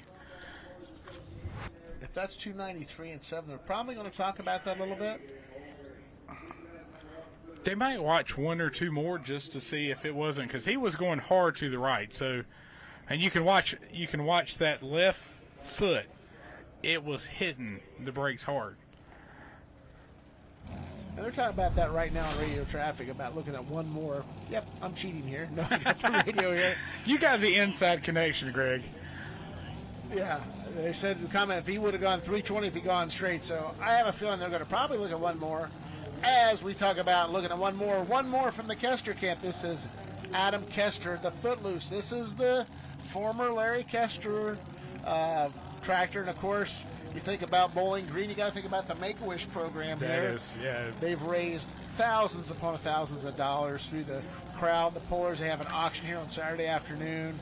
It's unbelievable. And it's all tractor pull related in some way, shape, or form, but it goes to a great cause. That Make-A-Wish Foundation, I mean, raises thousands upon thousands of dollars just from this event. So definitely something to check out. So there's some memorabilia in there that I'm sure is going to go for some good money. But right now, Adam having some good luck so far this season. We're going to see how it turns out.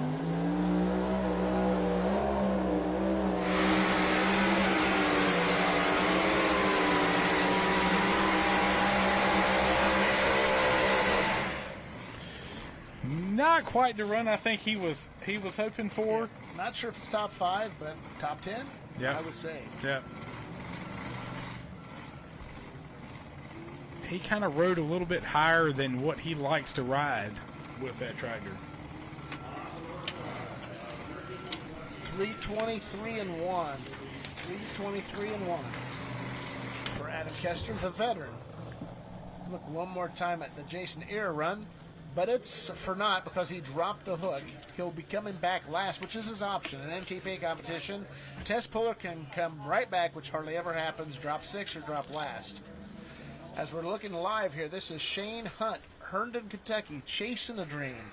His brother we saw earlier with Living a Dream. We saw his brother, Darren Hunt. He had pro stock and won the championship. It's escaping me. Dreamin' 2. It had the number 2 in it. I remember that. So it's all about dreams here in Hunts, but they've had some pretty good dreams. I was going to say, red dreams. You've heard these names quite a bit. Yeah. And in this Super Farm class, with the class restrictions, with the turbocharger, the weight, and the other restrictions in this class, this is a tight class. Anybody can actually take a win off of this one.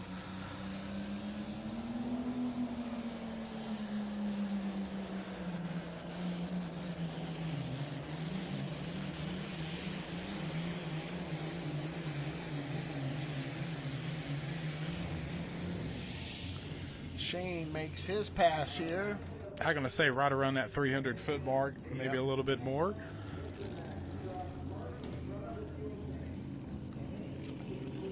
Catch his distance and catch radio traffic to see exactly what they're thinking.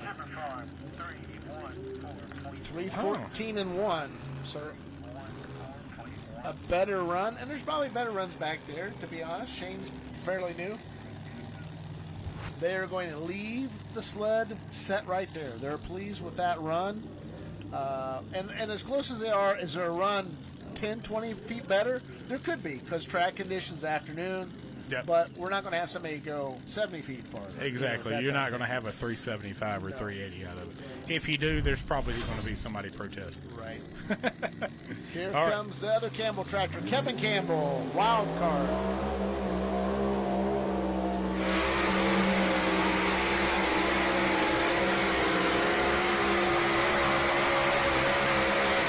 Working that right-hand side, good solid run. He's going to be right in that mix, about 315, yeah, we're 325. Talking Adam Kester kind of right in that same area where Adam just landed.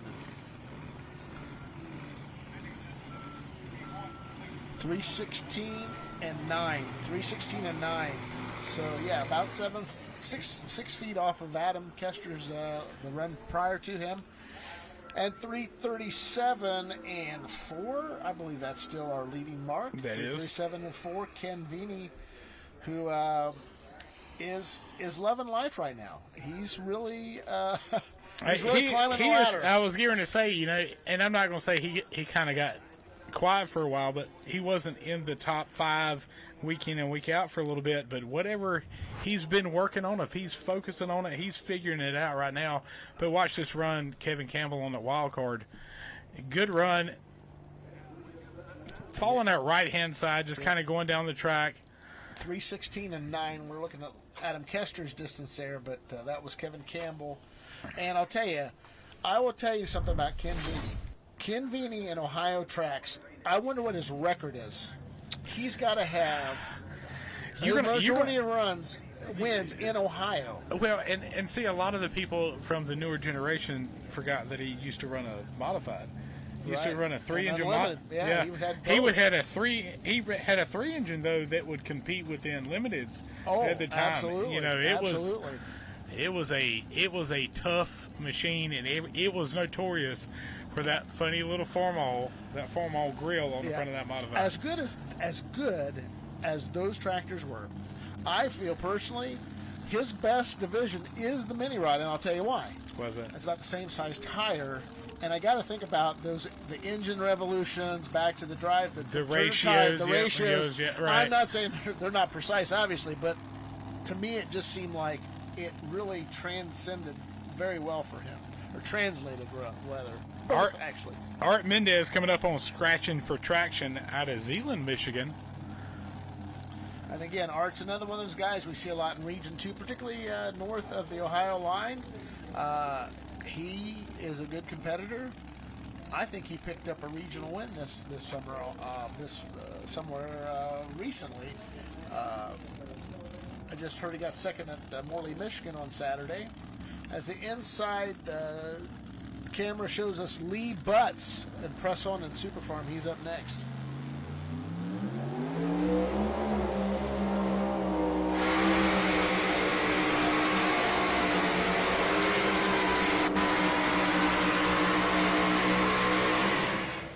Good traction and scratching there for Art. Yeah. Right there at that 300-foot mark, maybe 305. That's going to be one of the things I think, and especially in the mini rods, it's going to get tough to find the optimum track position. But Lee Butts coming up right here on Press On.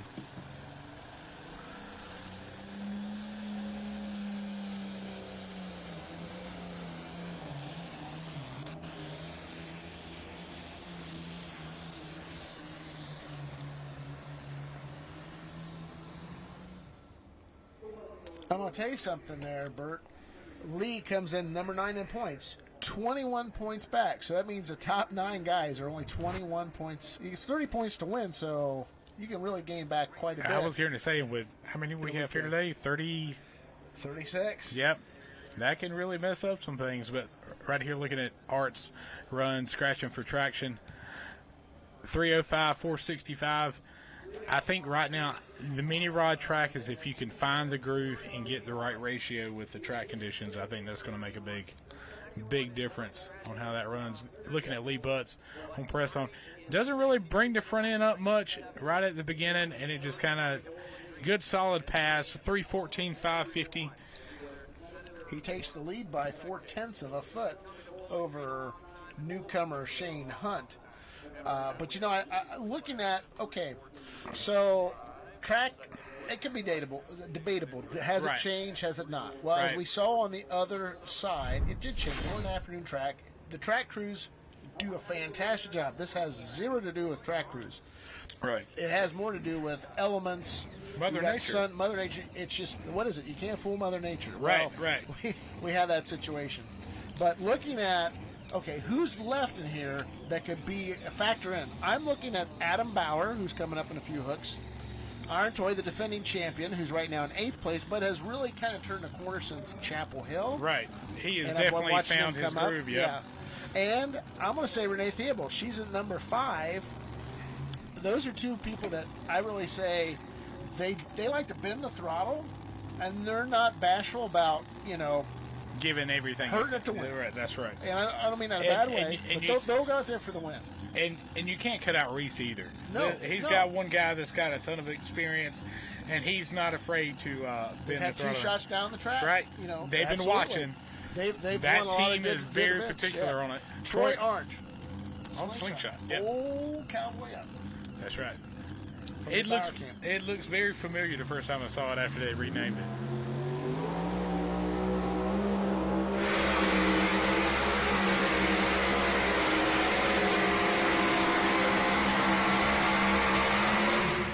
Fine effort there. He's probably in that 315 area there. Now, the old cowboy up, and they kind of go through, change chassis around, come up with different designs. That whole group is amazing at it. C.J. Hurd. 315 and 050 for Troy. Here comes Rob Gervin and Last Call out of the state of Michigan. We're going to be right there at that same distance, around that 314, 315 mark.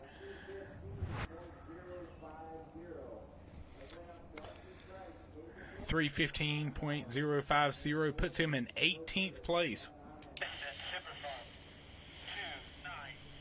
296 even for Rob Gervin out of Armada, Michigan.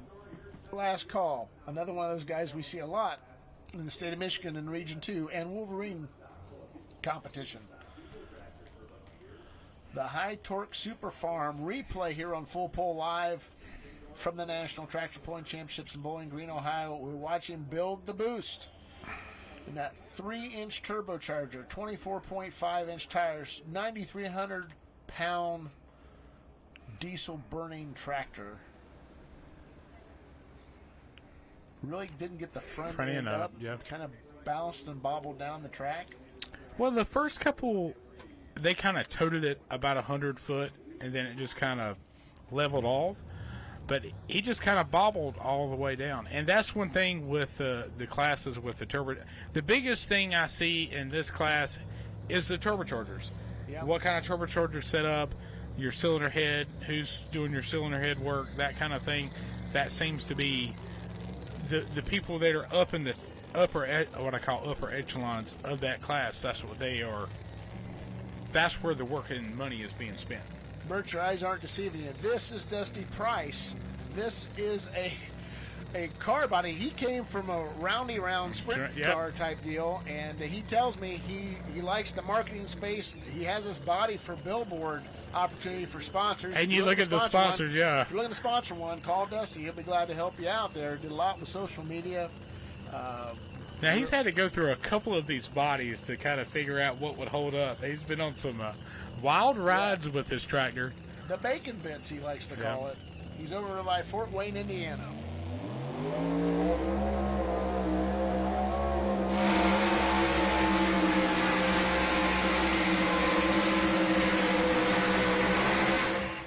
Oh, came up a little bit short. Is that blower belt? That's what I'm thinking. It had to be something. A throttle cable come unhooked. He's looking around. See if I can hear a radio traffic. This is going to be Brad Hurt on Dust. Don't Ask out of Clayton, Michigan. 3-3-1 for Dusty Price. Interesting about the next four in our Super Farm class. They're all in the top 10 in Grand National points.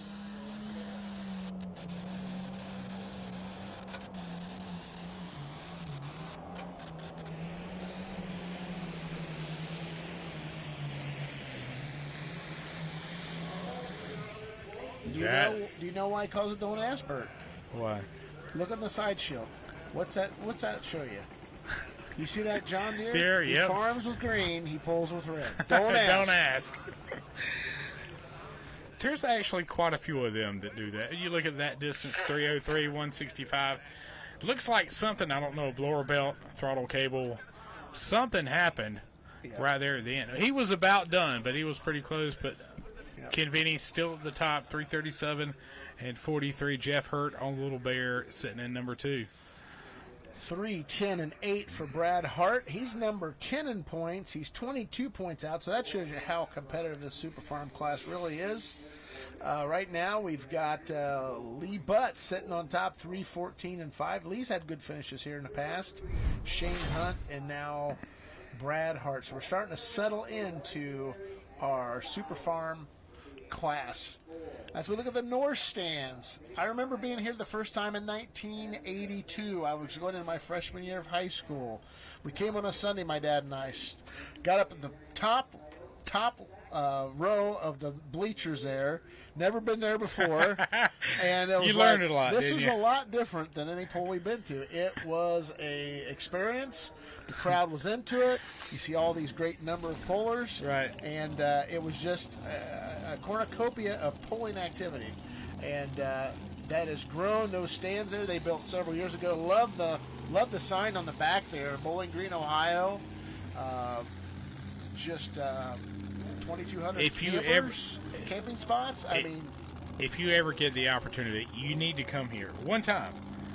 You can get hotel rooms from 20 miles away, not an issue at all. Talking about Adam Bauer on the Iron Toy, but come once, you'll come again. no doubt. To Bowling Green. Oh, You sure will. the National food's Festival, great, the it pulling's great, the fans are great. It is just unbelievable what you'll see here. Defending mini champion Adam Bauer in the Iron Toy. He's on the south lane. On our north lane, we got Gary Savinch. He was the Grand National titleist in 2022. So, two stellar performers in their divisions coming up now.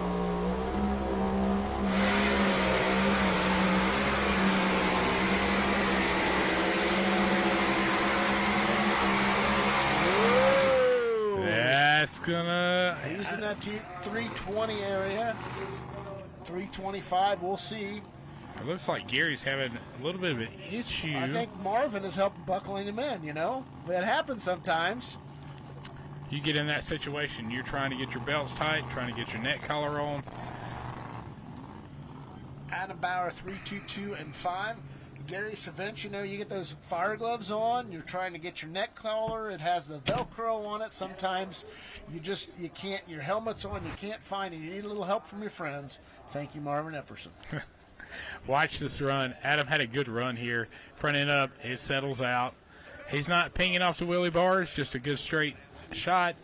Yeah, and that's an Adam Bauer looking Good run. run, From yeah. it, kept it there. I'll tell you, 9th place for Adam. Gary Savinch, new attitude.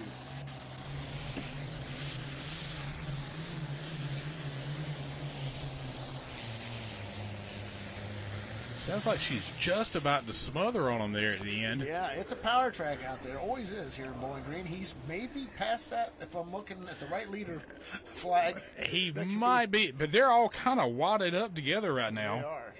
He's 6th in points, 11 out of 1st here coming into Bowling Green.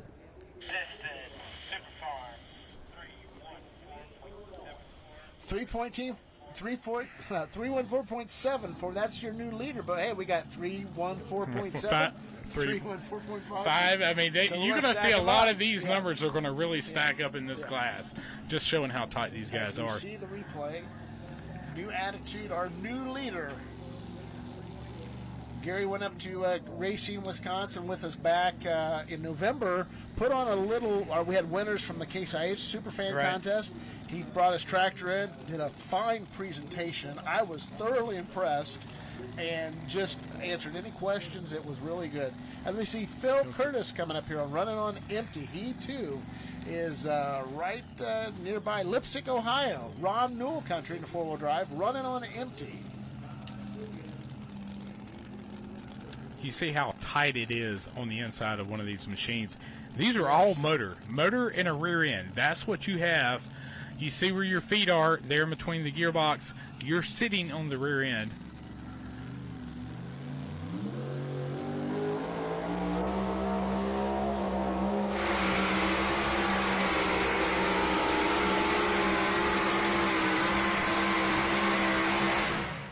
Got a couple a little short, the normal Region 2 competitor, Phil Curtis.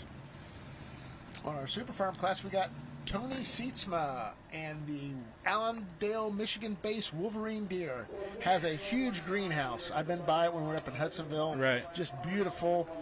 He and his wife, they do a tremendous job. And Tony was one of the, I call him the godfather of Super Farm, because when we started Super Farm here in Region 2, right, he was one of the 5 that came every year for 2 years until we started seeing 6, 7, 10, 20 Super Farms. Until the numbers came up. Yeah. And that's a hard thing to do. Yeah. Everybody thinks everybody just comes up with a class, you start running it. But you've really got to build that up. Looking at this run here, Phil Curtis having a good run, just not quite the distance he was looking for this afternoon.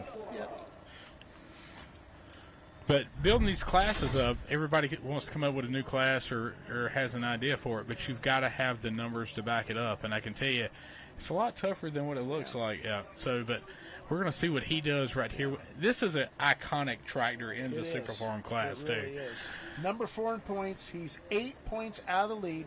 Can really make some noise here in Bowling Green. You know, their season's starting to wind down. They'll go to Sandwich, Illinois. Hook twice in one day on a Saturday. The DeKalb County Fair. Hook to the National Tractor Pulling Championship Sled. Sponsored by Maxim. That's their presenting sponsor. That's right. Brand new. Glad to have those folks on board. Have a nice display area here on the grounds.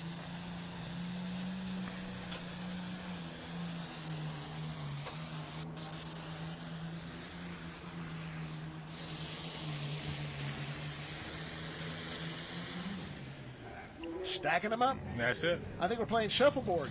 That's what I believe this class is going to end up being. You're going to have all of it within about 15 feet.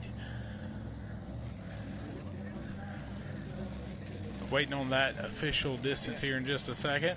And running the laser, we always knew there's a pretty good chance we're going to use all 3 decimal points. 307 and 9 for Tony. 307 and 9. So he's going to be down a little bit from our top 3. And having 4th in points right now, he's the 6th guy is 3 points behind him. He's already gained at least 8 points, if not 2. Number 9, he's ahead of him. And so again, this is going to tighten up. It might change again tomorrow. A lot of show left. Reese Shelton on cutting up. One to watch.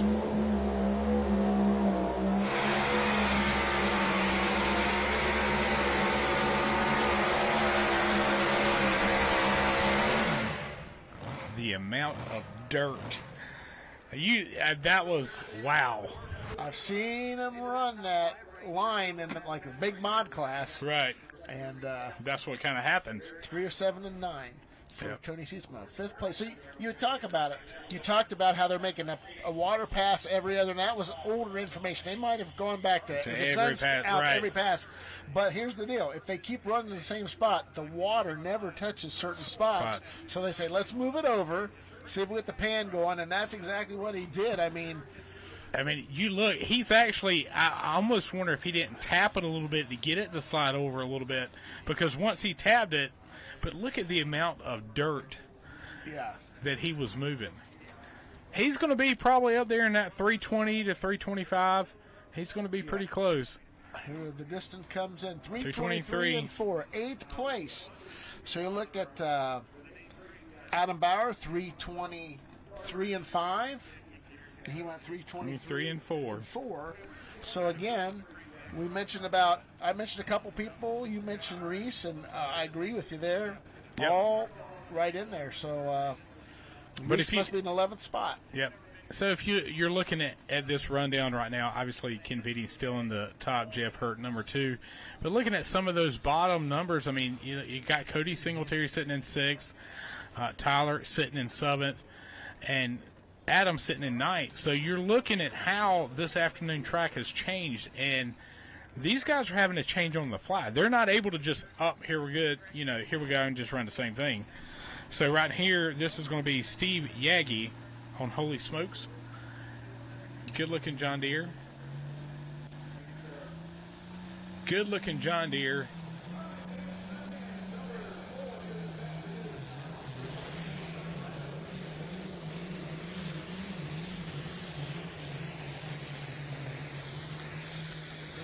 Hey, he's going to be down there. Steve Yagi might have just took the lead all the way from Rochester, Minnesota. Do you know Steve? No, I didn't. I know a lot about Steve. Steve is a Racers for Christ minister. He bought Mike Connie's Super Farm. This used to be one of the Mack tractor Super Farms. All right. He's known Mike a long time. He does a lot of the prayers up in Region 3 and so forth, and just a real good guy, Steve Yagi. Get a chance to go talk to him. Good run if you watch this run here. Picks up the front end, and you can tell that tractor was hooking. Because if you watch that tractor, it bounced a couple of times, had a little bounce during the run, but you see them front tires, they're bobbing off the ground. Yep. 3:15 if there's your new leader. Yep. And you know what? He came in 5th place already. He's beat everybody that's within striking distance, or he's going to make up a little bit of real estate here today. Holt Strickland on Just Ask out of Clinton, North Carolina. Have you asked? I have asked a lot of questions. He's kind of hard to talk to sometimes. Get him to talk. Let's see what he does. Oh, no. Nope. Not that sure was what. Odd. It almost sounded like it. Oh, he's turning it off. There's something he didn't like on the instrument panel. I would almost bet money. He saw something, oil pressure maybe. Usually a light comes on. He just got out of that real quick. He's talking to his dad, John. Everybody's kind of looking around trying to figure out. You see Jeff hopped up in there. Jeff is one guy. He is the helping hand, and he can come up with fixes in a heartbeat. Yeah. I learned that last year at the NC State Fair. But Jeff is enjoying a complimentary water or lemonade from the Sempico folks in that tent back there. I'm not kidding you. They have lemonade and water on each side. Yep. He just jumps in. They're dropping to the bottom, which isn't very far because there's Renee Theobald and Andrew Corporal. Then it'll be Mr. Strickland with one attempt left. And we look over here. Russ Freeze, Manchester, Tennessee with Deer Track. I'm starting to figure out how to drive everything and getting the truck figured out. Well, you made a nice pass to make the pull-off, came back in the pull-off, and, of course, that all-important time in the seat really helping out.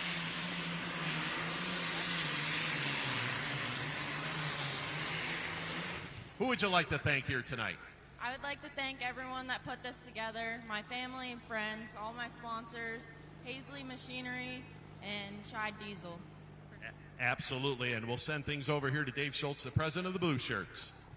Jaden, on behalf of Farmers and Merchants State Bank and all of the Blue Shirts here in Bowling Green, we'd like to present you with your 3rd place trophy. Nice work out there today. We also have a blue National Tractor Pulling Championships cooler for you.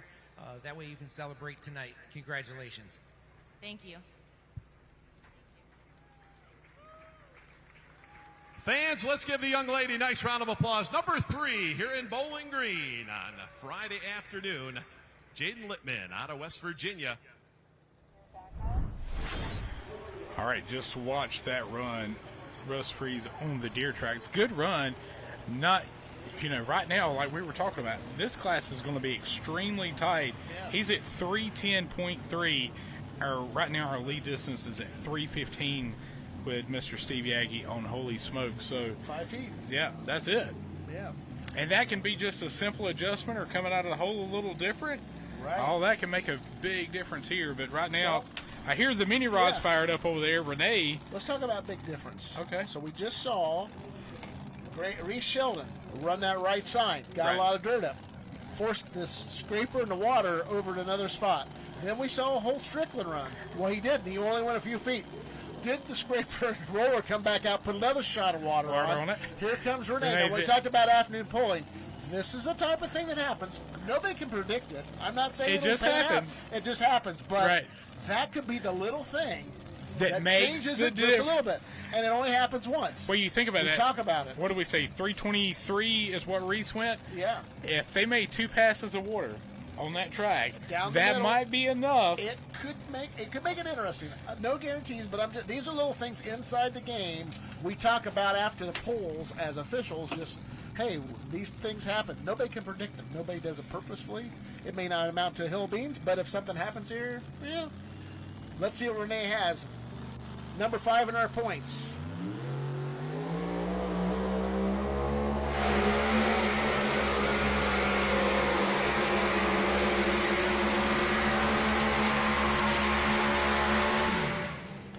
Ooh, that's gonna shake up the top 5. I think. We'll shake up the top there a little bit. Yep.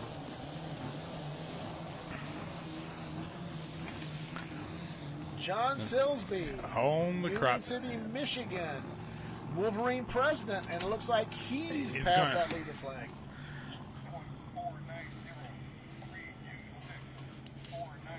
326 for Renee Theobald. 326 and 9, I believe I heard.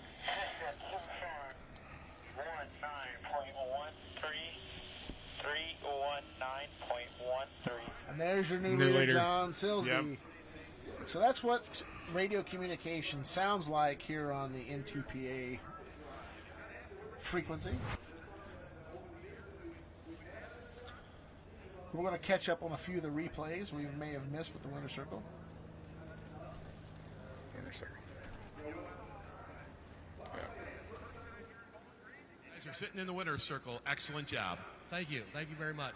Who would you like to thank for helping you get here? Shy Diesel, they just do an awesome power plant. Weimer Air and Fuel, you can't beat them. Mayhill Tires, Nichols Tires, Dave Sapp for all my tire cutting work. My crew, absolutely. The Blue Shirts, NTPA.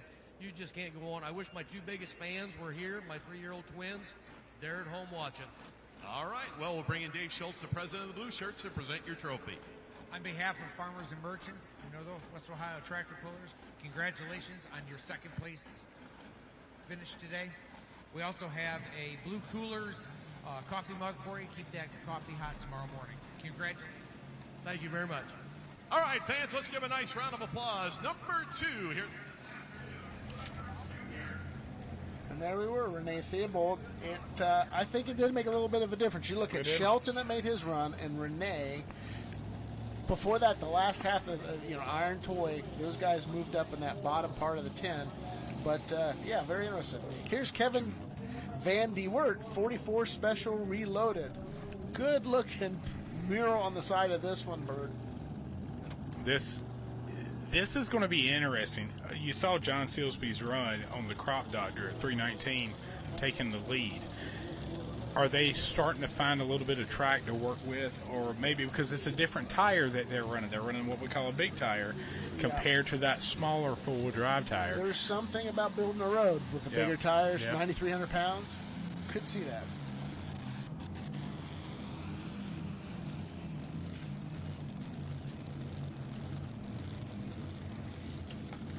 I think he's going to be just a little bit short.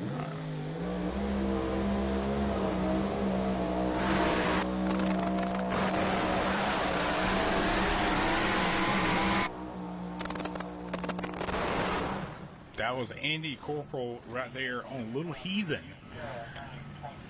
Not a bad run. Well, much better than last year. He had a rollover, was sent out to get checked out. So good to see him right side up this year. Well, and that's does that play in your mind a little bit? You making a run, you having such a wild ride at a track, and you come back and you're like, what do I need to do differently here? As a little bit of a mental game too. Yeah, 306 for Andy Corporal, 309 and 6 for Kevin. It's been a little while. We've seen you at an event, and good to see you out here in Bowling Green. Yeah, it's been since 2018. I was thinking back since we've been up here. So it was a really good day. I was really glad.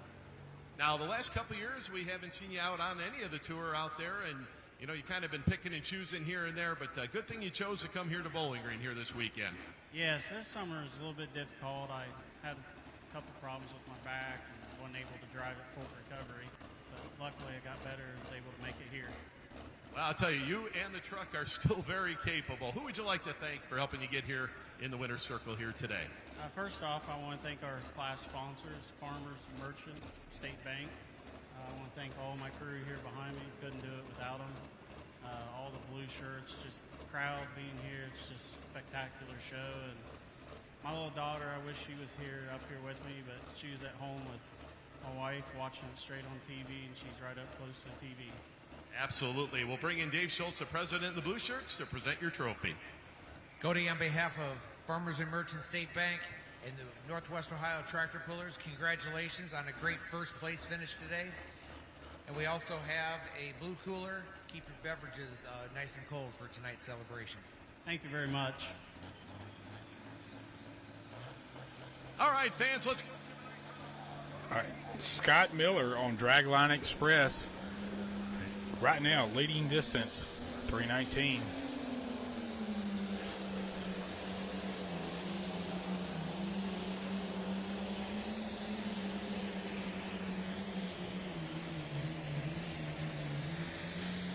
Good pass. Going to be a little bit short for this afternoon, but definitely can't complain with that run. Good, smooth run. Using all the ponies right there. That's it. Good-looking Case IH there.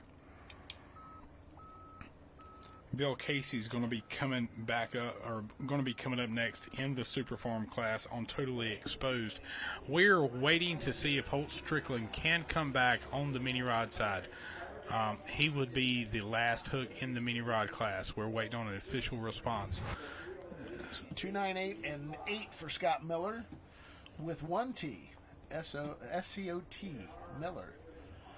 Not to be confused with S-C-O-T-T, Miller, which there's probably a few hundred of those, like Doug Borth, B-O-R-T-H. All right, looking right now, Crop Doctor, Mr. Silsby sitting at 319. And you see those distances. Yeah. I mean, you're looking at your 10th place is 298, and your leading distance at 320. That shows you how tight it is right now. All right, switching gears. Right here, got an Oliver for you Oliver Green fans out there today. Totally Exposed. And that 22, that 4-digit number tells me this is a V8. Is it? What? See how it's bumped out? Right, yeah. So, yeah, not the first time we've seen a V8 in a Superfarm class. Yeah, aren't there a few Massies in there? There's a New York, you used to see Super Hit. Right. Yep. Yeah, I'm not sure if they're here this weekend, but no. And I'm trying to think of the tractor that came out of New York was way back in the day, came out with a V8. So if there's anything left, one of the official scoring we have in NTPA.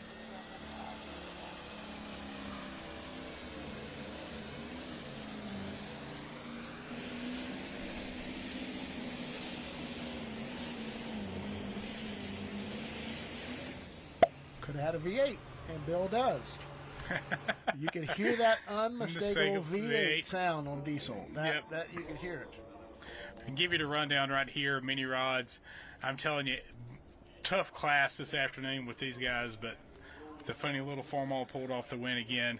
Jeff Hurdle, Little Bear, 331.44, very little sanity.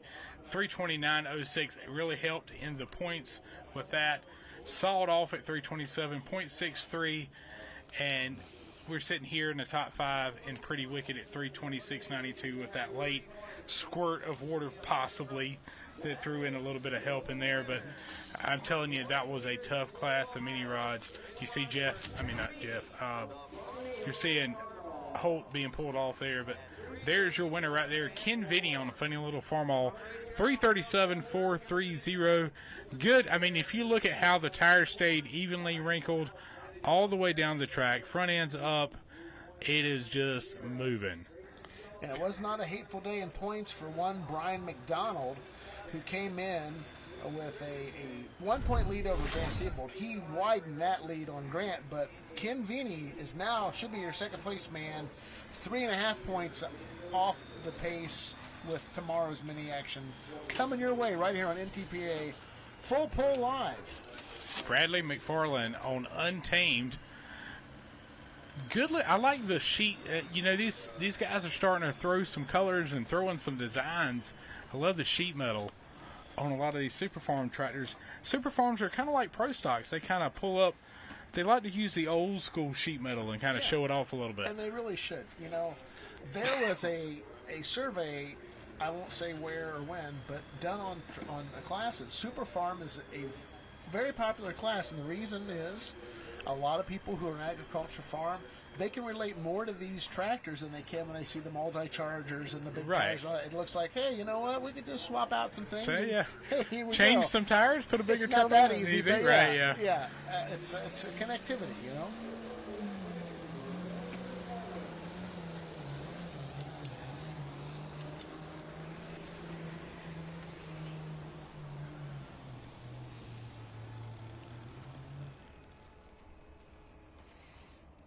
out of New Wilmington, Pennsylvania. Good run. I think he's going to be a little bit short up here today, and that's one of the things. If you've noticed, he moved, kind of let it drift all the way on that left-hand side. 297.7 for Bradley McFarland. You know, when they came out with roll cages, a lot of them were this wide, and actually, after looking at it and talking about it, they really like to see them not like a mushroom, but more like tight on the shoulders, because you don't have as much room to whip side to side. Yep. And so, but in the schematics of build a roll cage, you can build one that way.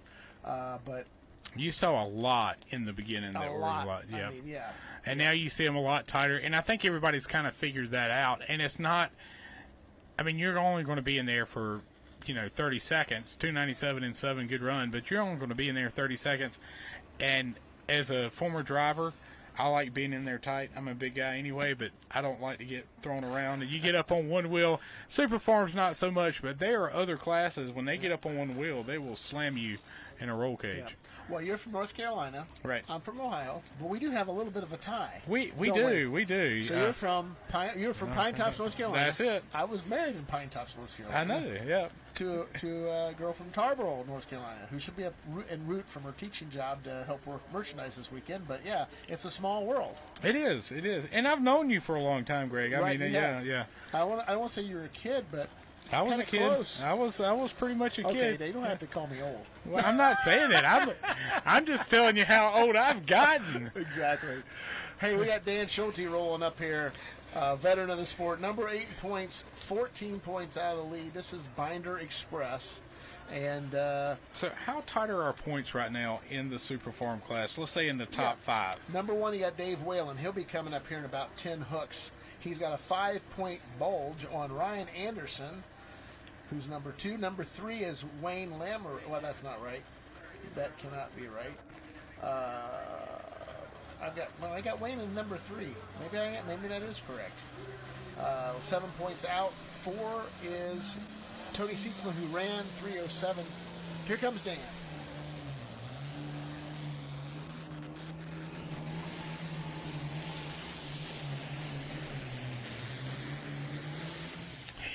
Going to be around that 3:05 mark, somewhere along in there. Yeah. Might be close. I'm looking at where the barrier wall ends and the flag. Yep. To me, we may have a new leader. Yep. Oh, okay, I see. Yep. I see what you're saying. Yep. You're paying attention to that mark. If you look right behind that NTPA board. Oh. 309. 309. So, no, fooled me. I'll tell you what happened one year. I forget what pool I was at. When I was running laser, I had 2 tracks, and the guy was literally looking at the wrong leader flag, and when he passed it, he backed out of it. he didn't. Oh, wow. He was looking at the wrong leader flag, and he was like the last hook. I kid you not. This was back in like in the 90s, but so I'm going to say I was looking at the wrong leader flag. Actually, I wasn't, but that's got to be a bad feeling. That's a bad feeling. It's like running to the end zone and dropping at the 2-yard line, which has also happened. So 8th place for Dan Schulte. So he was chasing Lee Butts. Oh, no, he was behind Lee Butts, and Lee's ahead of him.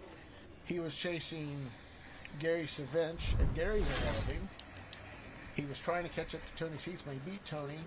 Steve Yagi, he did not beat, who's ahead of him. So this is Caitlin McDonald. You probably know something about this. I know a little bit about this young lady.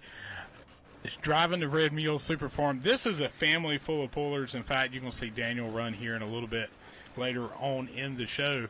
But this young lady, to interview her is a little bit of a challenge. Sometimes she doesn't like to say words, but I found out something. We got her on one of our local podcasts down there in the South. Yeah. That girl will talk. Is that right? Yeah. So I learned a lot about her in that podcast. This young lady, she don't cut it no slack. She gives the guys down there, just really torments them more or less. Well, hey, young lady at the wheel. It's already been a pretty successful day for young ladies in this deal. Hey, this might be the opportunity. Now she's gone to other big events and placed in the top 3 and 4. So very capable equipment here. Let's see what she can do. Caitlin McDonald out of Red Springs on the Red Mule.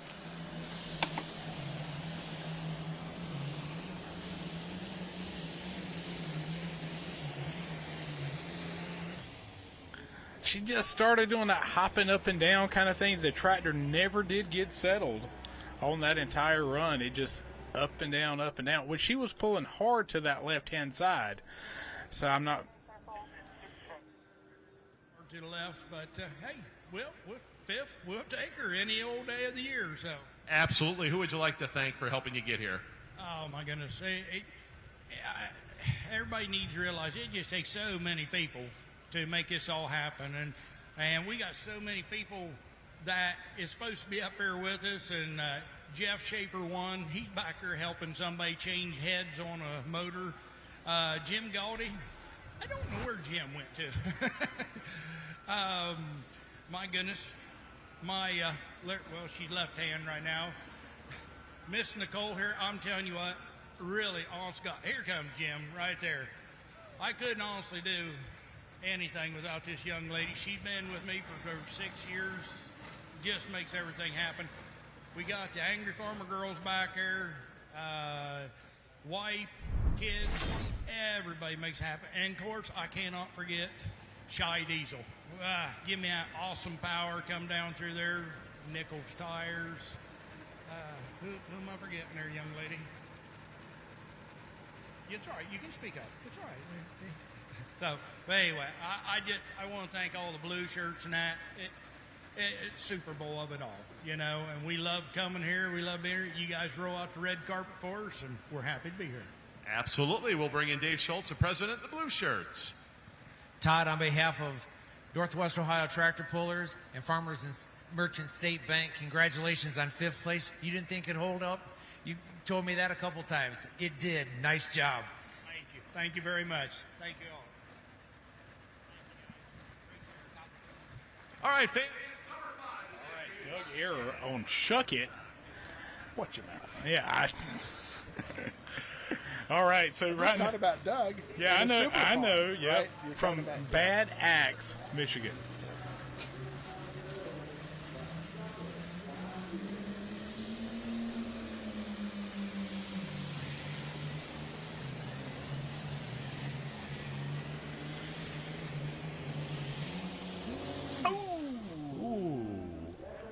That's not good for Doug there. No, at that's all for Shuckett. I wonder what something in the driveline let loose. So It definitely, yeah. Is it jumping out of gear, or did something go wrong in the gearbox? And I'd say if it jumped out of gear, we'll see him tomorrow. If it's something worse, you probably won't. And I just heard that it was Jason driving, not Doug. He could not get away, so. It's interesting. Last name, ERRER, same city. It's got to be a team. John Deere and an international in the stable. That's interesting. How do you get along with that? I mean, when you go announce these shows, yeah, there are some diehard people, and you say international fans. Oh, I mean, right. they'll start throwing stuff at the yeah. John Deere fans. Yeah. I mean, they will talk some junk there, and then vice versa. Yeah. That's. As you can see him working that South track for tonight's session, which we hope you join us here in Full Pull Live. Great subscription price, great action. $39. You get. I mean, we have seen a ton of pulling this afternoon. We've got over 150 hooks just this afternoon. 258 and 8. Good job. And we got Jason Podolinsky coming up. Another Canadian. How many Canadians we have? We have had and that's great to see. A Canadian dozen is like 11. Like a Baker's dozen's 13. We're probably close to that. Yeah, something like that. Always glad to have our Canadian friends here at the National Tractor Pulling Championships, presented by Maxim Tire and Podolinsky Farms, sponsored John Deere, running after that 315? 319. 319. Yeah, John Silsby's still in the lead at 319. There we go. And some I change. skipped right over. I looked like I had a 4. 319. Johnson. I talked to John here before the show, and he actually has kind of a new tire cut on his tires. Just trying something different? Well, the person that cut them, he said he kind of, time element or whatever, had to have it done a different way, and ended up, I was asking him about his cut, because they kind of around the corners are kind of more didn't rounded, but Right. really precise. And we were talking about it. I said, is that supposed to give you more tread, or is that kick the dirt out from the pan? He says, I don't know. They told me the story.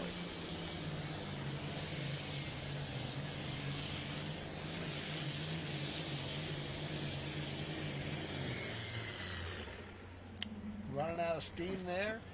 Kind of like, I guess, when you try to get your haircut appointment, which I couldn't say much about that anymore, but you try to get your haircut, and, well, you can't get to your barber, so you get go somebody across else, town yeah. for, Something else, yeah. So, hey, if he had pulled it 340 feet, that might be the new style. well, yeah, everybody. Kind of like a haircut, right? Yeah. 305 and 3 for Jason. The High Torque Super Farm.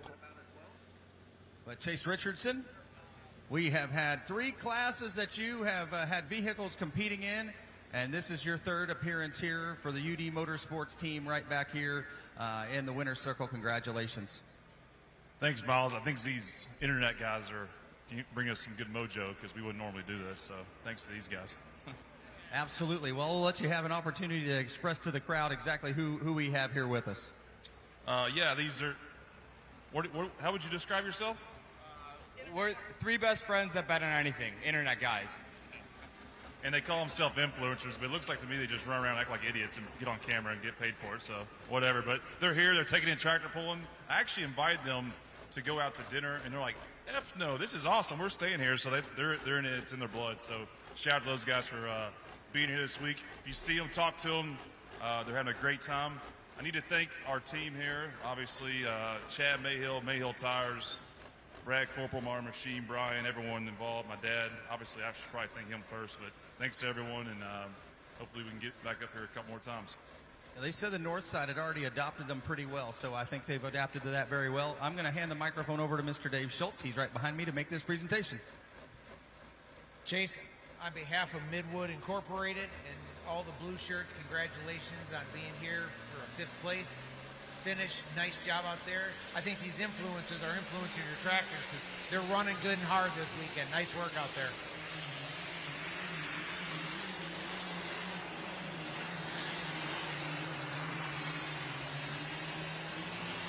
Thanks, Dave. We also told them if they come, they can drive one of the vehicles, so they think they're driving later, but we just haven't told them otherwise. So anyone has a vehicle they can drive, feel free to come to see us, and I'll trailer it back. Nice work.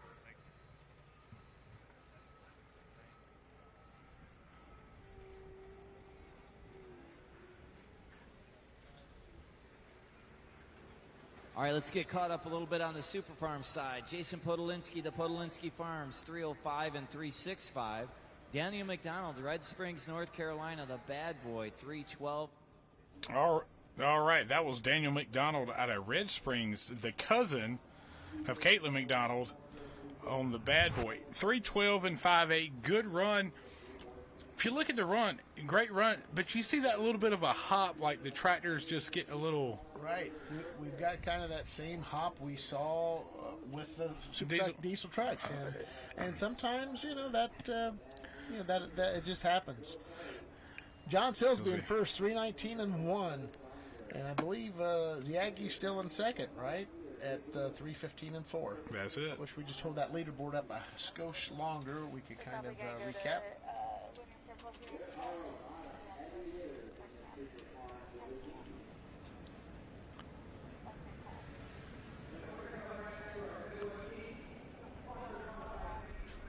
We have number 4 here out of the state of North Carolina, Mr. Grayson Shelton. Welcome to Bowling Green. Congrats, pal. Yeah, I appreciate it. It's the best I've ever done here in the Mini in Bowling Green. We hadn't run much this year, but we're tickled to be out here. And anytime you can lay down a top 10 in this class, 53 mini rods, and everybody's got as big a stick as anybody. And if we could just get around that old man down there. But no, Ken's a legend of the sport, always tough out here, and taught us all a lot. But got a lot of people to thank for sure. The blue shirts. This is the best pull in the world for many reasons. Everybody knows that. But I got to thank my crew. We've been wrenching on these things a lot here recently. Pro stocks, mini rods, the whole deal. And it takes a lot to get everything up here, and a lot to get ready. Got to thank Colt Lumber, my grandfather, for making this possible. Mom and Dad, Like I say, all the boys right here, everybody back home in the shop. But we'll go back and tune her up and hopefully chase that ring tomorrow. Well, I'm just going to hand the microphone to Dave. You make it easy for me. Next time I'm just going to hand you the mic and say, this is Grayson Shelton, and I'm going to walk away. Dave Schultz, the president. Grayson, nice job today. On behalf of Farmers and Merchants State Bank and all the blue shirts, congratulations on a 4th place finish. We also have a National Tractor Pulling Championships cooler for you. That way you keep that beverages nice and cold for tonight's celebration. I appreciate it, Dave. Thanks for all y'all do with this pool. We love this place, and we'll be back next year. Folks, let's give them a nice round of applause. Out of New London, North Carolina, we bring the Shelton family. Grayson doing the driving. Here goes number 4 today, and they're going to be back. All right, this is Brooke Ferris on Absolutely Nuts out of Addison, Michigan. Now, we've had a lot of names here this weekend that had the word nuts in it. Is there something going on mentally we're talking about? Or are we talking about like peanuts? I would say in this thing, it's absolutely nuts. Watch it. Yeah, 3:19 is the leading distance. Let's see if he's can get it done.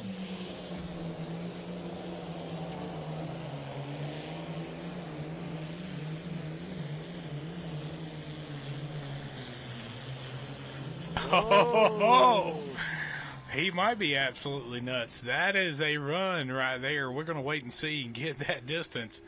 That's going to be close. Another Michigander coming down here, Grand National Point runner.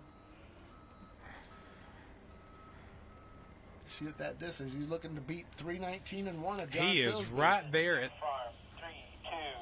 3:29 and 8.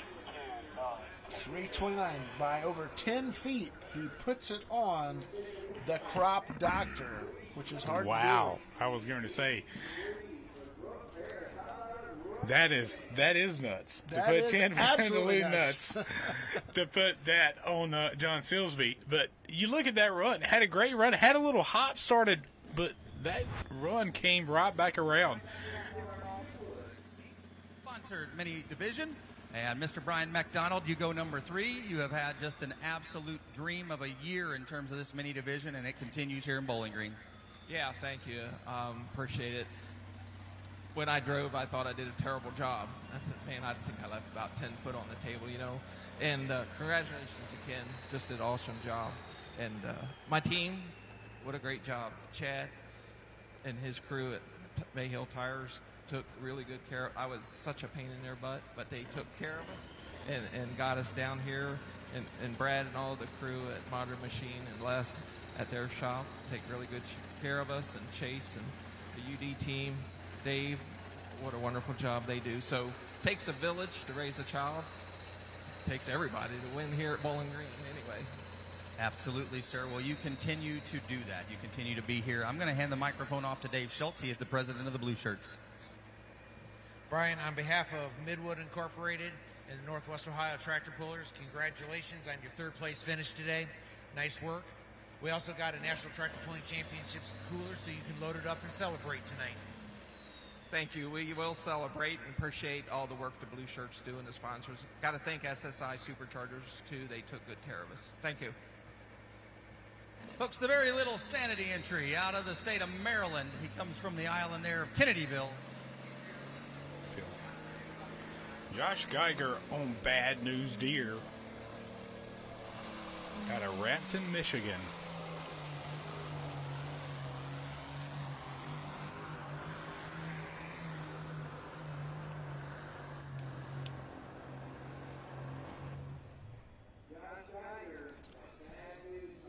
Gonna be right, I'm gonna probably say around that 300-foot mark, 280, 290.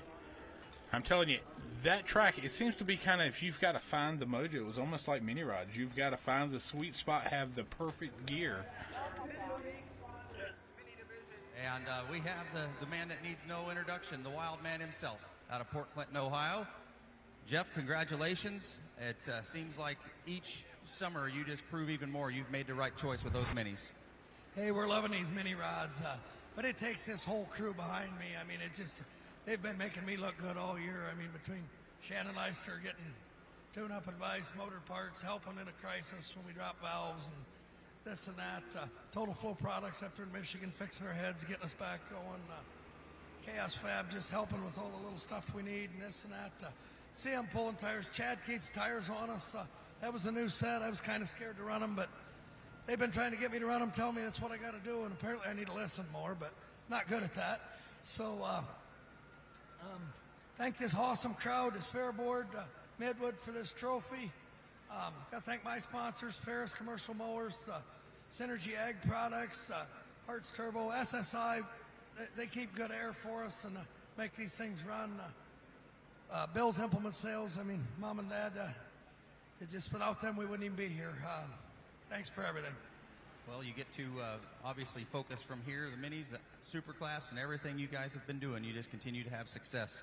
I'm going to pass the microphone off to Dave Schultz, the president of the Blue Shirts, but I'm not going to pass it off. I'm going to hold it for him. How's that sound? Jeff, on behalf of Midwood Incorporated and Northwest Ohio Tractor Pullers, congratulations on your second place. Nice run out there today. We also have a coffee mug for you, so when the donut crew comes by tomorrow, you can fill this up with hot coffee. So nice work out there today. Love seeing you, all you mini rods running down the track. Thanks, Dave.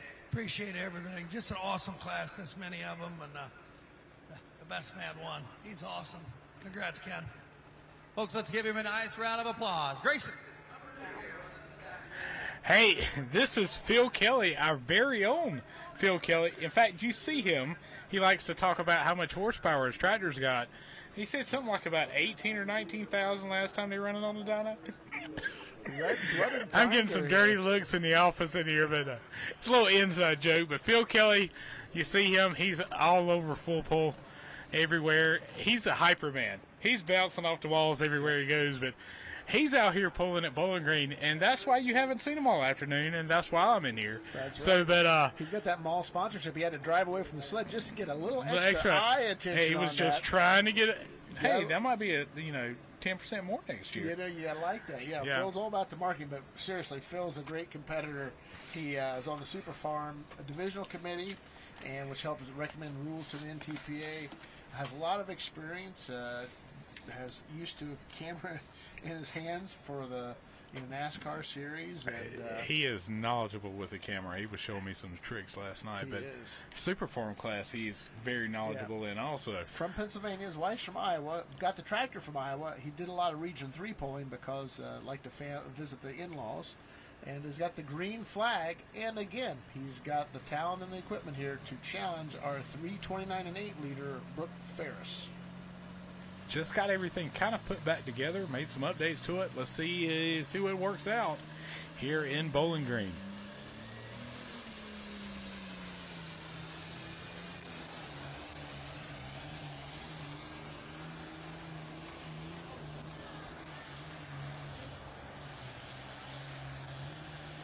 Not a bad run. He's going to be about that 310 mark, 315 mark.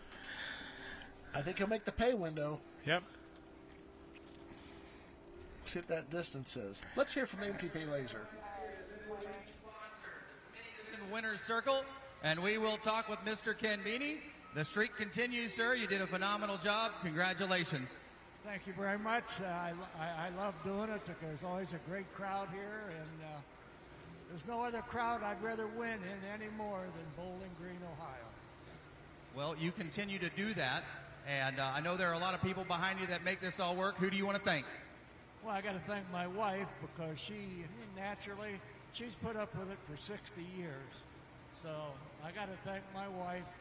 And then I have the people that help me other than physically, that is TJ and the boys at SSI in San Pico. I mean, that's two things that I can just count on. You never question it. They are the thing that helps me. And then I always have Summit.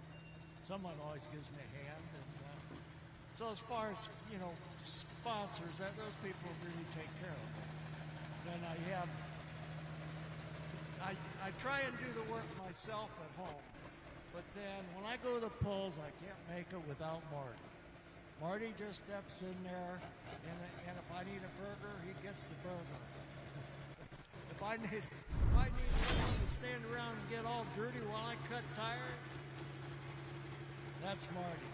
He just does anything, any way on earth that he can help me. That's what he does. Means an awful lot to me. Now at 84, it would be hard to do it without Marty. He's such a big help. Yep. And well, Kat, like whoever she is, she does all kinds of things for us constantly. And I have my little girl here, little Terry. She's 50-year-old granddaughter, or daughter. Anyway, that's my son-in-law, and then over there we've got John Horner from Summer. Absolutely. Well, she said she wanted to say something, so I'm going to let Terry speak. How's that sound? Thank you. I work with my dad every day, and that man works hard every single day. So someone before us said, that old man, well, I'll tell you what, he ain't no old man, and he ain't letting the old man in. So, there you go. Absolutely. We're going to let Dave Whalen run here with the My Last Excuse former ring winner here many times in the Super Farm division.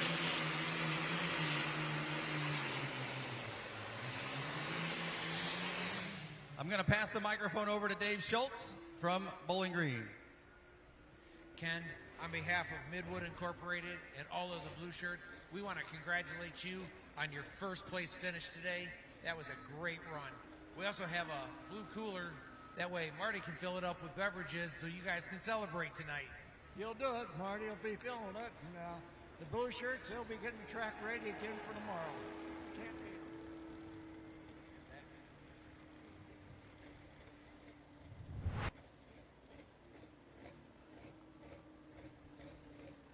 it. That was Dave Whelan out of Tipton, Michigan. Oh, My Last Excuse. Looks like he's going to be right there up in the top, 322.41. Well, I'll tell you, Bert, he's leading the points right now. He's number one man. He's 5 points up over Ryan Anderson, who's going to pull in a couple times. That puts him in second position, and I don't have Brooke Ferris, who's leading right now in the top 10, so Dave has not hurt himself. Not at all. Not at all. He's in a good spot, and he's ahead of 5-point tractors that are chasing him already. 6-point tractors make that. So this could really, really be a good point day. Tori Keefe on Hooterville Hustler coming up next. And that's one thing about it. So if you go in there and you're saying the top 5 and say the number 1 person or say the number 3 person doesn't have, I wouldn't say a bad day, but not a great day. Right. There's not really a lot of movement in the points. So if you're a little bit ahead, you can stay a little bit ahead. Same way, if you're a little bit under, you don't lose as much on your points ground, is what I say. Yeah, I mean, a lot of you ask, would you want to win the show or hold it? Hold your points lead. If you can do both, great. But really, today we saw a little bit with like Brian McDonald. Right. He didn't win, but he didn't lose a lot of ground. He only lost, if I see a point, maybe 2. I think just 1 point though. So that was a good day for him. Some guys, Grant Theobald, not a great point day for him. Right. But right now, Dave Whelan, this could be a good point day for somebody.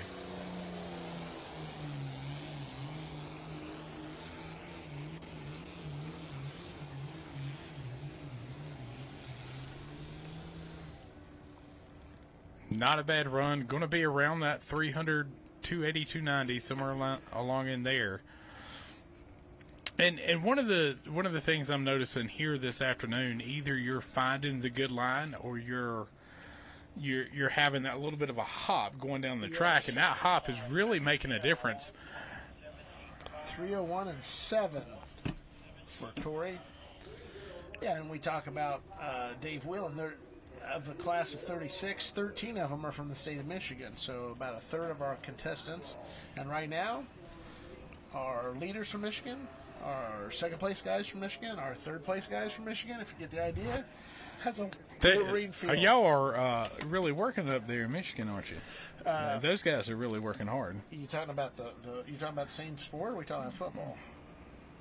Well, I was talking about tractor pulling. I know, yeah. Ohio State and Michigan deal, you know. Yeah, that's. Oh, sports. I wonder if anybody's doing any money bets on that right now. But anyway, back to the action. You watch. He had a little bit of a hop there out of the hole. The tractor picks up, but it never levels out. It's just kind of up and down. You start getting that hop right there, that big hop. Tractor hooks back up. There it is. It's a bunny hop. You can see the tires almost completely come off the ground. That is difficult. That's hard on the transmission, drive line, whatever, and it's hard on distance. Dustin Oswald coming up next on the Keystone Case out of Hartstown, PA. Lucky 13 left in our class of high torque super farms, 9,300 pound class, agricultural, diesel has to be the fuel, 640 cubic inch engines, and we see a true case. This is the good thing about this class. The actual regulations and rules of the classes makes for a close competition and good variety in the sheet metal. And that's the other thing. And they have to run what came in it, correct? So if it's right, same way in this case with the case, same way with International or John Deere. You can't go in there and take an International block and stick in a John Deere or vice versa. But we're going to see what happens. This is a beautiful tractor. If you ever get to see it, the shot does not give it justice at all. Hartstown, Pennsylvania. Those old case colors.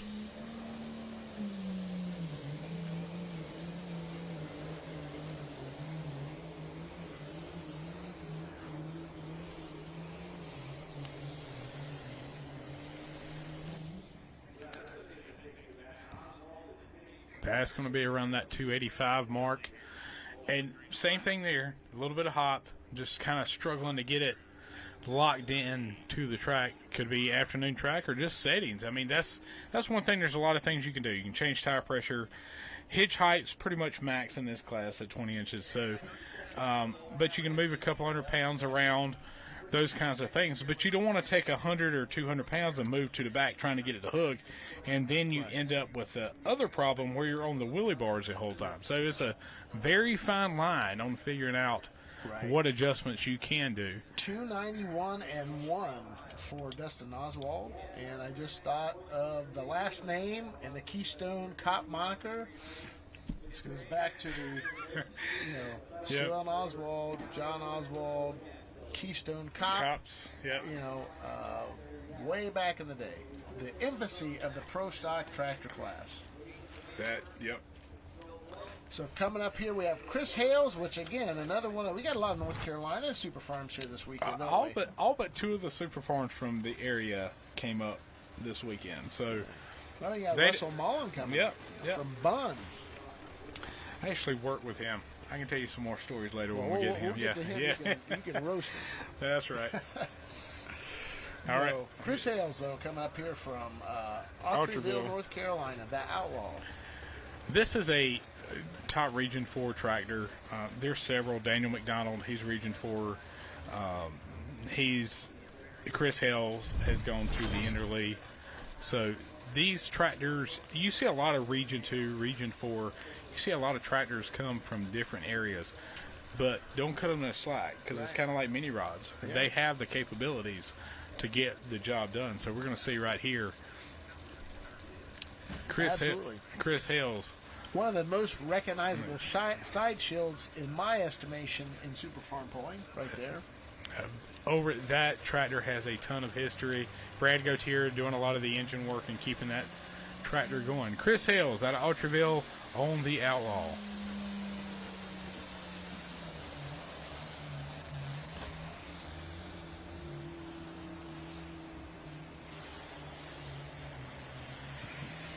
He's tugging it on along. He's going to be around that, I'd probably say about 315 mark. Yeah. Maybe a little bit better. Yeah, I'm looking at it now, yeah. Yeah, I mean, we're talking front wheels. Looks like it's even with 329 anyway, the front weight bracket. So how was it, 12 feet wheelbase? He's pretty close. 317 and 3. 317 and 3. So that's going to really mix it up there. And North Carolina is going to be felt up in that top 5. Good run. Ryan Anderson coming up next on the green galvanized stairs, checking out, sponsored. I believe that is a John Deere. No, it is actually international. He is a former Grand National champion. I believe he's runner-up last year. So a good running machine here.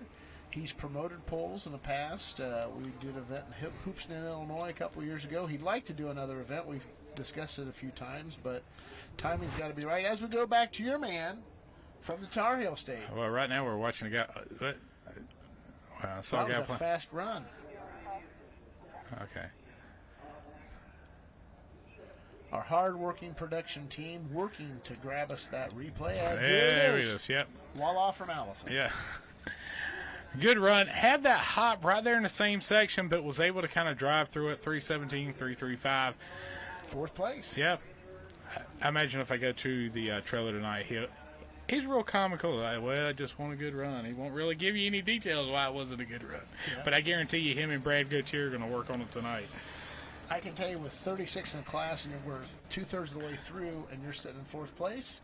That's a good afternoon, yeah. Should be a top 10 if something wacky doesn't happen with, like, all of a sudden we build a road or something like that. But Ryan Anderson, 5 points out of the lead. And Dave Whalen, like I said, it's been a decent point day for him, 322 and 4. He's definitely top 5. In fact, right there we see he is in 2nd. So Ryan can gain, at this point, 2 points if he takes the lead. And it's a very, very tough run-in checking out. He runs a funeral home. You see his brother-in-law, Robert Danner, backing him up. Robert's been involved in the promoter business there in Illinois as well. And we used to do an event in his hometown as well a few years ago. Ryan Anderson, though, green galvanized stairs, checking out.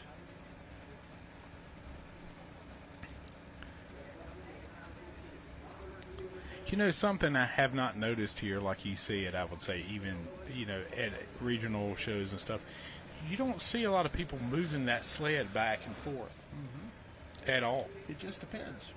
It really does. Here they kind of have a groove. They build a road and they just kind of stick with it. Stay in there.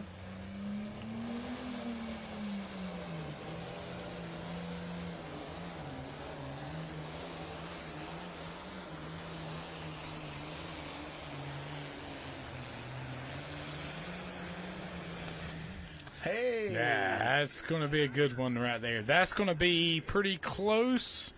Is he going to get past Dave Whalen, who's in 1st place in the points? He's five points back. 329 and 8 is your leader. 322 and change is Dave Whelan's. 324 and 4. That's going to be a new number 2 guy. So he does gain a point on the leader right now. With 3 laps to run in this Super Farm, high torque Super Farm class, he takes over 2nd place. Very nice run for Ryan Anderson. So we're back in a situation. Points really aren't going to move a lot in this situation so far. But it's going to tighten up for 1st and 2nd. Right. That's what Ryan was looking for. All he can do is hope to gain some points. Right. And but he's going to have to do it probably 3 more times. He's going to have some help from some other people. Or Dave stub his toe or whatever. Right, right. Yeah, good competitors, both of them. The whole group from top to bottom is great.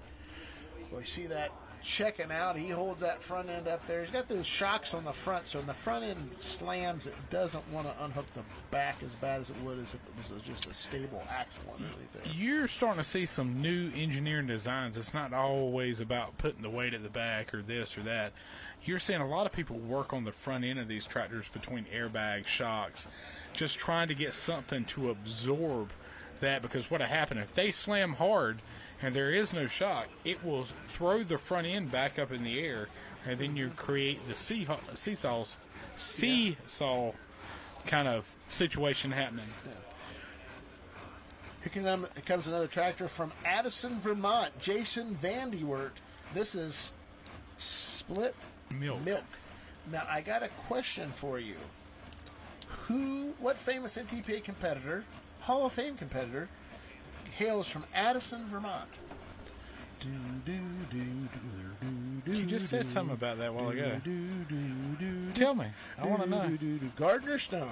Oh, yes. Millbury, Vermont is a dealership, but he lives in Addison and also Ponce Inlet, Florida. Been to his place, his condo, third-story condo. That was a classic tractor. A classic guy, too. Gardner's one of a kind. Keep the faith, Gardner. Here comes Jason Vandewert. Addison, Vermont, split milk.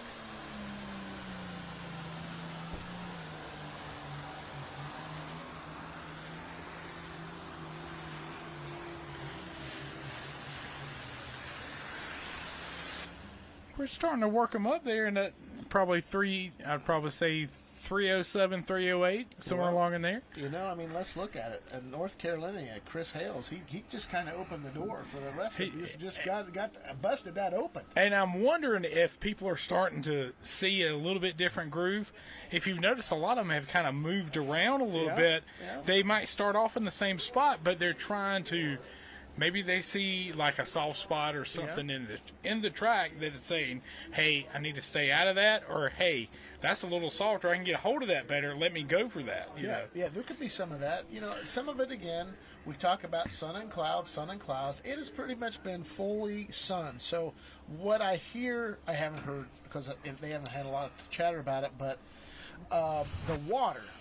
Put in the water, they will start saying, cut the water back, cut the water off. The officials will say, hey, I think we see a little bit of an advantage coming if they put more water on it because it keeps the dust down. And you can see it's got great moisture. They do a fantastic job here. As we look at our leaderboard, we got Ferris in first, followed by Ryan Anderson, Dave Whelan, John Silsby, and hey, your man, Chris Hales on the Outlaw. That rounds up your top five. But you look at how tight we go back to this 20-foot deal. You look at from 10th place right into first place. You're at 329.83 in first. You're at 312.58. Yeah. And that's pretty tight in a lot of classes like this. And right now what you're seeing a lot is just who's getting the best hook. Well, how about this? Chasing the Dream opened our show, or darn near. Right. And we just had Ryan Anderson take over second place. It's 10 feet. And we've ran 28 in the sun. So somebody's seeing something that, or either, here's the other thing, I've learned this too over the years. Certain people go to certain tracks and they know how the dirt works, and their tractor works good with that dirt. So that's what they're looking at, and they're like, oh, yeah, I got this. No worries. I'll make my small adjustments.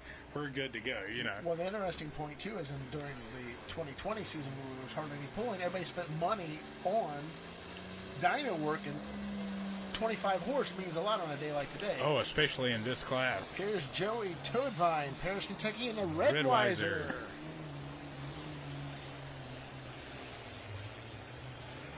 Look at here. Yeah. And we're starting to kind of see a little bit bumping the distances down. Nothing wrong with that. It's a natural progression of the track and the class. Yeah. Somebody saw something. Somebody watched something, and now, and I'm not saying the word spreads, but the word spreads. I think you're going to start seeing some changes, hopefully. 322 and 7. Our other one was 322 and 4. That was Dave Whelan. So we got another new second place. Number 3. Three. That's right. Yeah, I'm sorry.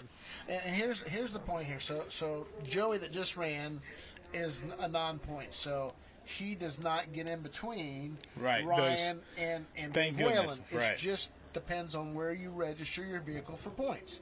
And today we've got 1, 2, 3, 4, 5, 6, 7, 8, 9, 10, 11, 12, 13, 14, 15. There's 15 point tractors here. So it's really the first place guy gets 15 to hook and 15 for place. The second place guy gets 15 for hooks, 14 for place. Right. So we look here, absolutely nuts. Yes, Grand National Vehicle Register. Same with checking out. My last excuse, crop doctor, outlaw, no. Right. So we look here back at Mr. Toadvine and the Paris, Kentucky-based Red Wiser. He got a little bounce there. And see, he looks to have a solid axle. So when he comes down, it hits a little harder. It's throwing him up a little bit. And the theory is it unhooks the back a little bit, just a little bit. It's all strategy. It's all technology. It's all those things. And it's also what the driver is used to and what the driver wants to run. You know, I've seen talk to some old school drivers, and they just like it the way it is. I mean, you look at a lot of your older school drivers, they don't spend all the money in the chassis technology. They may upgrade the engines and stuff and drivetrain a little bit, but if they know a combination that works, that's what they're going to stick with. So, and why wouldn't you? Look over here, or let me do it this way. Look over here. Oh. Look at you got the leaderboard off to the side.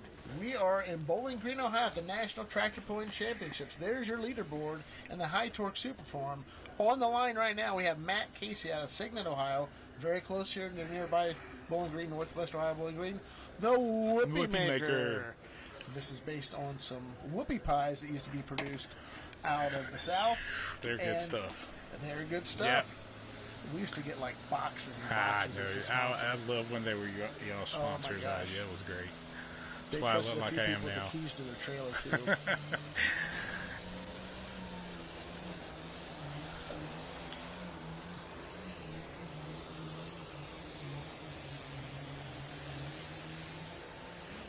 Going to come up a little bit short. Just kind of had that weeble wobble bouncing back and forth. So a little bit, but I'll tell you that the track has just stayed together great, and no surprise. It's just not a surprise. This is Bowling Green. We're in Bowling Green, but again, the sun can play with it. They got a good mixture. The thing that gets tricky, honestly, is when it's cloud, sun, cloud, sun. At least now they can really have a pretty good bake, an even bake, if you will, an even water system. But when that bake changes with cloud and you put the water on there, it could get a little wet. So here's another thing I just thought about. So if the pullers were kind of, because the weather forecast today was supposed to be kind of cloudy, partly cloudy, where fighting rain is what they said earlier in the week. Yeah. And so, are the pullers looking at this and set their vehicles up for a cloudy track, just like, rounds track, dirt, drag racing, all that? You set your vehicle up for the cloud conditions. A lot of these pullers have weather stations at their haulers, so they know how to set things up. I guarantee you Phil Kelly has a weather station set up. Probably in this trailer somewhere. Maybe in the second bunk here. I don't know. Yeah, well, I slept on there last night. If it is, it's probably not in too good a shape today. So, so we're wrapping this High Torque Superfarm class up, and I meant to say, look over here at your leaderboard. Yeah. Isn't that cool? But you were...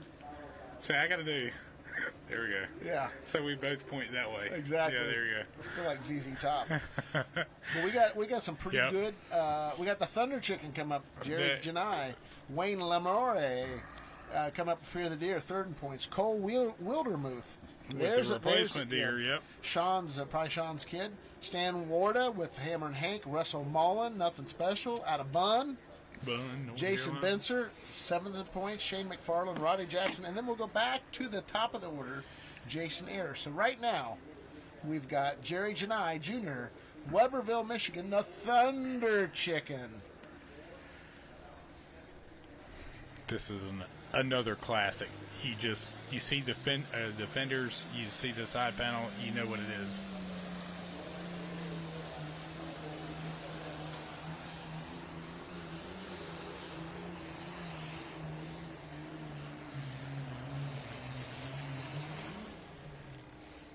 No, I'll tell you what, when you said the classic fenders, I actually got to talk with Danny Dean on, he was here Really? Wednesday, just visiting. He says, I'm not here for the poll, I'm just here to visit. And he was a hero of mine. He was 20 miles south where I grew up, and what a competitor he was. But that's how the super stock tractors looked in the 70s. Yep. And they had side shields on them because Jerry the guy didn't want them to see what was under the hood. And they called them the Side Shields Brigade, or Silver Shields Brigade. And they really didn't want people other than the tech officials looking underneath the hood. They didn't want things to be replicated. Well, if you and that's the thing. If you look at the newer super stocks, and like in the Open and in the diesel, they've got those big wide fenders now. And the reason is they're just trying to cut down on, because you got to realize if you're driving one of these and you've got the old school fenders like that, if you start getting on a rocky track, you're going to get pelted. I mean, you're going to feel it. I mean, mini rod guys the same way. If you've noticed, the old school mini rod had the small narrow fender and 3/4 of the tire was hanging out. And I remember Thomas Coleman, one of the North Carolina guys, I said, "Why did you go to the big wide fenders?" He said, "I got tired of getting beat up." There you go. But yeah, look at it. Had a good run going, just never got the ground speed going with it. 289. 289, 550. He didn't hop at all. It just never actually had the ground speed. Some of these tractors will pull up in the high 20s, low 30s, depending on sled settings. Slipped into 27th position. Here at the National Tractor Point Championships, brought to you by Maxim Tire. We'd also like to thank NTPA's major sponsors, Case IH, Beck's, Wicks Filter, Hot Shot Secret, Mack Trailer, O'Reilly Auto Parts, who they're here this weekend, Interly Fuel Injection, as well as Mitas Tire, Cowtail, Sampico Lubricants, AP1 Insurance, Stop Fire, and U.S. Army. As here comes Wayne Lamore, Boone, Iowa, Fear the Deer. Look, tonight we have a totally different show for you here tonight. And join us here at fullpull.live. You can go on your Roku. You can download the app. You can do it that way. You can go right in on your computer and watch it, tablet, iPad, whatever. Yeah. Tell a friend to watch the first 30 minutes for free. I've been doing that. And I'm cheap. that's the I'm waiting thing. for the code. You got a code? Oh, No. you hadn't got one either. Okay, I just wanted to make sure I wasn't the only one left out. But that's one thing about it. You'll see this action, and folks, we're doing our best to get the best action, the best views. There's not many views that you're going to see right here on the side of the track like this.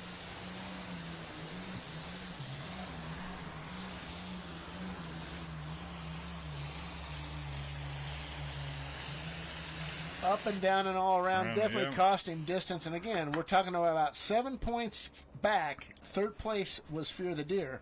I have a feeling he probably lost some ground here in our points chase. Waiting for NTPA laser services.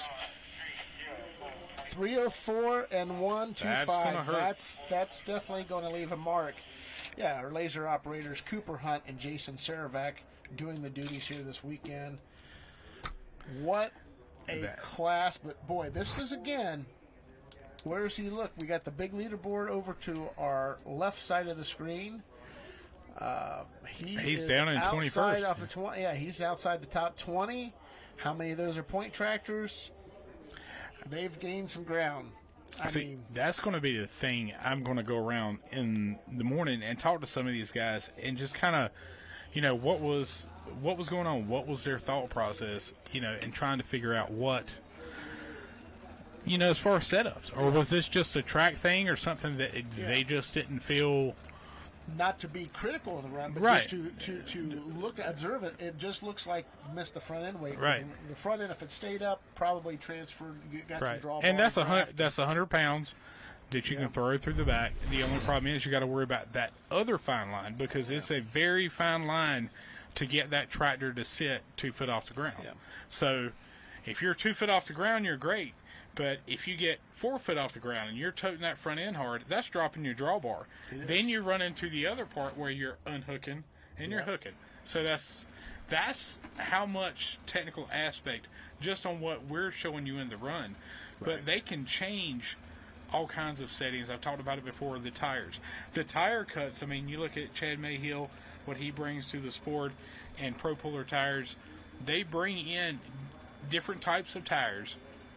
You can choose that, but you've got to figure out how that's going to work with your tractor. And how many pullers do we have this weekend that have decided to try something new? Coal wheel remove. Lewistown, Ohio, the replacement Deer 2, second generation puller.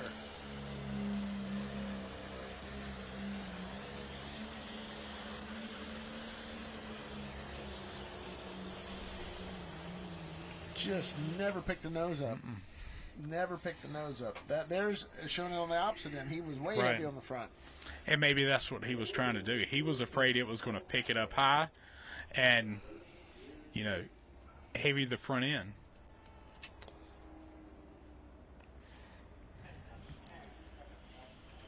.271.4. So, and again, not critical of any of the drivers or anything of that No. nature. But there's horsepower in all of these sports, Right? In the motorsports, and there are different parts of the spectrum. Not even saying where anybody's at, but sometimes you can see when we saw it in the mini class, Right? Where you had guys that were past the 315, you had guys that were 300, you had guys under 300.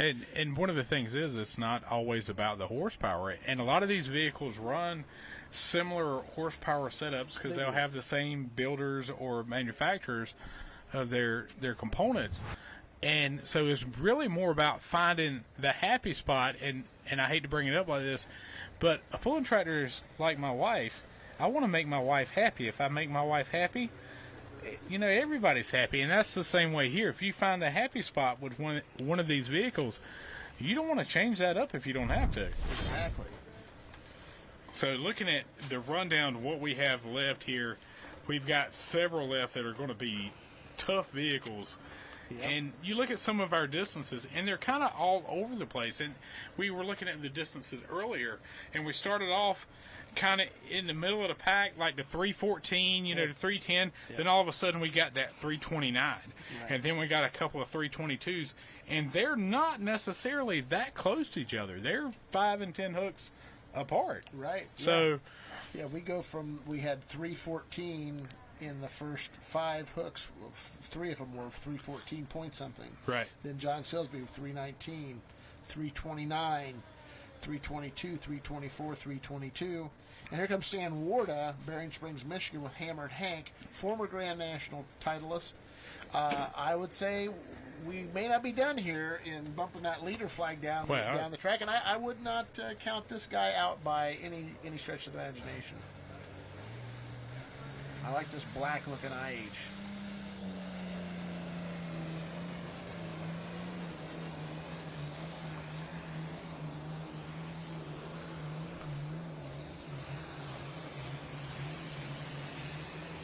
And again, just not quite the distance we were seeing there 4 or 5 hooks ago. I wonder if, you've got a few people have found something or saw something and they were like, no, I'm not telling anybody else. Why would I do that? Pullers will help each other out on the weekends, but I can promise you this, once that visor drops, it's all a go. Don't forget tonight, fullpull.live. Don't forget, hey, if you're bored, ain't got nothing else to do, you're watching Tractor Pulling like us, go to Full Pull Picks. Pick you out some options. You can go in there and look, a little as $5, and some of the odds are far-fetched, like 49-1, things like that. You go in there and you get a 49-1, and you look at, like last night, Brizendine won here in the four-wheel drive class with some of the names there. Wow. He said, I should have bet about $1,000 last night. That would have made me some money so I can get home. But, Mason Brizendine pulling that off. So don't ever underestimate, those high odds. But looking at Hammer and Hank run, just never could get the front end to settle up. Problem. Yeah, and really not the ground speed. It kind of seemed kind of bounced there type thing. It just did not perform like you'd see. Outside the top 10, and right now, he didn't help anybody or hurt anybody in that top 10. It doesn't appear.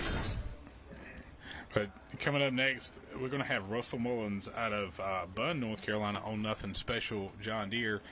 Now, here's one of the things. We've looked at Chris Ells. He's kind of thrown himself up in the mix. You've got several other pullers that have kind of thrown themselves up in the money, as you would say, here in Bowling Green. So, this has been a great show this afternoon with the mini rod class, because that kind of got like the super farms there for a little bit, and the diesel trucks, the diesel forward drive trucks, those guys and gals put on one heck of a show. We had a great pull off there, and it was kind of like who found the groove. and it's been that way all afternoon. Now, tonight's show is going to be a little bit different. Day tracks are always a little bit trickier compared to a night track, but the conditions here, everything is looking great for tonight. That four-letter word we're not going to talk about is going to stay far away, and we're going to be ready to have some more pull action here tonight. I believe tonight we're starting at, 7 o'clock? 7 o'clock, I will say this. I was looking at, it looked like stuff was going to head south of us, so we'll take that. But I will tell you, this is an afternoon, and normally when guys drop their first hook, they'll drop 6. They won't go to the bottom because they think the track's going to get dry. Here, not the case, so... That speaks volumes. You can look at the distances and tell how this track can do. And you can see the sheen on the track with a nothing special John Deere. Russell Mullins actually worked with this guy. And, we got all kinds of stories we can talk about him. But let's see what he can do here today.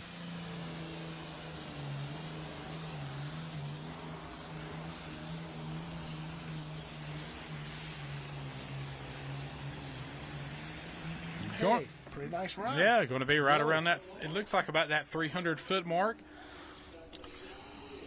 Let's see. I see the flag in the shot, though. He might be a little bit more further down there. We're going to wait and see. Do you see that water bar go by? They're keeping it. Oh, there's the. Yeah, I think we're looking at the 3:13.57. Hey, good run.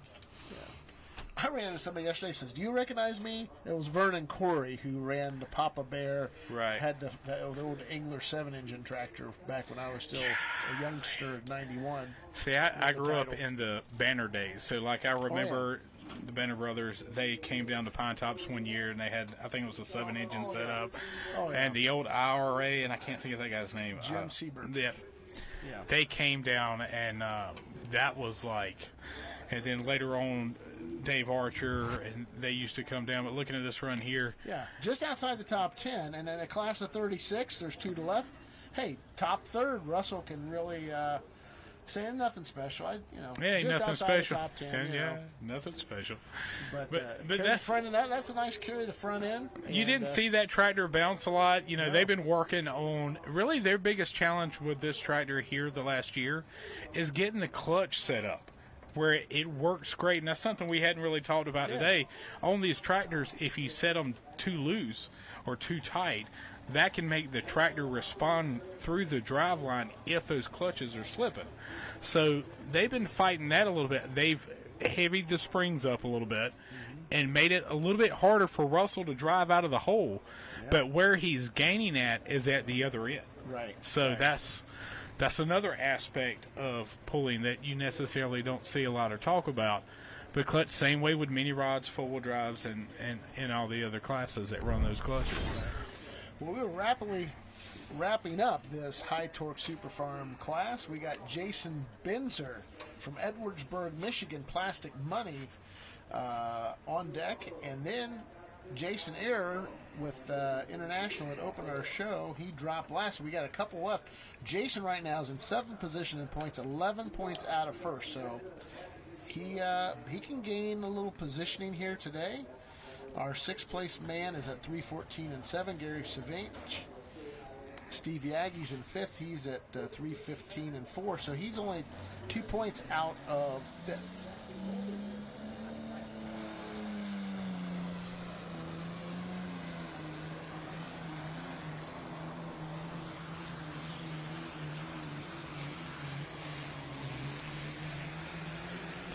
Good run. Nice run. It's going to shake it up. That's going to be up there in that top 5, I have a feeling, or pretty close to it. We were looking at John Silsby's run on the Crop Doctor, and at that point in time, we were like, that is going to be the run to beat. And you look at how much has changed throughout this afternoon. One tractor left. 324.3. 324 and 3, so that's going to put just him a tenth of a foot behind Ryan Anderson, who I still believe is our 2nd place guy. But he earned some spots today. Hey, look, there's Phil Kelly right there. You know, the man with. It's hard to hook 19,000 horse. I know. I thought it was 17. 17. It's just going to grow in stature. We're all kidding aside. Yeah, they don't have that much horsepower. No. What would you say a Super Farm today has? Around 17 to 1900? You're definitely in that. I mean, are they tickling too? Maybe. Yeah. And that is one thing. Super Farm kind of started out in a lower horsepower, like 13. Well, 13 to 14. I think 3 digits, 900 horse. Well, yeah, that if you go that. We talked when we first started. That kind of came out of Minnesota. We had a WPI board member, Ken Lamping, vice president, valuable board member. He ran a lot of our Region 3 things, and he was in that class, and they kind of helped get that class under as a UPM or United Polaris event, and then into the regional and now Grand National mainstream. Seems like 04 was our first Grand National run for them. So 20 years, celebrating 20 years of Super Farm at the Grand National level. So going back and looking at the Super Farms, and we look at the light pros, and now you have the Pro Farm also, which we have a state level class a little bit different. But if you look at the horsepower from year to year, it is constantly changing. We're back to Jason era on that 1982. So horsepower with technology and tires and everything else that goes into it, horsepower is ever growing in this sport. First run was 293 and 70 dropped it. Let's see what he does to end our Super Farm class.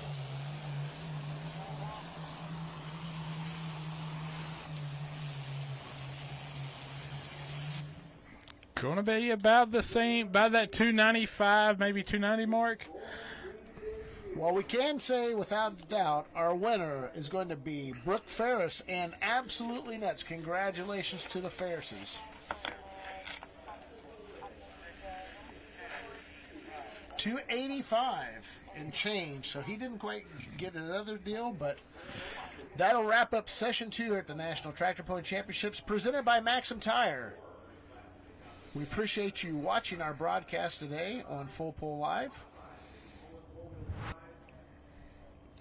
We're going to give you the rundown. We're going to give you the rundown real quick, give you a little update, and then we're going to switch gears because in less than an hour, we're going to be pulling again. Hey, it's Pulltown. What else would we be doing?